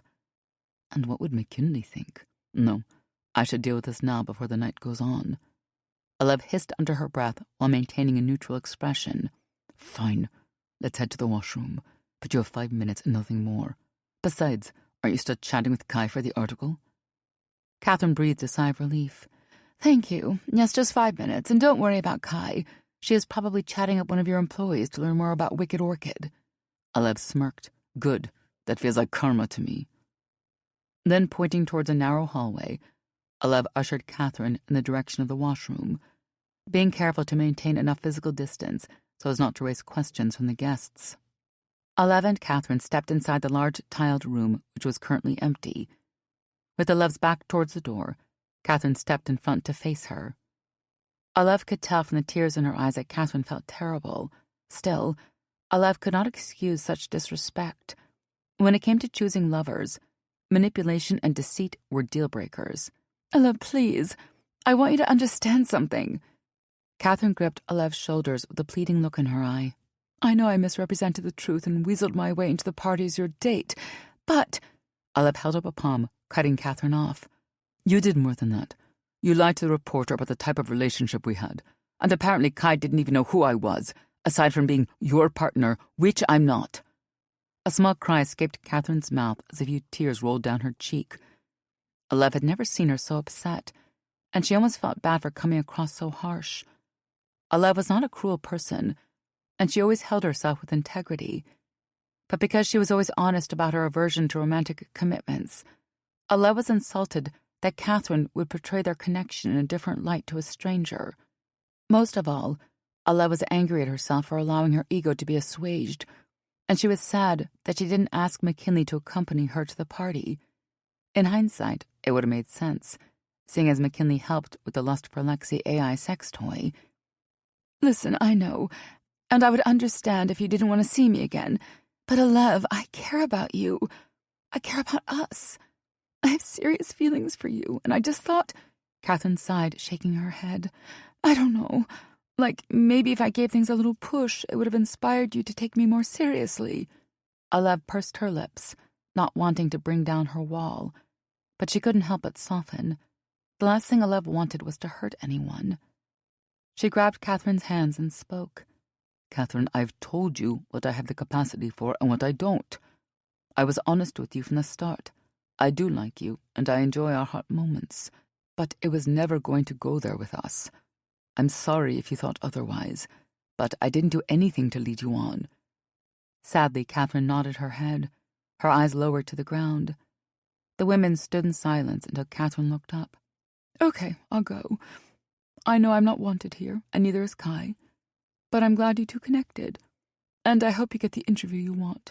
You used me too, Olev. Don't forget that." Suddenly, Catherine put her hands to Olev's face, bringing her in for a kiss. Shocked, Olev froze for a few seconds, unsure what to do. "Oh, shit, sorry. I didn't mean to interrupt." Instantly recognizing the voice, Olev spun around with Catherine standing behind her. She saw a stunned McKinley, her jaw open. A statuesque black woman stood beside McKinley. "McKinley, this is Catherine. We were just finishing up a conversation." Unbeknownst to Olev, Catherine gave McKinley and Lucy a mean smirk before sauntering off, brushing past Olev on her way out of the washroom. "Good luck with that," Catherine cruelly remarked, turning her nose as she walked past McKinley and Lucy. The three remaining women stood for a few seconds before Olev tried to break the ice. "Hey, it's great to see you. I'm sorry about that. It was just, a situation." "Whatever. You don't have to explain anything to me," McKinley replied coolly as Olev noticed her usually warm brown eyes ice over. "I think we're going to go, right?" McKinley turned to Lucy for affirmation as she bobbed her head. "Oh, we're leaving all right," Lucy said pointedly, glaring at Olev. "It was a pleasure not to meet you. Your reputation obviously precedes you." Lucy grabbed McKinley's hand, and the friends left the washroom, leaving Olev alone. Oh my God, what just happened? Olev brought her hands to her face, reeling from the events of the last 5 minutes. Olev couldn't shake the image of McKinley's cold expression. Deep in her heart, Olev knew that she had hurt McKinley, and in turn, that greatly pained Olev. It was then and there that Olev realized that she had lost someone she genuinely cared about, and at this point, there was nothing Olev could do to rectify the circumstances. Chapter 22. McKinley leaned on the bar, her back turned against the narrow hallway that led to the bathroom from which she exited. Lucy faced her, placing a comforting hand on McKinley's arm.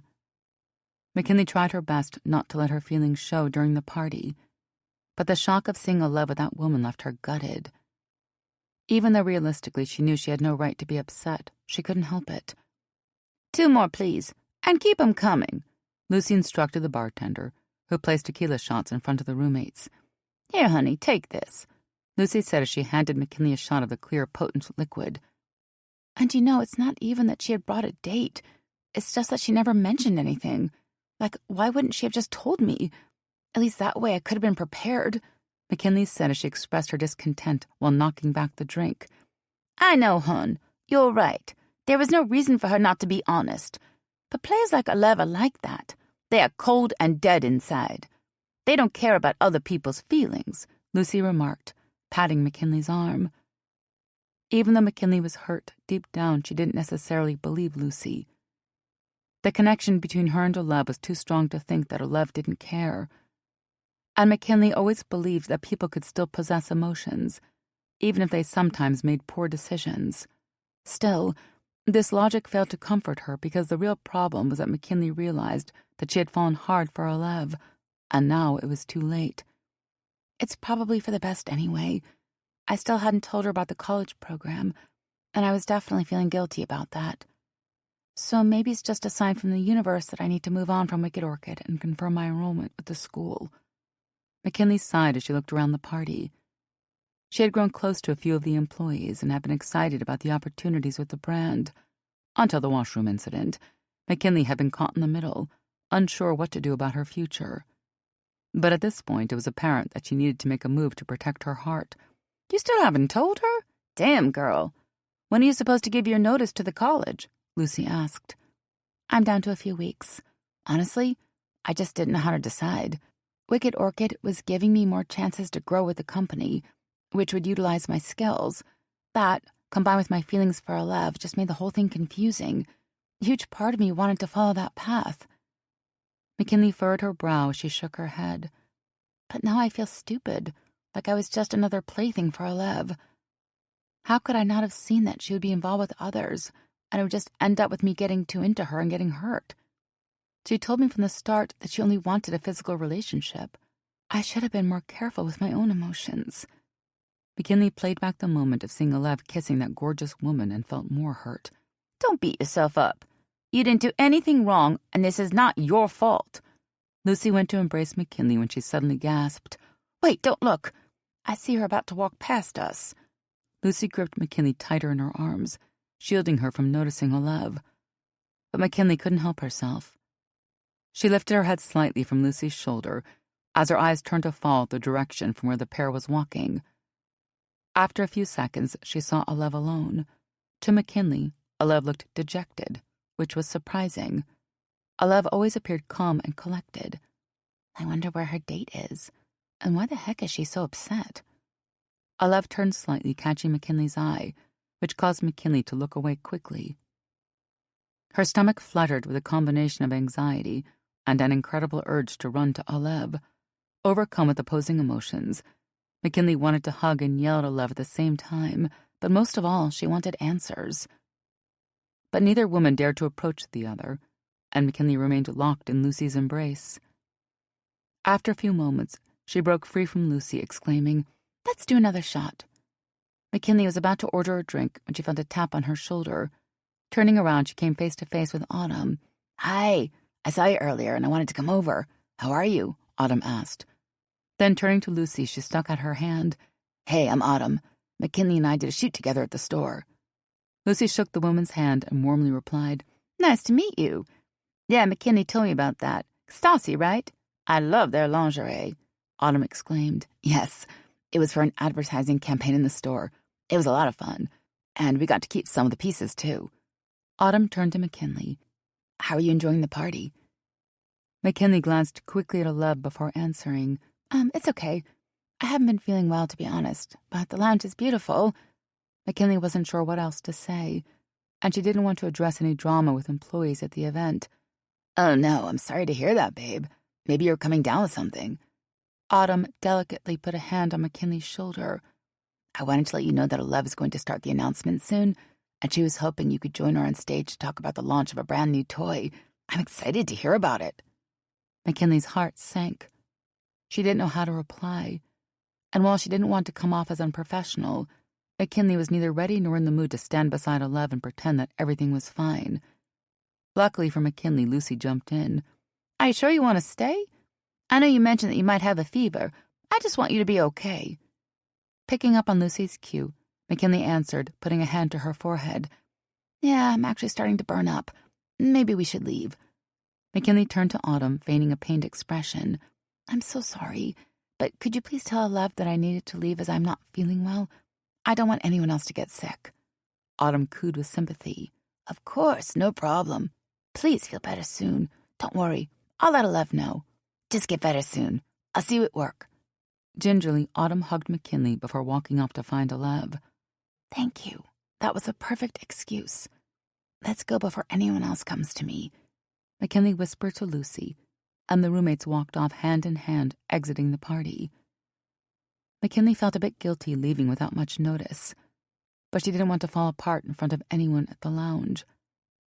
As she and Lucy walked down the stairs to the lobby, McKinley couldn't help but look up towards the staircase and noticed Alev leaning on the rail of the second-floor balcony. She looked so goddamn beautiful, McKinley's heart ached. Their eyes locked again for a second before McKinley looked away, just in time as a tear rolled down her cheek. Chapter 23. It's so nice to see you again after all these years. Please, have a seat. Dr. Skye pointed to a cushioned chair that was positioned in front of her desk. I was intrigued when I saw your name in our appointment calendar. I think it's been about 7 years, yes? Alev gulped and nodded, suddenly feeling nervous. When Alev had first filed for divorce, she decided to try therapy at the suggestion of her friends and colleagues. Through Alev's connections within her community, she could schedule sessions with Dr. Barb Skye, a well-known therapist. She specialized in queer relationship dynamics, including aspects of BDSM, power play, and empowered sexuality. Dr. Skye was highly sought after, spending most of her practice in Los Angeles. But luckily for Alev, Dr. Skye transferred to San Francisco at approximately the same time as Alev's divorce from her ex-wife, Dallas. The separation almost broke Alev both mentally and emotionally, and if Alev had not received therapy, she would not have become the powerful CEO she was today. At first, Alev was grateful for Dr. Skye's guidance. Still, over time, the business began to grow exponentially, and Alev found herself becoming more removed from the person that Dr. Skye was helping to heal. And after the incident with McKinley and Catherine at the staff party, Alev wanted to take responsibility for her behavior, recognizing that she needed to get her ego in check. Yes, I know. The business has been booming, and I'm busier than ever. I'm sorry I haven't kept up with the sessions. I think I just needed to take a break and focus on work, Alev explained as she settled into her seat. Dr. Skye nodded, maintaining a neutral expression. I see. Well, there's never any need to apologize. The great thing about therapy is that you can return to it any time. Then, taking a deep breath, Dr. Skye asked, How have things been with your personal life? Are you in any romantic or sexual relationships? Alev bitterly chuckled, putting a hand to her forehead. That's why I'm here. Yes, I have had many sexual encounters, but over the years, I haven't been able to develop anything deeper. I feel like my ability to be truly intimate is just not there, and I don't understand why. Crossing her legs, Alev shifted into a more comfortable position. All I know is that my heart is guarding itself against anything that may feel truly authentic, and I'm pushing away opportunities to have a genuine connection. Dr. Skye murmured. Okay, that's interesting to know. May I ask, did something specific happen, or is this just a general feeling? And most importantly, Alev, Dr. Skye leaned in closer to emphasize her point. Is this something that you truly wanted to change in yourself? Alev bit her lip and sighed. Yes, I think it's time that I explore these issues. For many years, I was fine with enjoying simple sexual affairs. I didn't want anything more from my lovers, and I always expressed my own limitations. But then I met a woman named McKinley, and my whole world seems to have turned upside down. The therapist empathically bobbed her head. Okay, let's examine this together. Can you tell me more about your relationship with McKinley? Alev took the next 25 minutes explaining how McKinley came into her life, first as an employee of Wicked Orchid, and then transitioned into a lover. Finally, Alev revealed the shame and guilt of hurting McKinley through her lack of communication and transparency, opening herself up in a way that she would never dare within her business life and persona.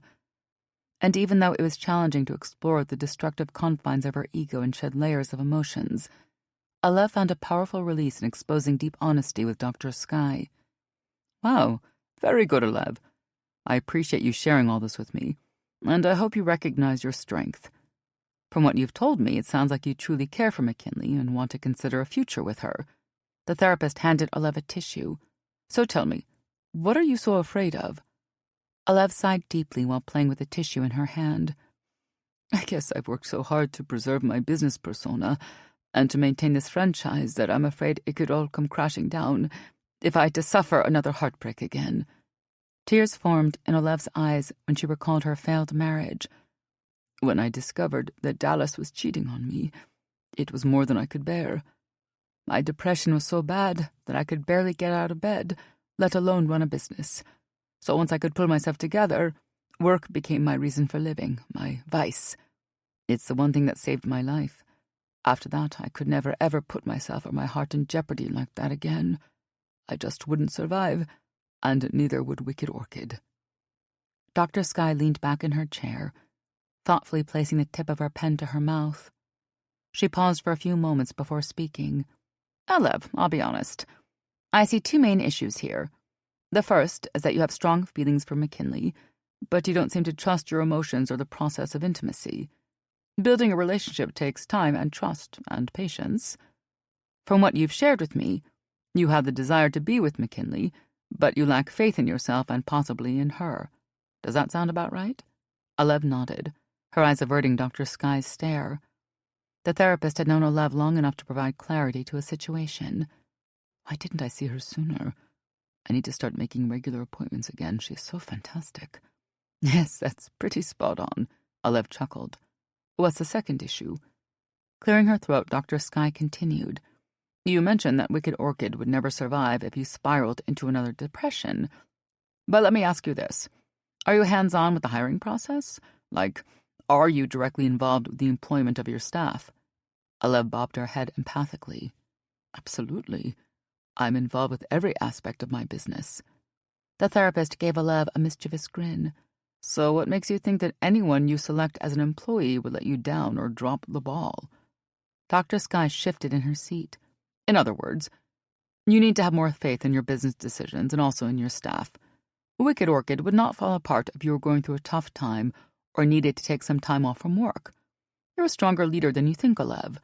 But your lack of trust and need for control will only create more personal and professional isolation. Olive felt as though a light bulb had just gone off in her head. I think you are so right. I guess I never looked at my life like that. My control freak way is making everything more difficult, hey? Shaking her head, Olive felt a sense of relief. But she also realized her true yearning for love. Olive figured it might be too late to approach McKinley with her revelations, but she needed to ask the therapist. Dr. Sky, what should I do about McKinley? I don't want to lose her, but I'm afraid I already have. As I said, you need to trust in the process, and you need to be honest. I can't give you any other answer. Even if it's too late, which it may not be, you just have to believe that whatever happens is what is meant for you. You cannot control the outcome, but you can determine your choices in the matter. Glancing quickly at the clock, Dr. Sky said apologetically, I'm sorry, but our time is up. But I hope all of this was helpful for you. Olive stood up to shake Dr. Sky's hand. It was very insightful. Thank you so much for your help. Honestly, you've given me a lot to think about, and you're right. I need to let go and trust that not everyone is like my ex-wife. Olive thought for a moment before asking, Can I make another appointment? Maybe something for late next week if you're free. I think it might be a good idea to start regular sessions again. Dr. Sky beamed. That's wonderful to hear. And yes, of course. Just check with my receptionist at the front, but I would love to see you again soon, Olive. It's my pleasure to assist. As Olive left the office, she felt a weight lifted from her spirit. Olive knew she needed to see McKinley, even if only to apologize and share her true feelings. As she walked to her car, Olive tried to stay grounded without expectations. But she couldn't help but fantasize that McKinley would accept her back.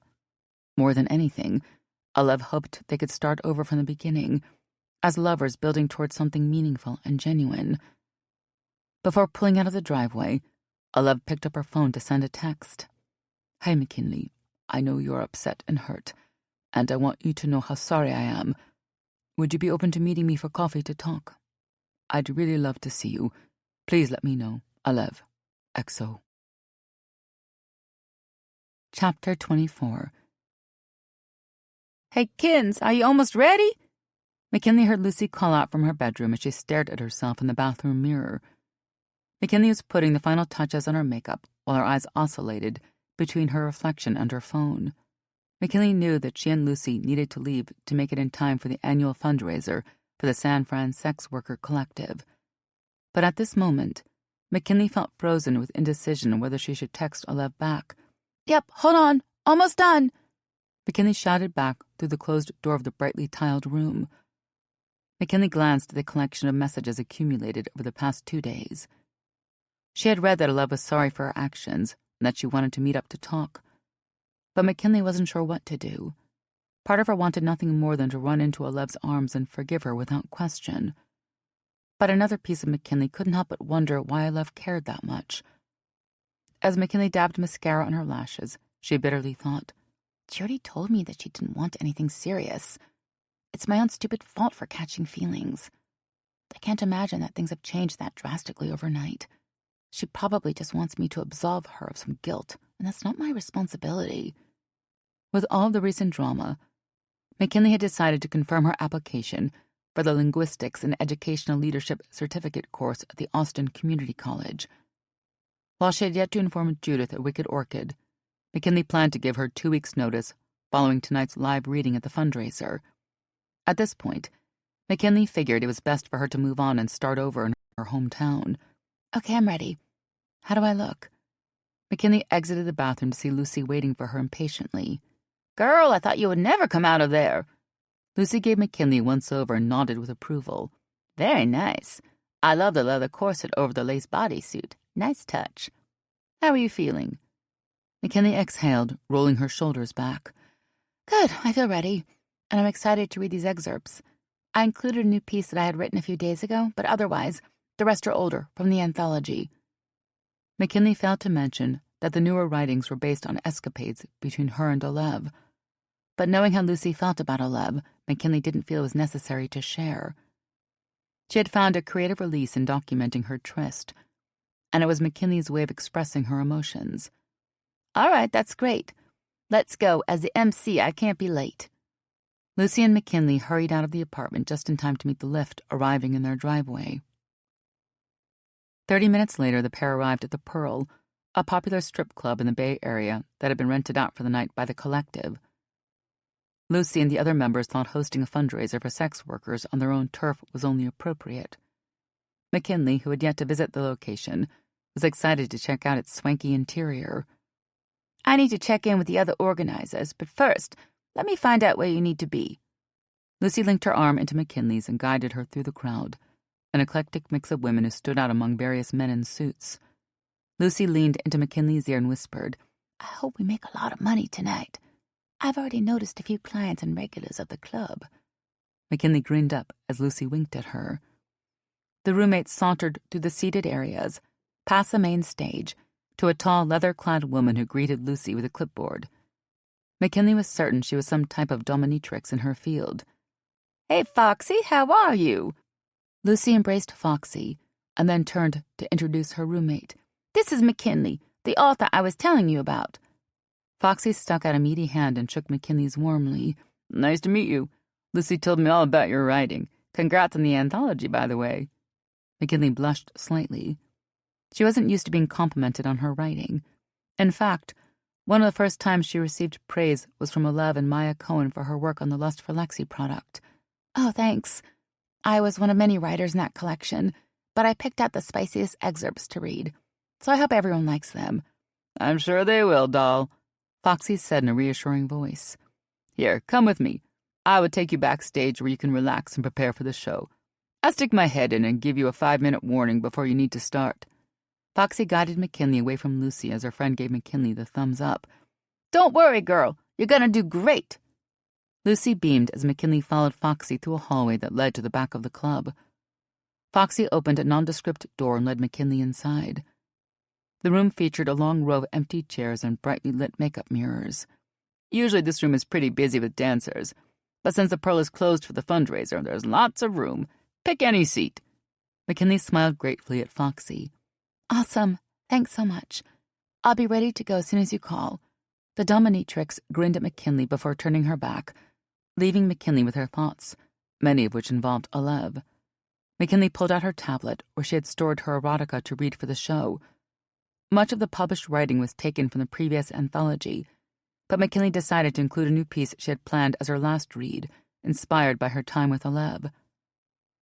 As she read over her work, muttering quietly to herself, McKinley couldn't help but feel a deep ache in her heart. Why do I always do this to myself? Why do I let my emotions get in the way of sex? Sometimes I wish I could be like Olev, cold and detached. It must be so much easier for someone like her. McKinley looked away from her tablet and sighed deeply. She felt tears start to well up, so she quickly grabbed a tissue and blotted the corners of her eyes so as not to ruin her makeup.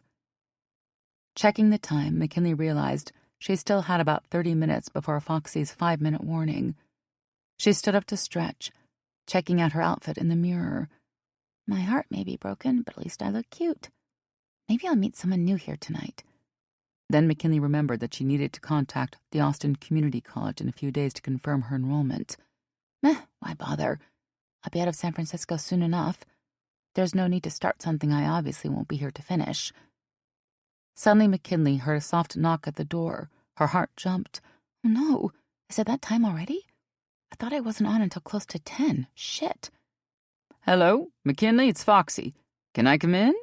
The voice resonated through the entrance to the change room as McKinley answered. Yep, I'm here. Sorry, I didn't realize it was time to perform. I'm ready. Just as McKinley spoke, the door opened, and to McKinley's absolute surprise, both Foxy and Olev stood in the doorframe. McKinley's jaw dropped as Foxy spoke. There's someone here who wanted to wish you good luck. I thought it might be great to have her come and say hi. Foxy beamed, not knowing the history between Olev and McKinley. Standing beside Foxy, Olev looked nervous and out of place in her designer pantsuit, paired with a crisp suit jacket. It was a funny juxtaposition to have Foxy and Olev stand side by side, as they were polar opposites in their appearance. Clearing her throat, Olev replied, Thank you, Foxy. Hi, McKinley. I wanted to wish you luck, but I was hoping we could also chat for a few minutes, if you are free. McKinley's stomach fluttered with nerves. She was shocked to see Olev here and torn between feelings of excitement and gratitude peppered with a twinge of anger. What makes you think it's okay just to show up and surprise me like this? What do you even want with me? But as hurt as McKinley was, she was also elated. She couldn't ignore her feelings of deep affection and lust toward Olev. And McKinley was also impressed that Olev made an effort to find her. Olev never seemed like the type of person who would go out of her way to do something unless it suited her best. Most of all, McKinley was curious to hear what Olev had to say. Yeah, sure, come in, McKinley replied, trying her best to maintain a neutral expression. She didn't want to give away her true feelings to Olev before knowing why she was there. Foxy grinned at Olev and McKinley. Have a nice visit, you two. Don't forget, McKinley, you're on in about 20 minutes, okay? McKinley nodded as Olev stepped into the dressing room with Foxy shutting the door behind them. Olev and McKinley stared at one another for a moment, neither knowing what to say. Do you want to sit down? McKinley offered a chair beside her. How did you know I'd be here? Thanks, Olev said as she sat on a hard plastic chair. I'm sorry if this is a surprise. Since I didn't hear from you, I was worried and wanted to try and chat with you in person. Then, tucking a strand of dark hair behind her ear, she continued. Judith told me about the fundraiser because I understand Wicked Orchid had sponsored some prizes, yes? McKinley nodded, suddenly feeling guarded. Yeah, I was the one who arranged that. But, Olev, what do you want? Like, it's obvious to me that I was just a casual fling, and I know you don't want anything serious, so why are you here? Olev grabbed McKinley's hands, holding them tight. Olev gazed deeply into McKinley's eyes, and McKinley noticed Olev wore an expression of vulnerability and sadness. After the Wicked Orchid stuff party, I did some serious thinking. In fact, I even went to see my old therapist, Dr. Barb Skye. I have some intimacy issues to work through, and it's a big reason why I treated you the way I did. The reason I've treated many women that way. I'm not proud of my behavior and want to change it. I want to learn from my mistakes and trauma to make better choices and build relationships that are meaningful and not just about sex. Olev looked down and sighed. To McKinley's surprise, a small sniffle escaped from Olev. Holy shit, she crying? This is not the Olev I know. McKinley couldn't help but place a comforting hand on Olev's knee as she loosened her emotional wall. I'm so proud of you for taking that step. I hope that it helps you. Olev wiped her tears, softening her expression. McKinley, I need to tell you something, and I hope you can believe me. I love you. I want to be with you. I don't want to play games anymore. I care for you so much, and I'd like the opportunity to build a real relationship with you. Olev leaned in, squeezing McKinley's hands. What do you say? Just be honest. I'll understand whatever you are comfortable with, but I couldn't last another day without telling you what is truly in my heart. McKinley's jaw dropped. That was the last thing she expected Olev to say. but instead her heart soared with joy as her mouth formed into a huge smile. "Are you serious? Is that really what you want?" Alev nodded emphatically. "It is. And if this is what you want, I am willing to do whatever it takes. And I plan on doing more therapy sessions, regardless of whether or not we will be together." McKinley was impressed by that statement. She appreciated that Alev recognized her faults and wanted to improve herself. To McKinley, that spoke volumes about her character. McKinley waited a few seconds as the news sunk in before replying. "Oh, Alev, yes. Yes, that is what I want too. I love you and want to be with you in every way, not just in the bedroom. I want to build something special with you too." McKinley broke down in a mess of joyful tears, leaping from her seat to tightly embrace Alev. But as soon as their warm bodies collided, a thought struck McKinley. She pulled away slightly to ask, "But wait, what about the other woman you were with?" Alev replied, "We weren't really together. I invited her to that party because she had a journalist with her who I thought could give me good publicity. Sure, we have had a sex thing in the past, but it was meaningless for me. I realize this makes me sound shitty, but the very least I owe you now is the cold-hearted truth. After you left the bathroom, Catherine, that's her name, stormed off. We were never together after that, but we did talk. I'm ashamed to say this, but I want to move forward with you truthfully, honestly, and monogamously. I never had feelings for Catherine. She was a fun affair, and I respect her professionally, but it would never go anywhere. Besides, she is a bit conniving, which was a real turn-off for me. And to be honest, I think we were both using each other for our own gains." Alev put her hands on McKinley's shoulders, captivating McKinley with her turquoise-green marble eyes.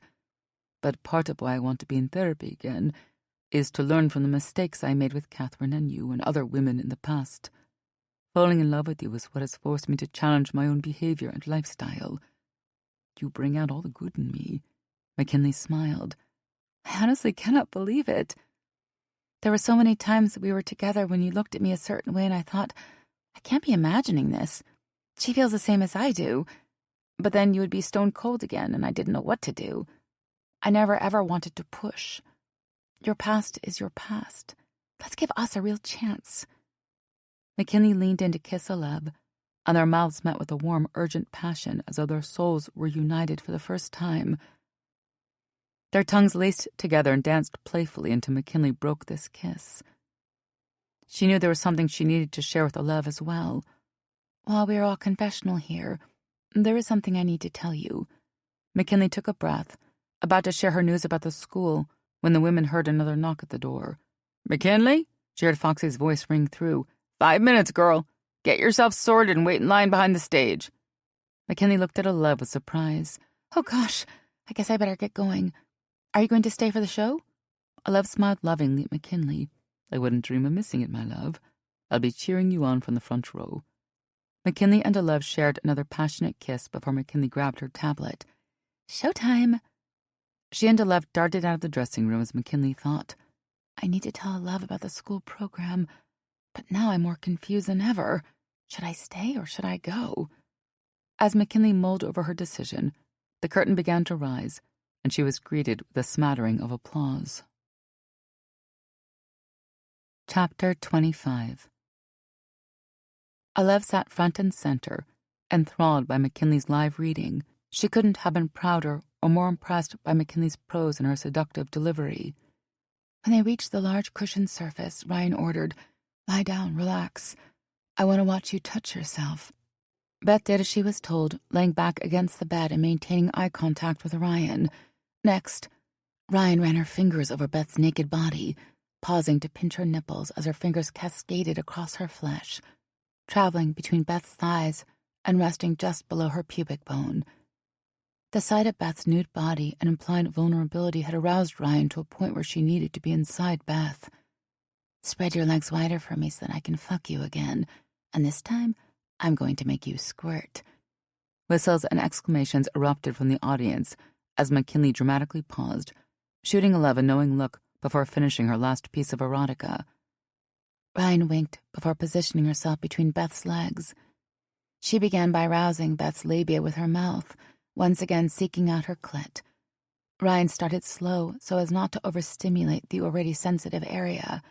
She observed Beth's body and breath, getting more and more heated as Beth became more turned on. As Beth's moans became more audible, Ryan could feel Beth's hips thrust into her mouth, almost as if her pussy was begging to be entered. Ryan played with Beth's wetness, slowly entering a few fingers, feeling for the contractions that would eventually lead to an explosive orgasm. Upon concluding her live reading, McKinley switched off her tablet, bringing it to the side of her body, signaling the end of her performance. Alev was the first to rise from her seat, kicking off the standing ovation.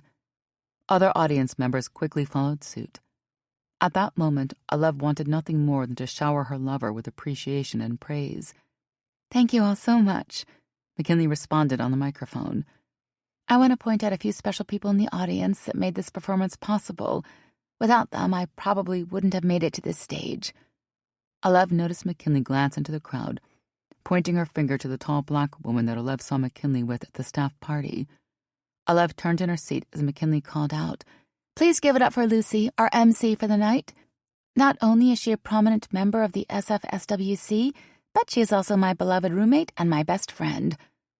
Alev clapped along with the guests in appreciation of Lucy. "Fuck, she is so beautiful. She is an amazing performer. These crowd are enthralled by her." Alev couldn't believe she had just declared her love for McKinley, but she felt it so strongly it was undeniable any longer. Could she do it? Could she be the partner to McKinley that she wanted more than anything to be? "But that's not all," McKinley continued. "There's another special woman in the crowd." McKinley then looked directly at Alev, and her heart fluttered. But before Alev could signal McKinley to stop, McKinley spoke into the microphone, an index finger pointing directly at Alev. "Some of you may already know Alev King as a community member and successful businesswoman, but you may not know that Alev gave me a chance to be a part of her brand and incredible opportunities, for which I am so grateful." Alev covered her face and shook her head, more appreciative than embarrassed. She never expected McKinley to put her in the spotlight, for Alev felt that McKinley's successes were hers.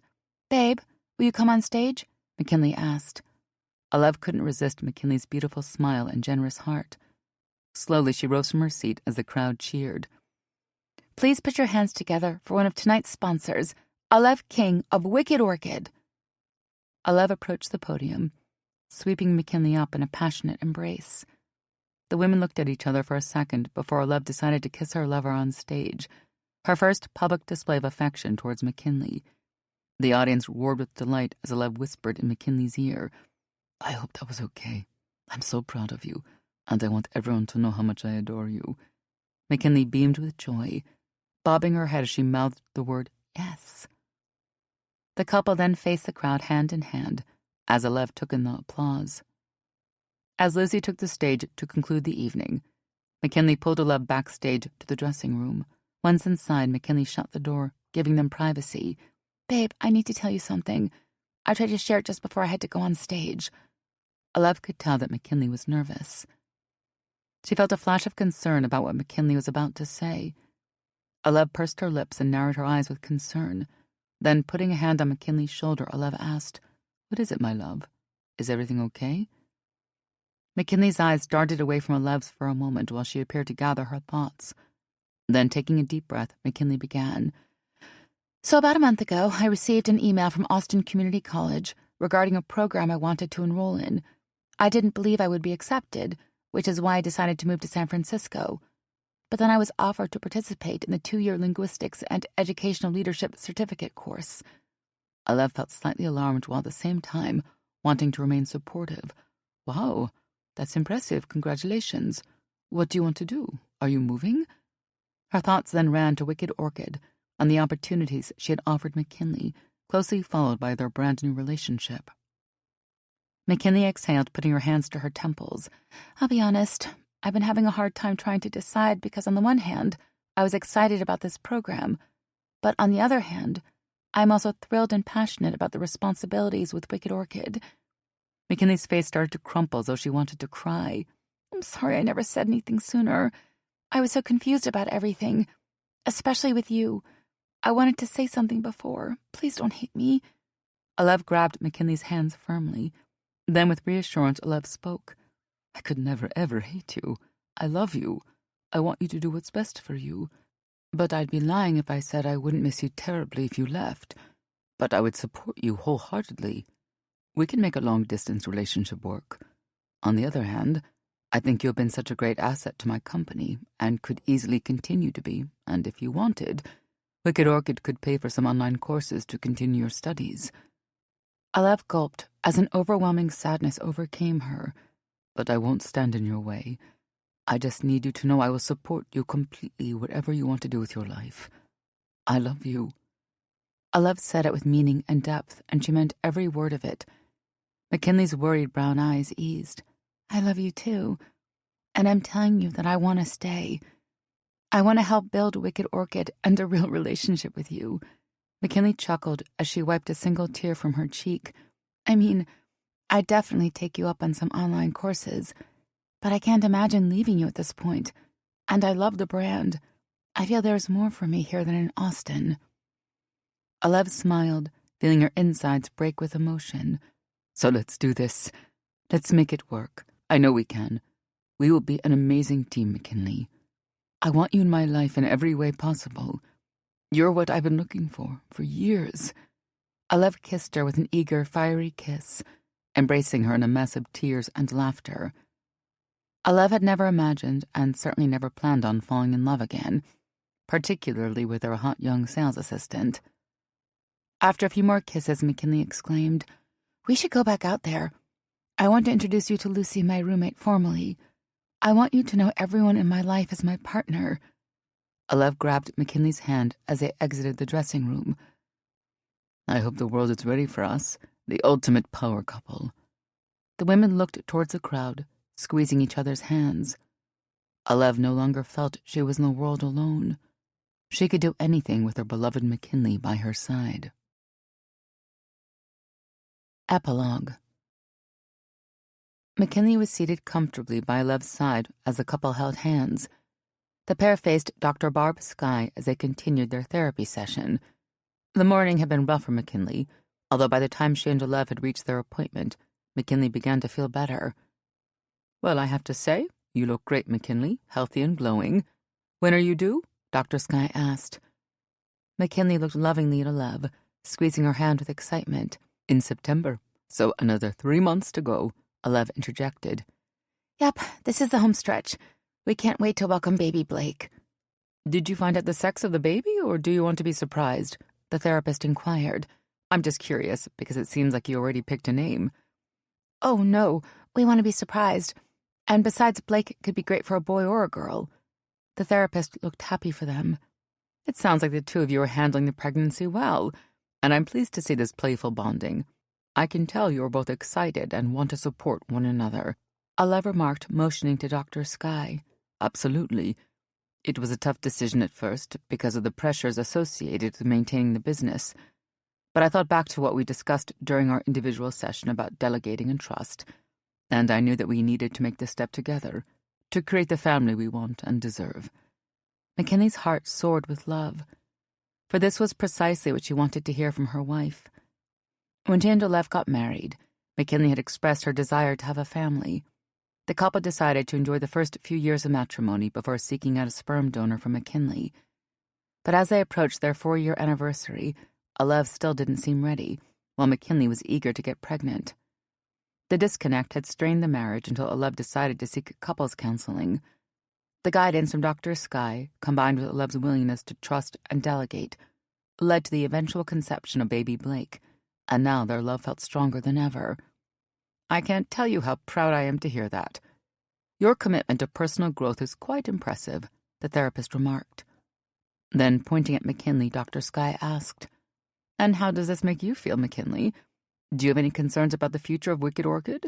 I'm curious, since you are an active business partner and are just about to become a mom. McKinley inhaled as she processed her thoughts. Let me think. Well, I'm thrilled that we were able to bring the Wicked Orchid franchise to Japan, and naturally that came with its own excitement, but also worries. Glancing at Olev, McKinley mentioned, Mariko Nama has been an incredible support, and her business team is solid. The move allowed us more flexibility in terms of responsibilities while continuing to elevate the brand. And with the promotion of Maya to CFO, I've been able to relax into a more peripheral role, Alev chimed in. Then chuckling, she added, I mean, I'll always be somewhat involved, but these shifts have created the ability for us to prioritize our relationship. McKinley grinned, thinking back to the night that she and Alev decided to make their relationship official. Babe, remember when you mentioned that we could be a power couple when we first got together? At the fundraiser? It actually happened. We made our dreams come true. Alev grabbed McKinley's hand, giving her a loving look. We certainly did. I never thought my life could look like this. Dr. Sky interjected by commenting, Now I know that you two are preparing for the upcoming conference. McKinley, how are you feeling about flying and the associated responsibilities? How is Alev supporting you in the process? McKinley was excited about the annual summit, which was fast approaching.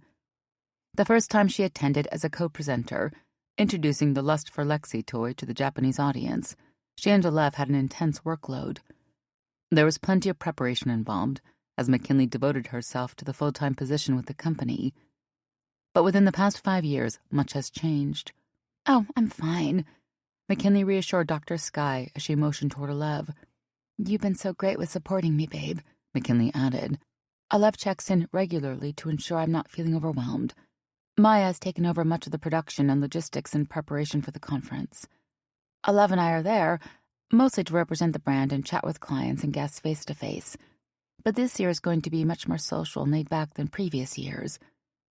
Intuitive AI-powered sex toys are the hottest thing on the market, and Wicked Orchid is leading the trend with some exciting new products, and I'm proud to say that McKinley was instrumental in helping us develop the first model. Alev paused before adding, Never in a million years did I see myself working alongside a partner. I'd always kept those aspects of my life separate. Dr. Sky leaned back in her chair before commenting, I think it's impressive whenever a couple who works together can balance their personal and romantic relationship. Communication is key, and it seems you're both committed to raising a family while maintaining a brand. The therapist then glanced at the clock on the wall. Well, ladies, our time is up for today. When will I be seeing you next? Our next appointment will be after we return from Japan, McKinley said. Then as she rubbed her belly, McKinley added, I'll be ready to pop by then. The couple stood up, exiting Dr. Sky's office. McKinley could barely contain her happiness. Business was booming, and soon she and Alev would welcome their new arrival. Thinking back to her early days in San Francisco, McKinley couldn't believe how far she had come. Babe, what time is it? McKinley asked, suddenly remembering that they were expecting guests at the house. The barbecue was starting at 5:00 p.m., and they still needed to pick up Lucy from the airport. It's almost 3:30 p.m. Then, practically reading McKinley's mind, Alev wrapped her arm around McKinley's waist, reassuring her, Don't worry, my love. It will only take us 15 minutes to get to the airport. Besides, Emil is taking care of the food and the setup.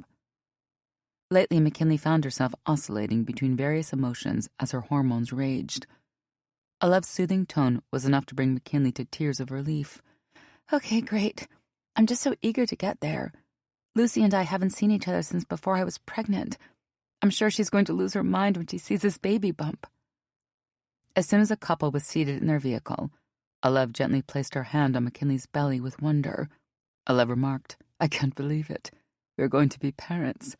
I'm going to be 58 years old next year. I hope I have the energy to keep up. McKinley chuckled, for her wife had more energy than some people less than half her age. Babe, you're going to be a great mom. First, we'll have lots of help from Emil, and Jax is an experienced nanny. You have to admit that we are pretty lucky to have the fortunes we have. I know it's not conventional, but name a queer couple that is. 2 months prior, McKinley and Alev decided to hire Jax Morales as their full-time live-in nanny. Jax had offered a long list of references, many of whom included local celebrity couples. In addition, Jax was well known in the LGBTQ+ community, and many queer parents loved how open, caring, and empowering Jax had been with their children. Alev and McKinley were quite impressed with Jax's resume and knew immediately that she would be the perfect fit to care for baby Blake. Yes, that's true. And as soon as we met Jax, I felt at ease. Alev nodded in agreement. And it's not that I don't want to be a hands-on parent. I just want to ensure that Blake gets a well-rounded upbringing with lots of love and attention. My love, Having a nanny doesn't mean we won't be hands-on. McKinley placed a hand on Alev's knee as her wife merged onto the freeway. Our lives are busy, and I know that you want to maintain your business ties. Jax and Emil will help provide that balance. McKinley leaned back in her seat, finding a comfortable position. The bigger she got, the more challenging it became to sit with ease. The couple drove along the route towards the San Francisco International Airport. Once they arrived, it didn't take long to spot Lucy, who emerged from the arrivals gate. Squeals and hugs ensued as McKinley was reunited with her former roommate.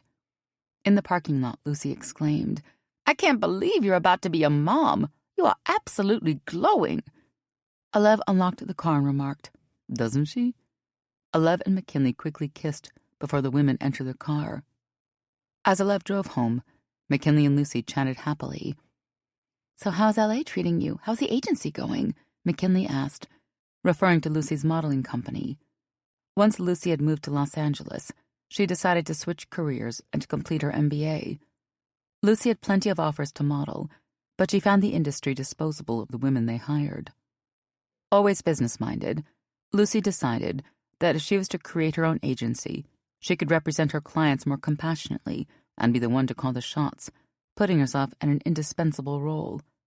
In addition, the Geneva agency, which Lucy had named after her late grandmother, focused mainly on BIPOC and alternative models, highlighting all forms of inclusive beauty.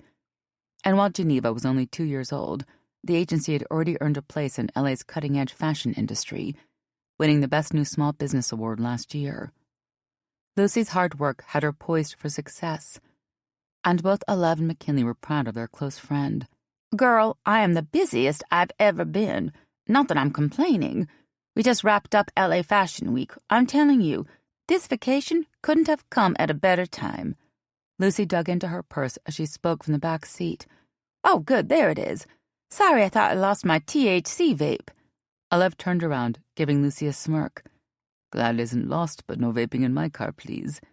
McKinley couldn't help but roll her eyes, letting out a short laugh. Maybe it was their age difference, or maybe just Alev being Alev, but sometimes she found her wife to be so uptight. Before McKinley became pregnant, she occasionally smoked cannabis, albeit never inside their shared home or vehicle. She asked Alev a few times to join her, but marijuana isn't Alev's thing. Now that she was carrying baby Blake, McKinley currently didn't indulge, but she had no issue with Lucy enjoying herself, as long as the smoke wasn't in an enclosed area. Putting a hand on Alev's knee, McKinley commented, "Honey, I think she's already aware." Then turning around to address her best friend, McKinley winked at Lucy. "Don't worry. You can enjoy your vape outside on the pool deck. We aren't a cannabis-free home, just no smoking inside." "Oh my goodness, I'd never even dream of smoking in your house. But I wanted to check for it because, well, it was given to me by my crush, and the strain is supposed to be unbelievable." Lucy tucked the vape back inside her purse and faced the front. "Wait, you can't drop a bomb like that without any details," McKinley exclaimed. "Who is your crush? The last time we spoke, you weren't seeing anyone." "Babe, that was 3 weeks ago. A lot has changed since then." Lucy playfully giggled before continuing. "So, in LA, there's this amazing lesbian lounge that also doubles as a sex club. I swear I've never seen anything like it. It's like this super sexy lesbian utopia, and the place even has an outdoor pool." "Licks," Alev commented from the front seat. McKinley turned from Lucy to her wife, whose attention was now divided. "Sorry, what was that?" "It's called Licks, right? The club?" Alev asked, and Lucy answered, "Yeah, it is. Have you been?" "Yeah, I used to go when it first opened." Alev looked at McKinley. "Obviously, this was before I met you, love. Sometimes I take off for a weekend in LA and spend time there." Lucy practically shrieked from her seat. "Seriously? Oh my God, I love it there. I started hanging out about a month ago, but I've already met so many cool women." From the rearview mirror, McKinley saw Lucy bite her lip with amusement as she added, "And I've had a lot of hot fun there, too, if you know what I mean." McKinley was immediately intrigued.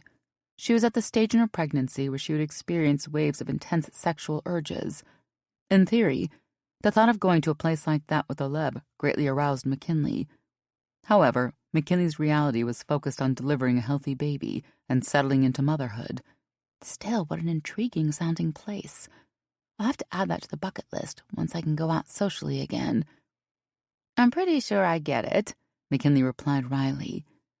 Then, turning to Olev, McKinley spoke. I know you've already been there, back in the days of you being a player and all, but would you ever consider going with me? McKinley felt a little left out. While she knew it was silly to ponder, McKinley wanted reassurance from her wife that she was still sexually desirable, especially as her body rapidly changed. Olev looked at McKinley. Of course I would go with you. I just never thought to ask you because I didn't think you were into a place like that. As their relationship blossomed over the past few years, Olev and McKinley were monogamous, which suited the couple well.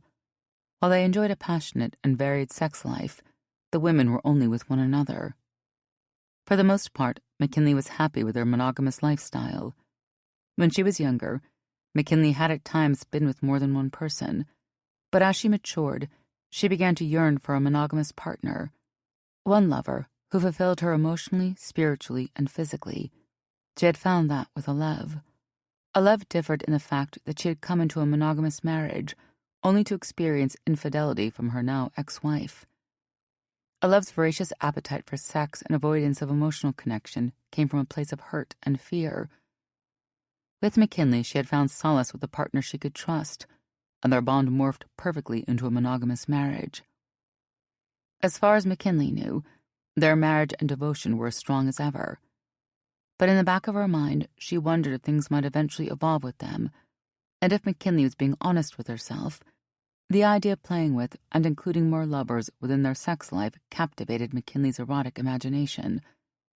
Rubbing her belly, McKinley answered Olev, I mean, I didn't give it much thought at the time, but maybe it might be a fun thing to try as we continue to grow together. Lucy piped up from the back seat. It's not like I haven't met monogamous couples there. As I'm sure you know, Olev, many women also go there to dance and party. The playrooms are optional. But yeah, I definitely recommend taking a trip there when you feel ready. Olev asked Lucy. Do you know if the same owner is still there? She was a butch woman with white blonde hair, very attractive. She'd watched the club from the top floor for a while, but she would always make her way down to the dance floor, and eventually she would choose a playmate or two for the night. Olev muttered under her breath. Damn, what was her name again? Lucy pondered Olev's question. I'm not sure. Tall with white blonde hair? I don't know if I've noticed anyone by that description. Lucy paused before exclaiming. Does the name Lucky ring a bell? She's a general manager, and actually, that's my current crush. Maybe I should text her to ask. Lucy was about to pull out her phone when McKinley asked, You're seeing the general manager who works in a lesbian sex club? That sounds pretty interesting, right? It's a pretty new relationship, and we aren't rushing into anything at this point. But I'm definitely having a lot of fun, Lucy called out from her seat. The trio continued to chat as Olev steered off the freeway, taking the winding road that led to the couple's mansion. Their housekeeper, Emile, was waiting at the top of the driveway, waving at the black Porsche Cayenne SUV. We're here, McKinley announced. Turning to address Lucy, she added, Emile will help you with your bags. But Lucy hesitated. No, it's fine. Don't worry. I got it. I don't want to be a bother. McKinley and Olev watched with amusement as Lucy wrestled with the first of 3 large suitcases. McKinley appreciated how self-sufficient and proud her best friend was, but she wanted Lucy to understand that it was okay to accept the help offered. Just as McKinley was about to protest, Emile sauntered gracefully down the driveway, ready to rescue Lucy from her struggles. Hello, ma'am, please allow me. Emile had gentle and maternal energy about her, which made McKinley feel even more excited to bring their baby into such a loving home. Lucy followed Emile up the paved slope, with McKinley and Olev close behind, hand in hand. Filled with emotion and love for her wife, McKinley said quietly, There are so many things I want to experience with you and our family. The next chapter of our lives is coming fast, and I want to soak up every bit of it. Olev stopped under the foyer that led to the front door, pulling McKinley close. Whatever we do and go, we will always be together, my love. Our future is forever. McKinley melted against Olev's warm lips, knowing they had only just begun their incredible journey. This concludes The Ice Queen CEO by Emily Hayes, narrated by by Abby Craden. Copyright 2022 by Emily Hayes. This unabridged audiobook is published by arrangement with Emily Hayes and was produced in the year 2024 by Tantor Media Incorporated, a division of Recorded Books which holds the copyright thereto. Please visit tantor.com for more information on our growing library of unabridged audiobooks.